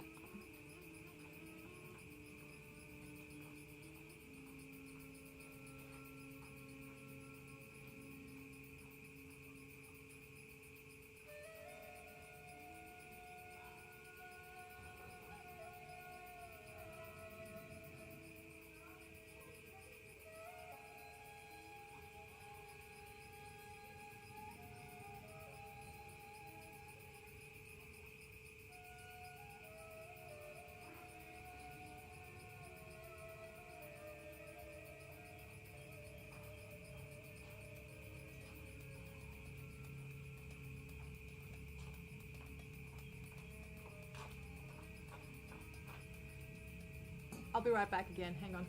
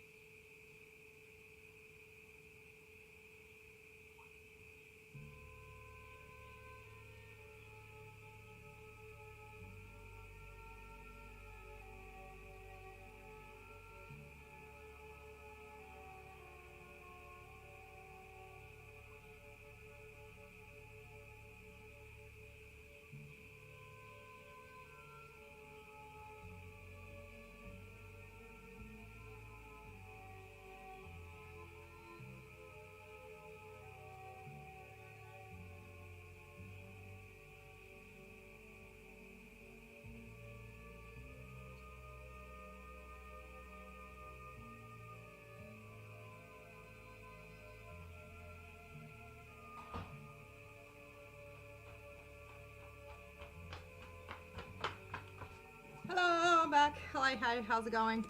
I wasn't even around, Mike Pence. What do you want from me? Okay, hang on. Is that music? That is music. Oh god, I got a headache. Do you know how to fix drunkenness? By drinking water. That's what you do, because we care about health in this corner of YouTube. Health is very important. That's why we drink to balance things out. So,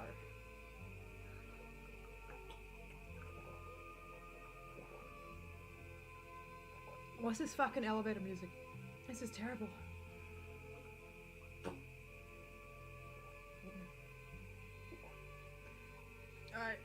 I actually found, like, when I was looking in the mirror, and there was like a black ring, like right above my lip, and it looked like I had a mustache.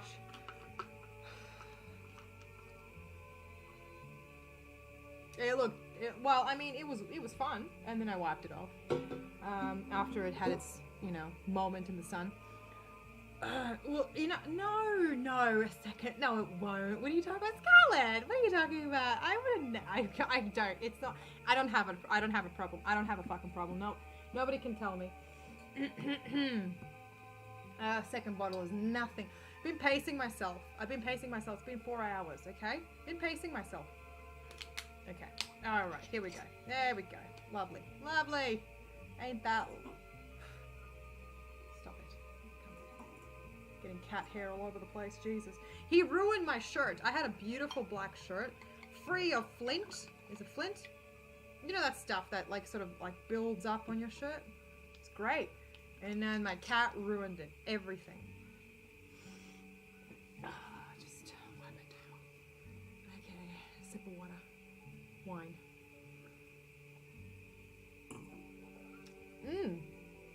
I like that one more than the other one. But we're not here to assess wine. We are here to assess how good this book is. And it's pretty damn good, I have to say. Chapter 9. Alone.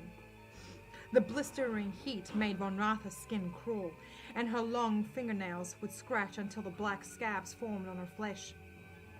Months had passed since the oracles expelled her from Jiria, and since her Nalax had betrayed her to them. Needles pressed against her mind every time she remembered him. Her only relief was bashing boulders against each other with her growing telekinetic power. When the massive stones cracked, she envisioned Raza's face in the center. When the boulders shattered into pebbles, she imagined Eos's body being crushed beneath them. And when the stones were dispersed into dust, she thought of life leaving Nalax's eyes. And then her rage would be sated, even for a moment.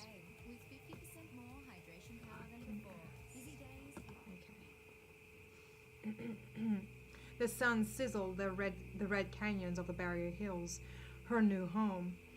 The cooler months had slowly begun vanishing, and many of the green foliage, which had thrived during the winter, had shriveled into brown patches of the earth. The plants in the strange land weren't dying. They were going to sleep for the summer. Sweat rolled down her dark and grey forehead. Her tongue rolled in her dry mouth, all of which told her one thing: water. Von Ratha skipped over the mound of orange stones that she had created over the previous days to the cool, refreshing water that lay beyond the hills. Her footing slipped on the dusty stone. She was weakened by her psionic exercise, but her body demanded more energy. She considered levitating over the mound, but in her foolishness she had practiced. She had practiced when the suns were at their highest, and more energy spent would bring her death. Once she trudged to the water, she threw handfuls over her crown and shoulders. The relief was immediate. Von Ratha ran her fingers through her hair and on her scalp, but noticed thick navy strands of hair knotted around her fingers. Her eyes widened with horror. She gripped her hair to feel its roots no longer connected with her skin, and large patches of scalp became more exposed. Who do I have to impress? She muttered. Her lips curled into a grin. She caught a reflection in the shiny surface. Her teeth blackened from their once pearly complexion. She looked like Matron Eos. She scooped water into a palm and threw it into her mouth, greedily slurping it.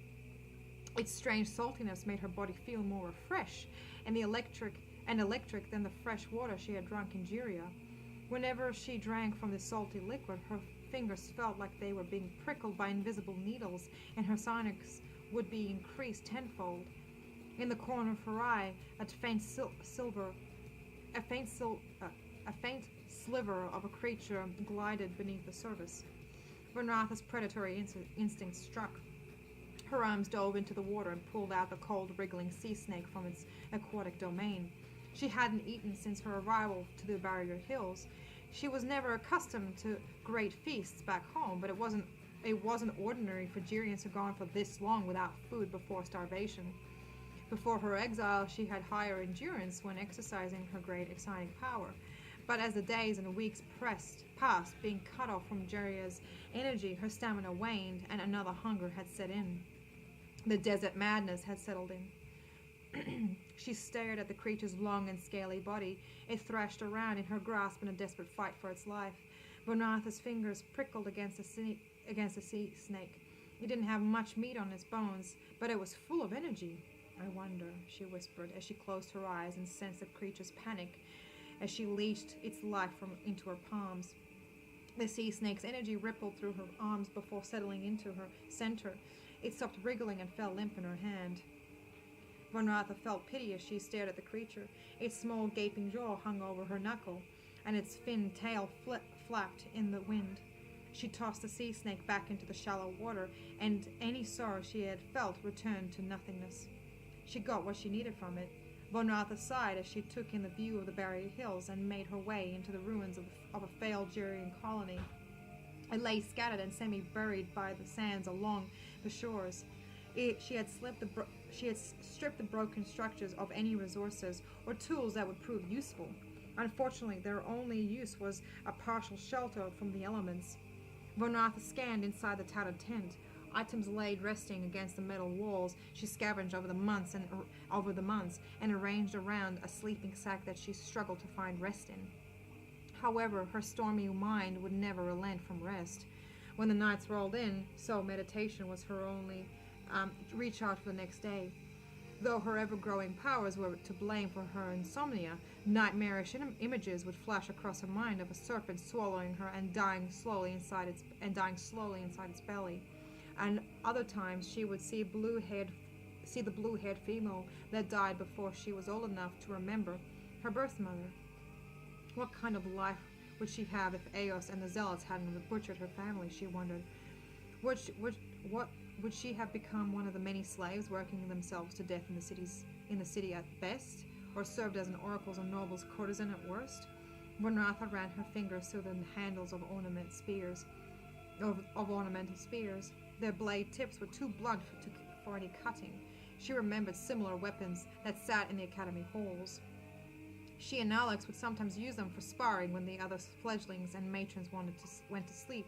A tear welled in her eye as she visited those happier memories. Such a damn fool, she said as she recalled her 8-year-old self dangling over the edge of the broken windowsill with Alex, where the two fledglings were talking about better days to come. Exile was believed to be a slow death sentence. It was one of the worst things to happen to a Jirian, but to Von Ratha, it served as a destruction of her mind and body. The barrier hills were barren of life except for the flying serpents that were too far from her reach, and the insects too little to fear from her psionic power. She couldn't live this way a day longer. She glanced back to the horizon above the bound of Boulder Mound, thinking maybe she could return home. Despite how powerful the oracles considered themselves, their telepathic senses would fail to detect if she cloaked her mind. No, someone might recognize me, she said, pacing around the tent. But who could recognize her now? Her eyes have lost their silver hue. Her voluptuous form has thinned enough for her bones to show, and her hair was replaced with a scalp. No one would know it was her. Alex might, she said, saying his name made her lips curl in disgust. If he ever came looking for her, she would be ready to face him, even if he brought the whole army with him. Von Ratha seized a spear tip and yanked it from its hilt. She placed the blade to the base of her hair roots and swiped across her scalp. She pulled the cut strands from her head. Her once thick braids dropped to the bedding, and she tossed the blade aside. Von Ratha ran her fingers along her bare scalp. Her palms couldn't feel roots ready to spring from her skin. Her hair would never grow again. The dual sun rays had dimmed behind a silver thin of clouds, but their heat remained in the air. She tore the dark tattered curtains from their hooks and cloaked her shoulders, arms, and head before making her way out of the shelter. As her feet scraped against the dirt, a faint vibration emanated from beneath. Von Ratha's senses spiked. In this distance, she heard a grinding of metal echoing from the canyons. Loud thoughts flowed through her mind. First, there were a couple of humanoid forms, which grew to a dozen, all Jirians. She scampered over the rocky mound and saw on the desert horizon dust building behind a row of metal and wooden carts being pulled by slaves and commoners. Alongside them were snake-helmed zealots barking orders to hurry the convoy. As they neared, she saw a wooden palanquin being hauled by 4 bold slaves. Her senses dived behind the curtains of the passenger. Immediately, her mind flashed back to her old academy days of an older fledgling whipping Blythe, the horrid Zenin, the same male fledgling that had his nose shattered by Matron Eos's fist. Now Zenin leads his own colonial operation. The palanquin stopped at the base of the rock mound, along with the rest of the convoy. A stubby hand ripped open the curtains to reveal a greasy-haired male. His round blue cheeks sat on either side of his face, while his neck was surrounded by a layer of fat that gave the impression of another chin. "Why have we stopped?" he roared. His cheeks flapped as he spoke. "We have arrived at the barrier hills, sir," said one of the slaves, his head bowed low, not daring to look up at his master. Zenin pushed himself from the palanquin. His shoulders were covered with a navy and violet cloak held together by a silver chain across his bare chest, and his round, protruding belly flopped with each step he took. He grabbed at the slave's neck and pulled his ear close to his mouth, yet the volume of his voice unchanged. "Did I command you to stop?" Zenin said. The slave winced and shook his head violently. Zenin released his grip and waddled to the mound. Only a few feet away, Von Ratha pressed her body against the stones to remain unseen. Her skin grazed the hot, sharp rocks below, and her mind closed to remain undetected. She watched the guards hold out their arms to support Zenin on his climb to the top of the flat stone. He gargled a thick wad of phlegm and shot it by his feet. "See this sight before you, my fellow Jirians, a ruined colony of our ancestors. Then we had not known the great dangers beyond our walls. But in the last few centuries, we have grown strong in our cradle. Today we mark a new home in the Barrier Hills to begin again expanding our kind across this province and beyond." Zenin thrust his thick arms to the sky while his audience stomped their feet and grunted in their approval of his speech. Only a foot away from Zenin's odorous body, Von Ratha smiled like a patient snake, for an unsuspecting rodent to draw closer.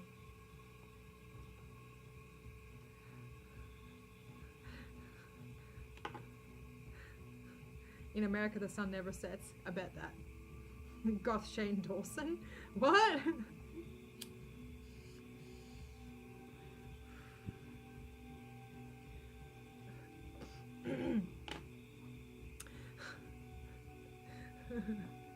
It's spooky shit, Clobber.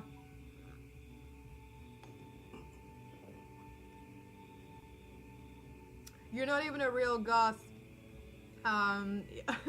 Shane, wait. Wait. King Cobra is the OG goth. That's true. I'm literally just copying King Cobra. Like, obviously. Facts. Goth Shane Dawson. Well, it's not about the sun. Like the sun does set. Clobber. It's just like. I just forget to put it in. that's basically my bad.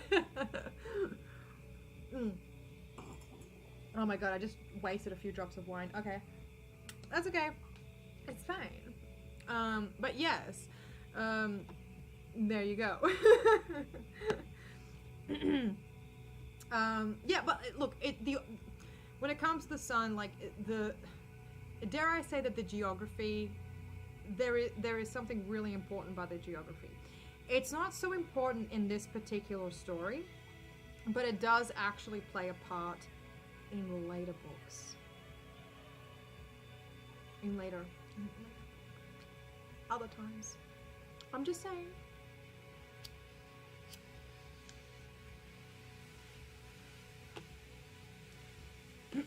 So, there you go. Yeah, we're halfway through to chapter 9. Actually, I just want to double check how many pages we got.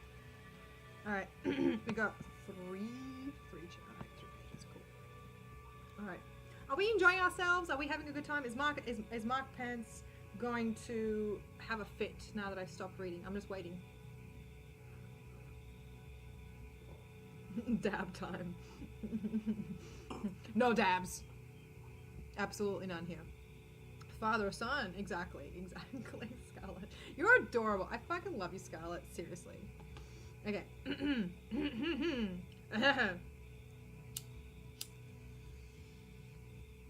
go. Okay. Alright. Oh, wait. I just need a little bit more of a longer break this time. I'm sorry. Oh, she is sore. You know what I'm gonna do after this? I'm gonna like work out. That's what I'm gonna do.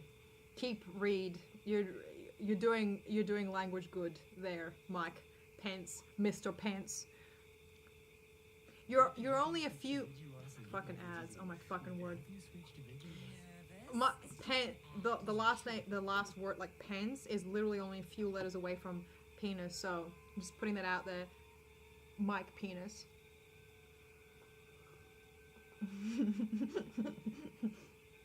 Yeah, he's devolved. I know, it's okay. No, that's fine. Like we can't.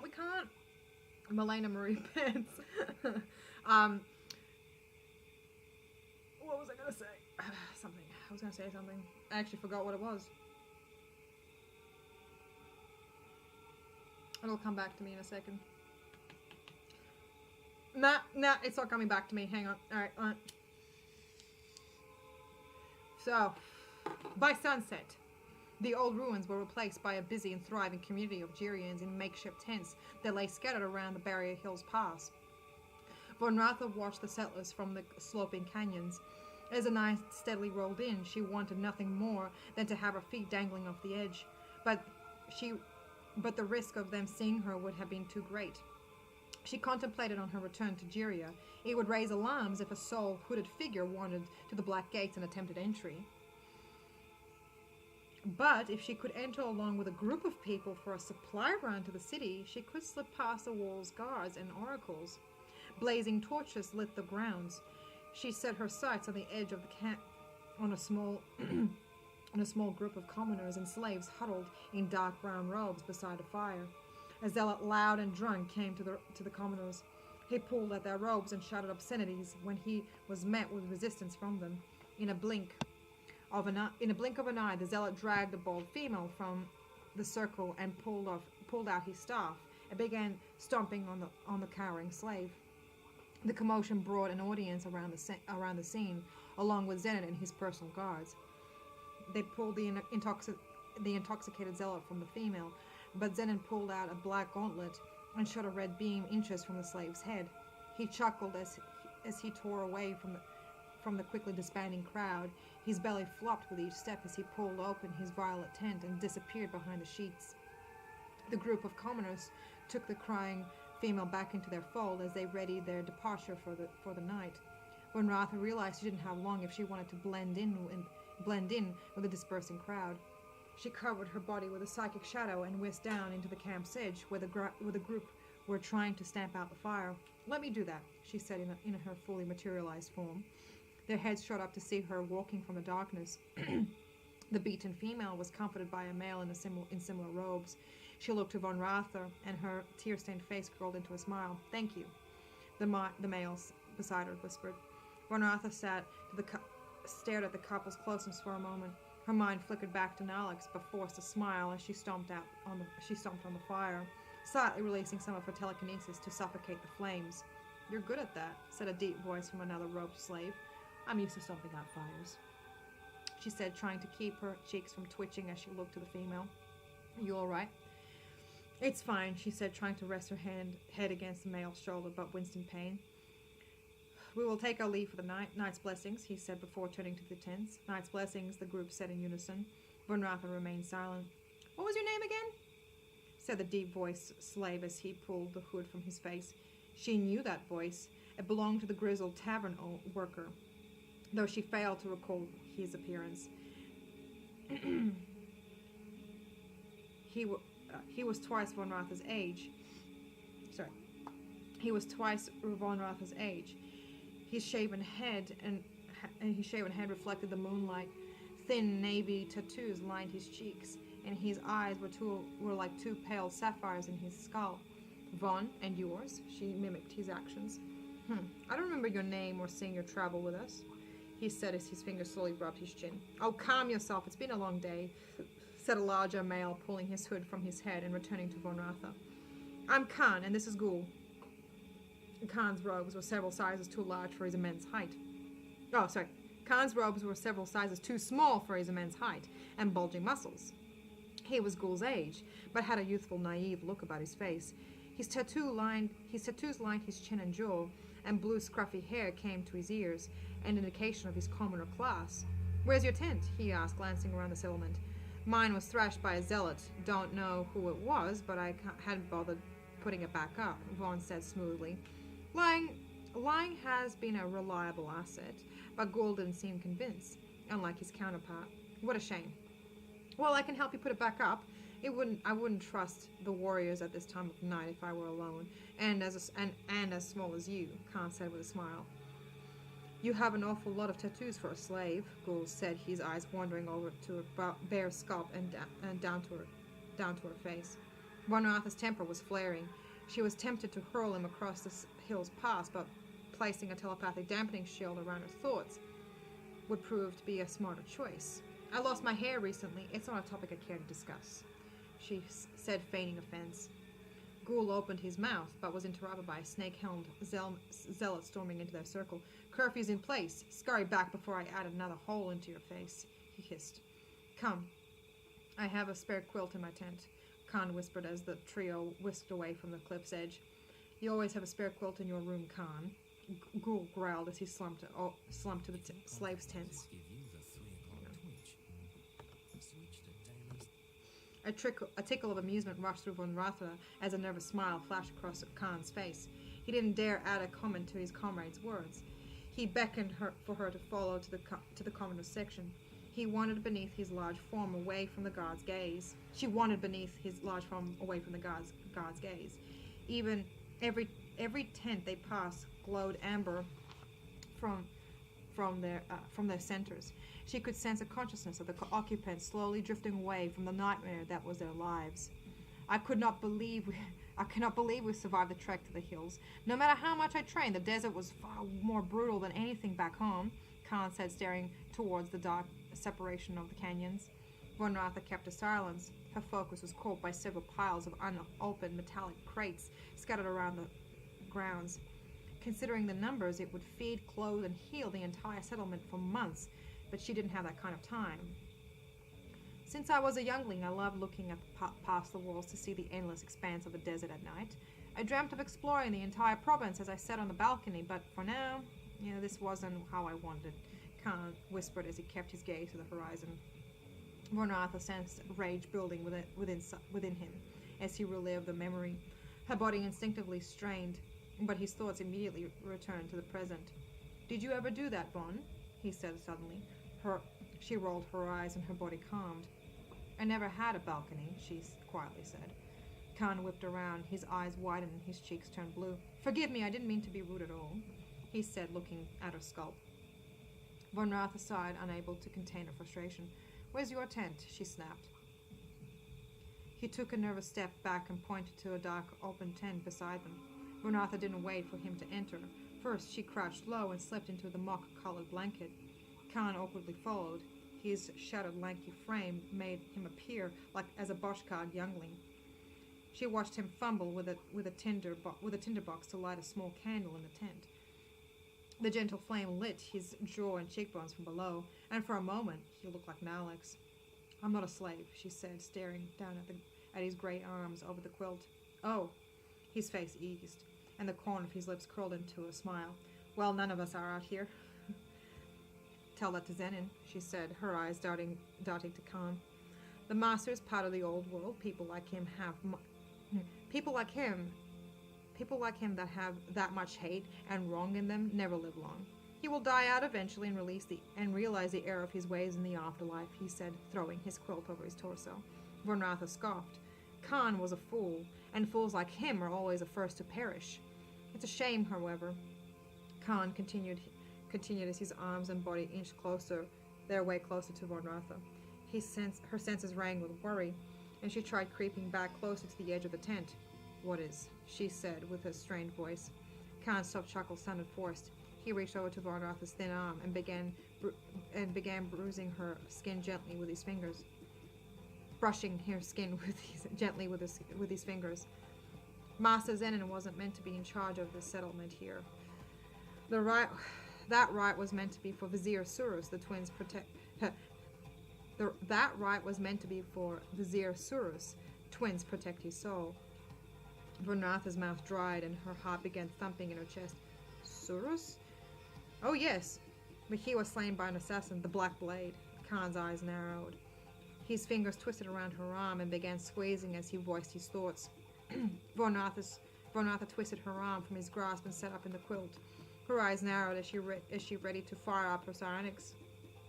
"I'm sorry," he said, brushing a knuckle in his eye as he leaned back into the tent. "I didn't mean to get like that."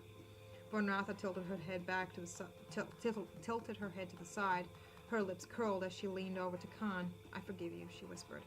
Her hand gently pressed against Khan's cheek and slid over his eyes. Her mind bore its way into his and rendered it unconscious. She watched as all the muscles in his body loosened and collapsed into sheets. Von Ratha leapt to her feet, skidded outside the tent, and pulled the hood over her scalp. To her relief, she sensed most of the residents enjoying their dreams. Past the row of tents, she discovered the supply crates piled in a small hill. With her arms outstretched, a brilliant red light burst from her palms. She directed its energy to the containers and began shredding them until they were little more than mounds of shrapnel. She skipped over to the next supply, and then the next, until she came upon the last crates beside the edge of the canyon. Her energy began crushing the boxes until her senses spiked. Someone was coming.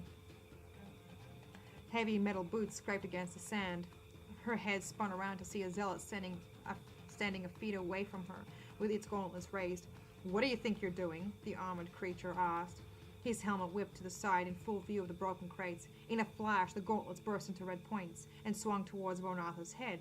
Without thinking, she telekinetically gripped his arm and twisted with enough force to hear the metal and bone break. The zealot screeched as his arm dangled from his torso. Von Ratha jumped on his wide shoulders and gripped on his helmet. She felt his gauntlet rip her thigh and its cold steel sliced into her skin. She gulped down a lungful of air. She focused her energy into a sharp pointing towards the head above her fingers. She thrust her hand in the zealot's plated chest. He groaned as she pushed deeper. The warrior staggered, still trying to push her off of him, but her second charged hand plunged between his neck and chest. Von Ratha skipped off his shoulders before the zealot plummeted to the dust. Blue rivers poured from his center. She clutched at her wounds. She imagined her skin sealing beneath her palm. With one last look at the dead warrior, she whipped her blood off of her black sleeves, and whisked away back into Khan's tent. Hey guys, how we doing? Oh my gosh, my jaw's fucking dead. Like seriously.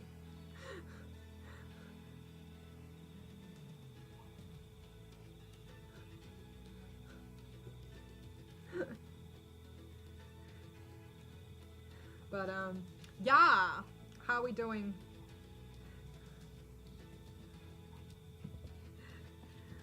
Oh my lord, oh my god, I just like, I'm fucking like, I'm fucking wasted, you know, like. Mike Penis keep read. What the fuck? Mike Penis keep reading. What the fuck? Oh my god! What is that? That's not even language, you know. Like, oh my word, my throat. Oh, okay. Oh my fucking word! Keep red. Okay, Mike Penis. Seriously. Fucking pipes. You know. Don't smoke pipes. They're really just shit. They're absolute shit house. Oh my god, Kelpil, hi! Mike Penis, read now. Mike Penis, if you don't change your name, to Mike Penis, I'm not giving you a wrench. Not fucking doing it. Okay. Alright, so that was the end of chapter 9. What do y'all think? Are we enjoying ourselves? Are we having a good time? I've got more fucking stamina. Oh my god, like 4 hours and 26 minutes. Oh my goodness. Okay. Alright, we're having a great time. I'm actually having a great time. You know what? You're absolutely right, Kelpil. I'm enjoying. I'm actually enjoying this. I'm having a great time. It's just my throat's really sore. You know, I just want to like just take a breath. You know what I'm saying?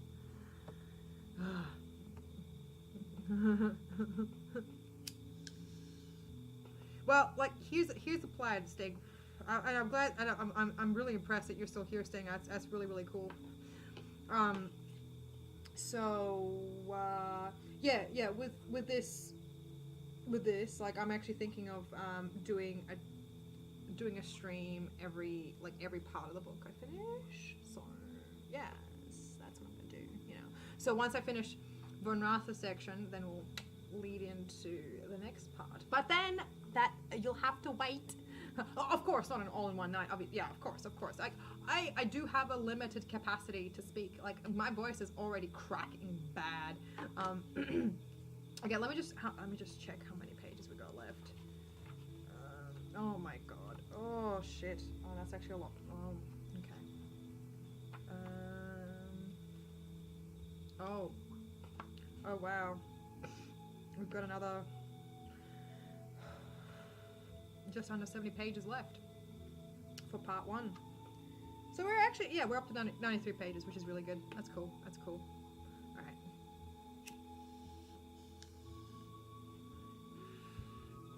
Alright. Kelpil, there's no such thing as that. There's no comment that you could make that would be considered inappropriate, hun. Like, you could just like let it out, like say it loud, say it proud, you know. Like, You know, I fully support you, and you know, you've got a wrench, you've got the power. If you know, you can delete anyone you feel like, seriously. You can even like cancel my stream if you want, but don't do that, because then we won't be able to, like, you know, it'll suck. Because I'll have to start all over again, and I just don't have the voice. I almost knocked that bottle over. Holy shit. Whew. Okay.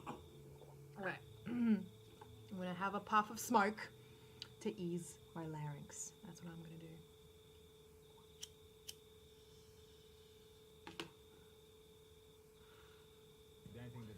Clobber, just delete my... I don't know. Delete me, keep reading. Okay. Come up with a, like, you know, like, just, Mike Pence, seriously, change your name to Mike Penis. That would make so much sense, like, seriously. Alright, wait, how many... fucking ads. Okay. This whole stream is basically me reading and just saying fucking ads the entire time. Oh, wait, no, this thing's finished. Okay, hang on. Okay. I'm gonna find another, like, a really quick desert sort of thingamajig, like a desert soundtrack. That's all I really put in. Is like desert soundtracks. All right, hang on. Is it Control A? Yay! Okay.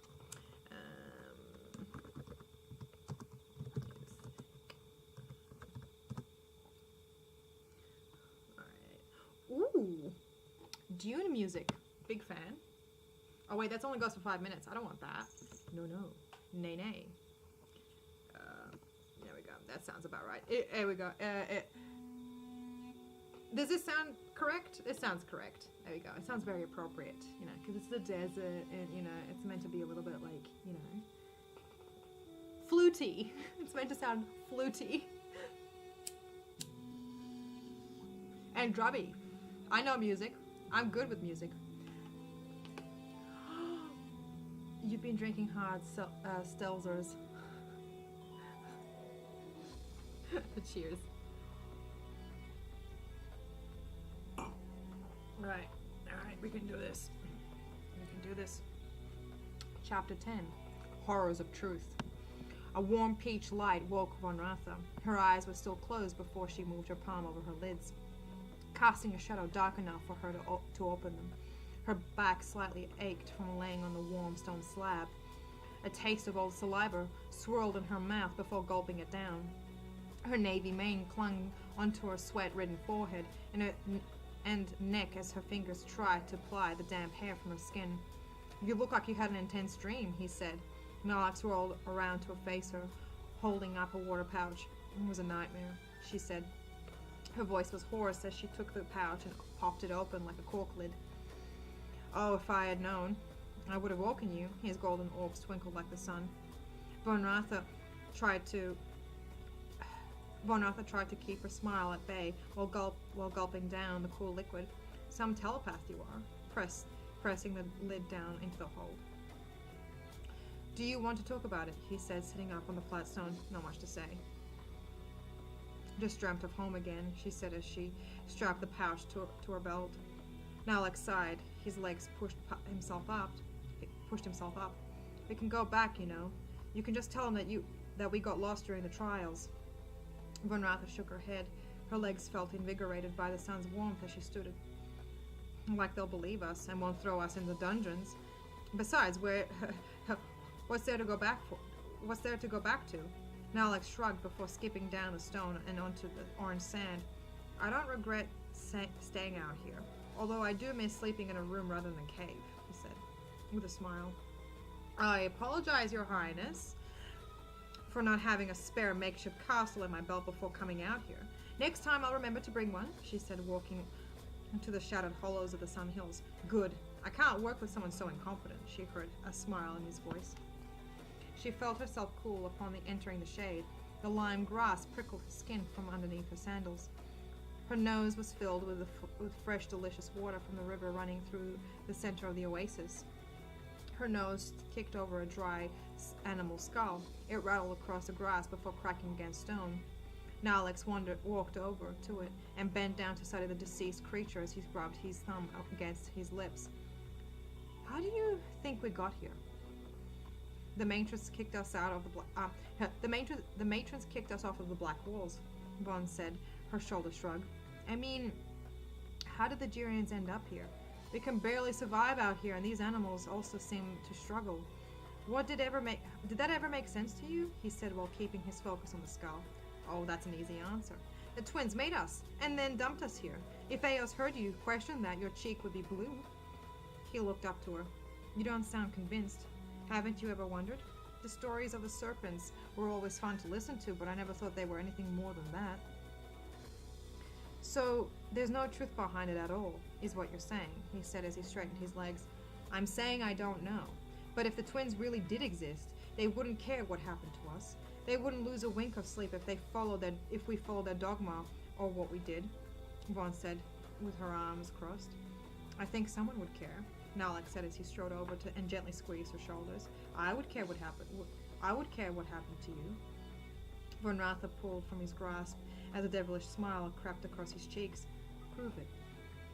She darted past him to several large boulders hanging over the edge of the river. She pounced on the dusty stones as she pushed herself up. What are you doing? She heard him call. As she continued her ascent, she reached the stone's narrow, flat surface. She smelt the dry sand from her face, but also the rotting odor. Von Ratha froze. She felt hot breath blowing on her skin as she slowly glanced up to see a Boschkag's snarling mouth inches from her face. She slapped at her belt for her curved daggers, but her hand was met with empty pockets. Von Ratha spun around to see Nalex's eyes wide and his body still. Before she could let herself fall from the boulder, the beast growled as its thick arms wrapped themselves around her neck and torso. It pressed hard on her throat, holding her scream into her chest as she frantically looked to her friend, who remained unmoving. It's crushing me, her mind screeched as the Boschkag sunk its fangs into her.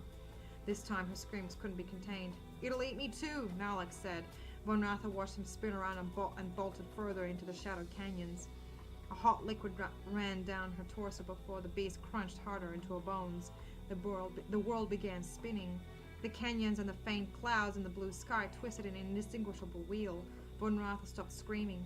She ceased struggling as her core stiffened and went numb under the Boschkag's crushing hold. Her eyelids felt heavy as blood poured from her wounds. She just wanted to close them and then go to sleep. The sky blackened. The last thing she heard was the Boschkag's shrieks as her world fell into darkness. Its screams continued, but it began to form words. She wanted the monster to just vanish, yet it forced her to open her eyes again. When her view came into focus, the first thing she saw was a ceiling of cloth slightly waving in the breeze. Von Ratha sat upon a thick quilt which surrounded her shoulders and waist. She looked to her left to find Khan missing. Her senses peaked as more shouts and shrieks emanated from beyond the tense drapes. She wiggled herself free of her blankets before tearing open the entrance.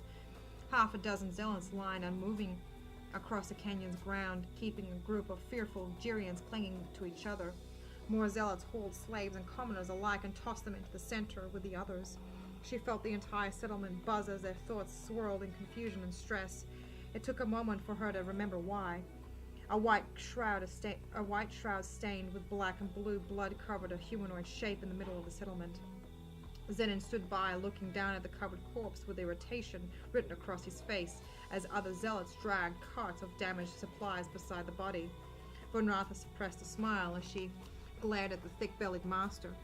His eyes shot up at her for a moment before her attention snapped to a familiar, agitated voice coming from the crowd. Her glance only caught Khan shoving a warrior off of him, but the armored Girian had none of it, and threw his entire weight behind the punch. Khan collapsed to the ground as blue saliva dribbled down his lip. The zealot reared his leg for a kick, but ushered back by others. Several commoners huddled around Khan and slowly lifted him to his feet. A pang of guilt rippled in Von Ratha as she watched Khan wiping away his broken lip. She rushed over, careful to keep her mind vacant and feigned confusion about the scene. "What's going on?" she said while her face darted around the crowd. "Supplies were destroyed last night, along with the zealot," Khan said as he tried to shake off his injury. "So we've got nothing?" she said. "Nothing to eat, nothing to bandage people up, and no seeds to sow the soil with," Khan said with a sigh. said with a sigh.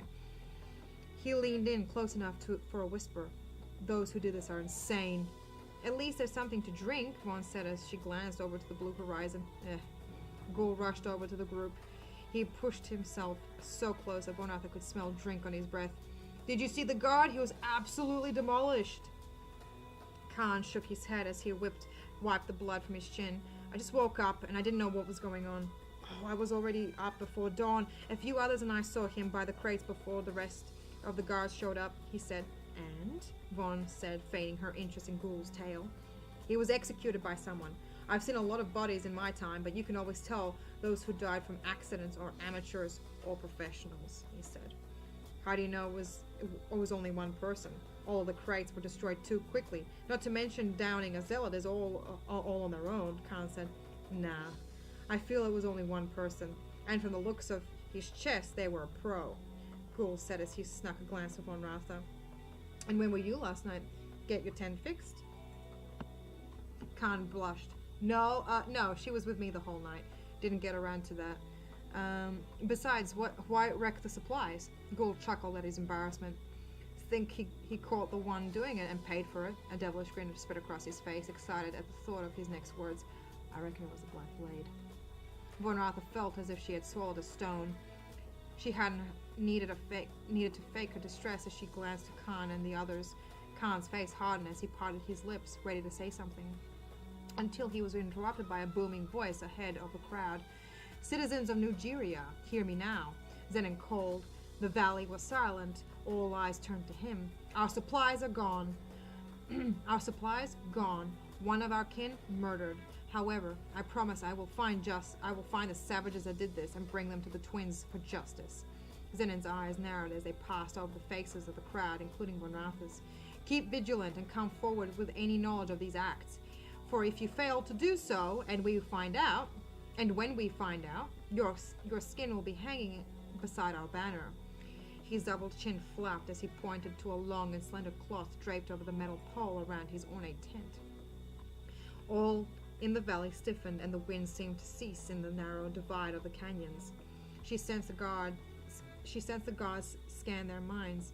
It was fortuitous that she had carefully buried her memory deep within the caverns of her consciousness, hidden from their sensors.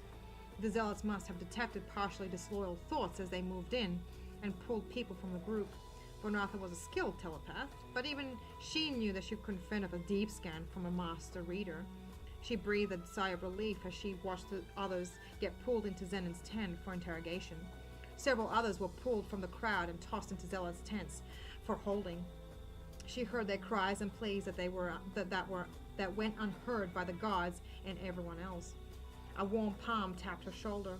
She spun around to see Khan smiling down on her with his blackened lip. We'll be fine.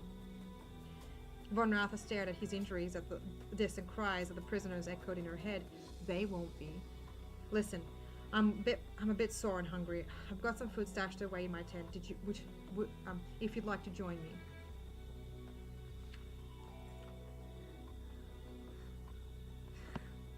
me. Her head started spinning. Her body had taken a strain from using her psionic gifts for far too long without nourishment. No, I need some time to recover. Khan's face slightly drooped at her refusal, but his tone was still undeterred. All right. Without another word, Von Ratha slipped through the crowd and cast some minor obfuscation's illusion to escape to the higher reaches of the canyons. She skipped over the silver boulders and was well beyond sight of the settlement. Her eyes were caught by the waves of blue water creeping up by the sandy shores. She let her body collapse into the cold liquid as she palmed it into her mouth. After regaining her senses, her mind was on the hunt for the creatures in the water. So there you go. Alright, I'm gonna go to the bathroom real quick, and I'll be right back. Okay, 2 seconds. Ah! Shit. Alright. I'm getting there. It's okay. Okay, what am I up to? Page 98. Don't forget it. Be right back.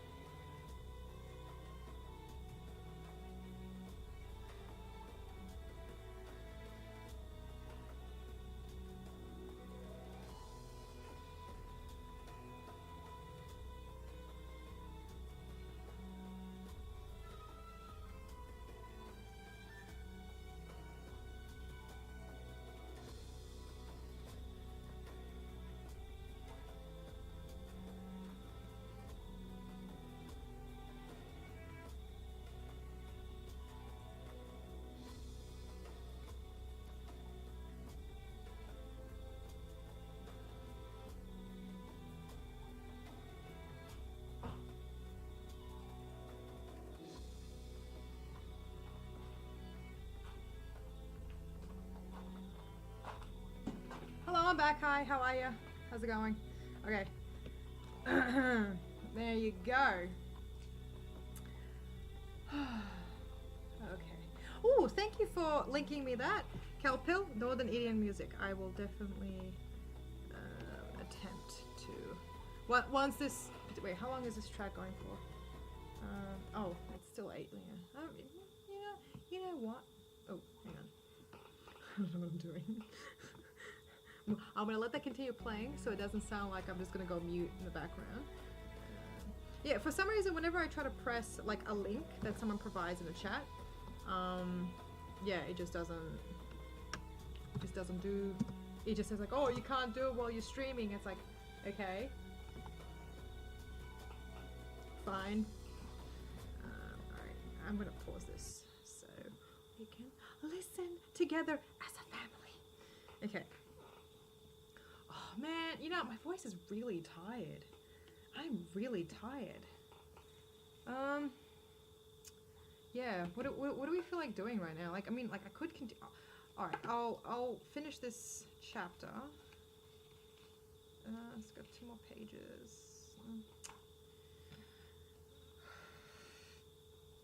I don't know. I mean, we could. Yeah. I don't know.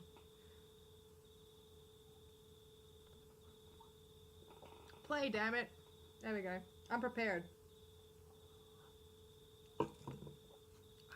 I have not spoken for this long consistently for quite some time. And I'm not even talking necessarily about like the streams, because like, I mean, I do talk a lot in the streams, but I also take pauses, regular pauses at that. And, you know, there's very little of that happening in this, you know, so I've got a lot of fucking stamina. Okay. Oh my god. You guys are so cute. Holy shit. I really love you all. Like, so, oh my goodness. Let's cuddle.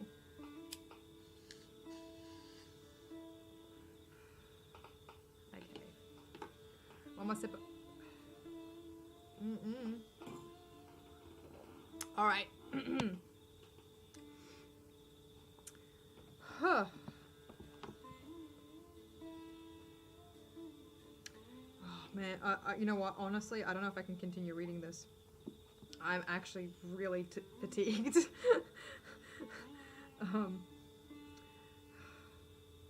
Okay. Could we take a rain check? That would be pretty cool. If we could do that. You know, yeah, we've gotten this far in the book, so that's pretty well. That's going well, like, you know. Yeah. All right. Let's see. Do you just want to listen to some like lawn stuff? Like I'm not really gonna talk much. I'm just gonna just like have it on playing in the background while I drink myself unconscious. Or we can just have a chat. That's all well and good. Whatever we feel like.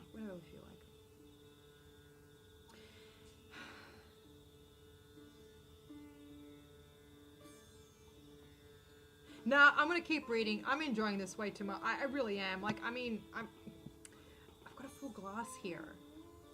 It has to be drained, you know? I said cuddle. I said it.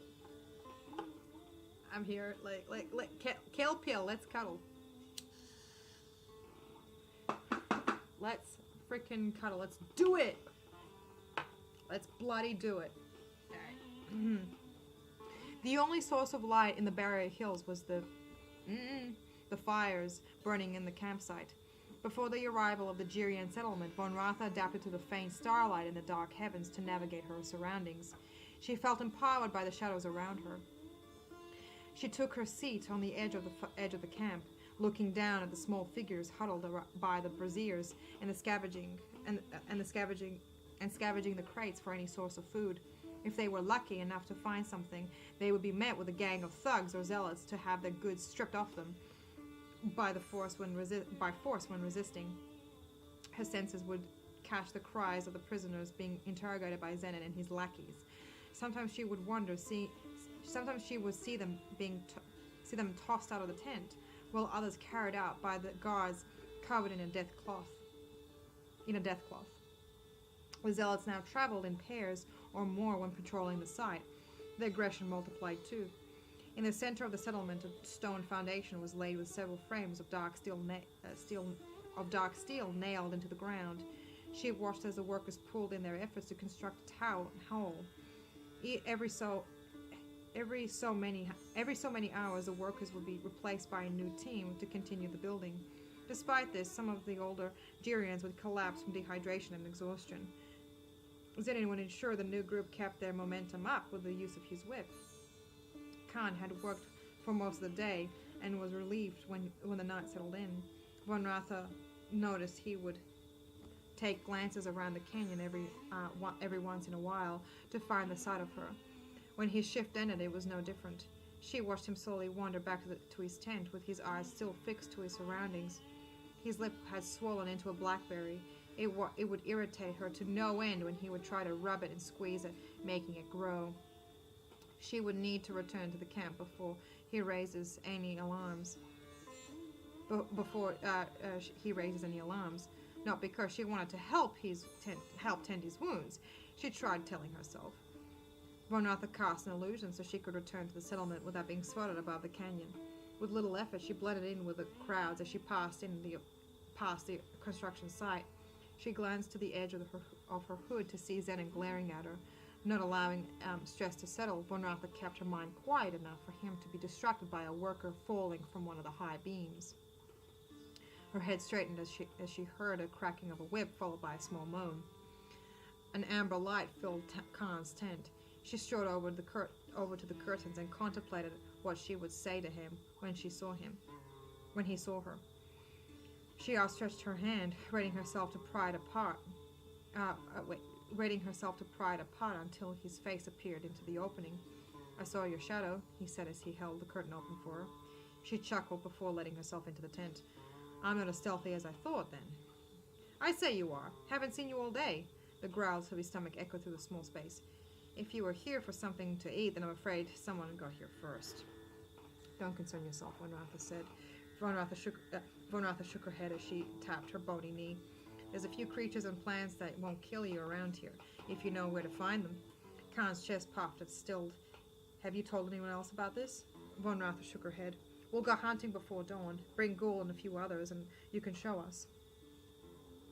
Khan said. Von Ratha regretted mentioning the potential food in the hills. If word traveled to Zenin, then the chance of returning to Jiria would be lost. Khan tapped his lip, and her frustration grew, watching him along with his pain. "Stop touching it, it'll get even worse." "I can't help it, it's sore." Von Ratha rolled her eyes. "It's infected, that's why. Your finger or tongue will only make it bigger and eventually kill you." Khan shot his hand away from his mouth as his eyes widened. "Come here, I'll see if I can fix it," she said as she raised her hands towards his mouth. "What are you going to do?" His head slightly jerked back from her palms. "No talking, just speak with your mind," she transmitted. Khan gave a short nod before her hands were encircled with a dim red light. Von Ratha projected her power through the skin of his lips and gripped onto the growing infection below. In her mind's eye, she envisioned the green pus mixed in with the blue of his blood in his soft tissue. She imagined pulling the liquid through the crusted black cut. Khan moaned in pain as she continued to pull the green ooze out. She didn't relent. Not even when the muscles in his face involuntarily started twitching. Comfort him with words, she thought. She couldn't recall the last time she did that for someone. Even if she tried, it probably wouldn't do anything. Von Ratha's only skill was to cause and receive pain. Do you think Zenin will find the bosses that destroyed our supplies?" she said carefully, adding some anger behind her thoughts. "Eventually. New Jiria is still pretty small, so someone will know someone who did it. A lot of people will suffer before that happens. Master Zenin is ruthless but effective. Guess that's why the old council made him the second choice," he replied as he tried ignoring the pain. "You would send word back to Jiria about what happened. Before long, people will be too thirsty and hungry to care when those people are found. Zenon should get a convoy to pick up the goods, she said as the infection hung in the air. Khan recoiled in disgust, but she clamped her power around his head to keep him steady. Master should, but we're too far to call home, he said. His eyes flickered from the sticky liquid to hers, while its smell stung her nose. He won't be able to hold New Geria for long. I'll put the word out before tomorrow, and so should you, Vaughn said, masking her growing confidence in her plan. She snatched a thin piece of cloth and wrapped the rancid pus inside. Cyrus wouldn't have sent people off straight away and found the maniac that got us here in the first place, frustration welled in Khan. What would have been found out? How would he have found out? She said, as she tightly pressed the wound, tugging the skin to seal shut. There's still some mind left after someone dies.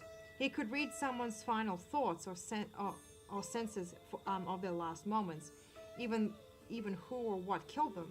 I only know of a couple of people who could do that. Cyrus was the best, but Gul is satisfactory at best. Gul can do that? Von Ratha was desperate to keep her focus on Khan's lip as she echoed his words in her head.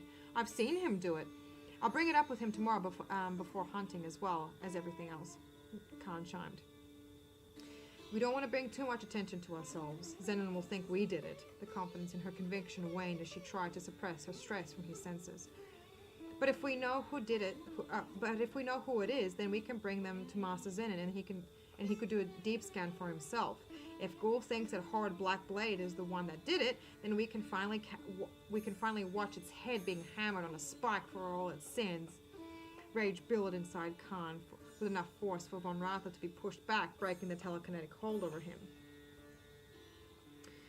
His fingers eased his breathing eased as his finger glazed over his lip. She could no longer sense any discomfort in his physical body. You're a great healer, Vaughn, he said as an awkward smile stretched across his cheeks. Where did you learn that? Where did you learn to do that? Far from it. I practiced on my injuries, so I hardly call myself one, she said as she pulled her knees closer to her chest. You could be one for here. None of the other healers couldn't even dream of what you could have done, or of what you've done. Von Ratha said nothing, as if her thoughts had failed to comprehend his words. A healer for a village. A respected and loved member of this tiny community where the shadows wouldn't have to hide her work. A healer, not a killer. Her thoughts flickered, deciding if she really wanted to return home. You didn't have to go back to your tent, you know. You can stay here if you want. I wouldn't mind the company, he said. Khan, why does the vizier's death upset you so much? She said. Her low, crackling voice was barely recognizable to her ears. His shoulders dropped as he let out a drawn sigh. He was my father. Von Ratha felt her heartbeat rise and her muscles tense. I'm sorry for what happened to him. Nothing you could have done. Khan shook his head violently. His face refused to meet hers. He was a great Gerian. My family loved him, and so did everyone in the city. He was the few close to the oracles that really cared for us and almost became one himself. When that worthless assassin got to him, we lost everything. In the past, I've done some work with those types before, she said slowly, as she pushed her legs under the quilt covers. And what I know of the Black Blade, they only work for the oracles. Khan blinked a few times. His face was unreadable. So you think they called for his death? I don't know, she said. They're too far away now. Even if they did, what could he do to the council? He shrugged as he stretched his back onto the thick blanket. Still, the Black Blade could have made a different choice. The council keeps us all in the dark, even the ones directly serving them. They never tell the complete truth until it's too late. That's why we're here, and that's why they're there. Disgusting, a lot of them. Her heart still thudded in her chest as she lay on the cushioned quilts. What work did you do before, Vaughn? Von Ratha sighed as she rolled over where she didn't have to face him. I was one of their courtesans. I do not wish to speak more about it. As her eyes shut, she could hear the faint banging of nails echoing in the distance. There we go. Roar. Thank you. Oh my god, like, you're still up. That's amazing. You're awesome, Kelp Pill. Is it like Sunday for all of y'all. None of you have a good enough, it's Sunday, so it's a day off. All of you need to stay up. You need to stay up. It's Sunday, it's a day off. Come on, you can do it. I believe in you. I believe in you.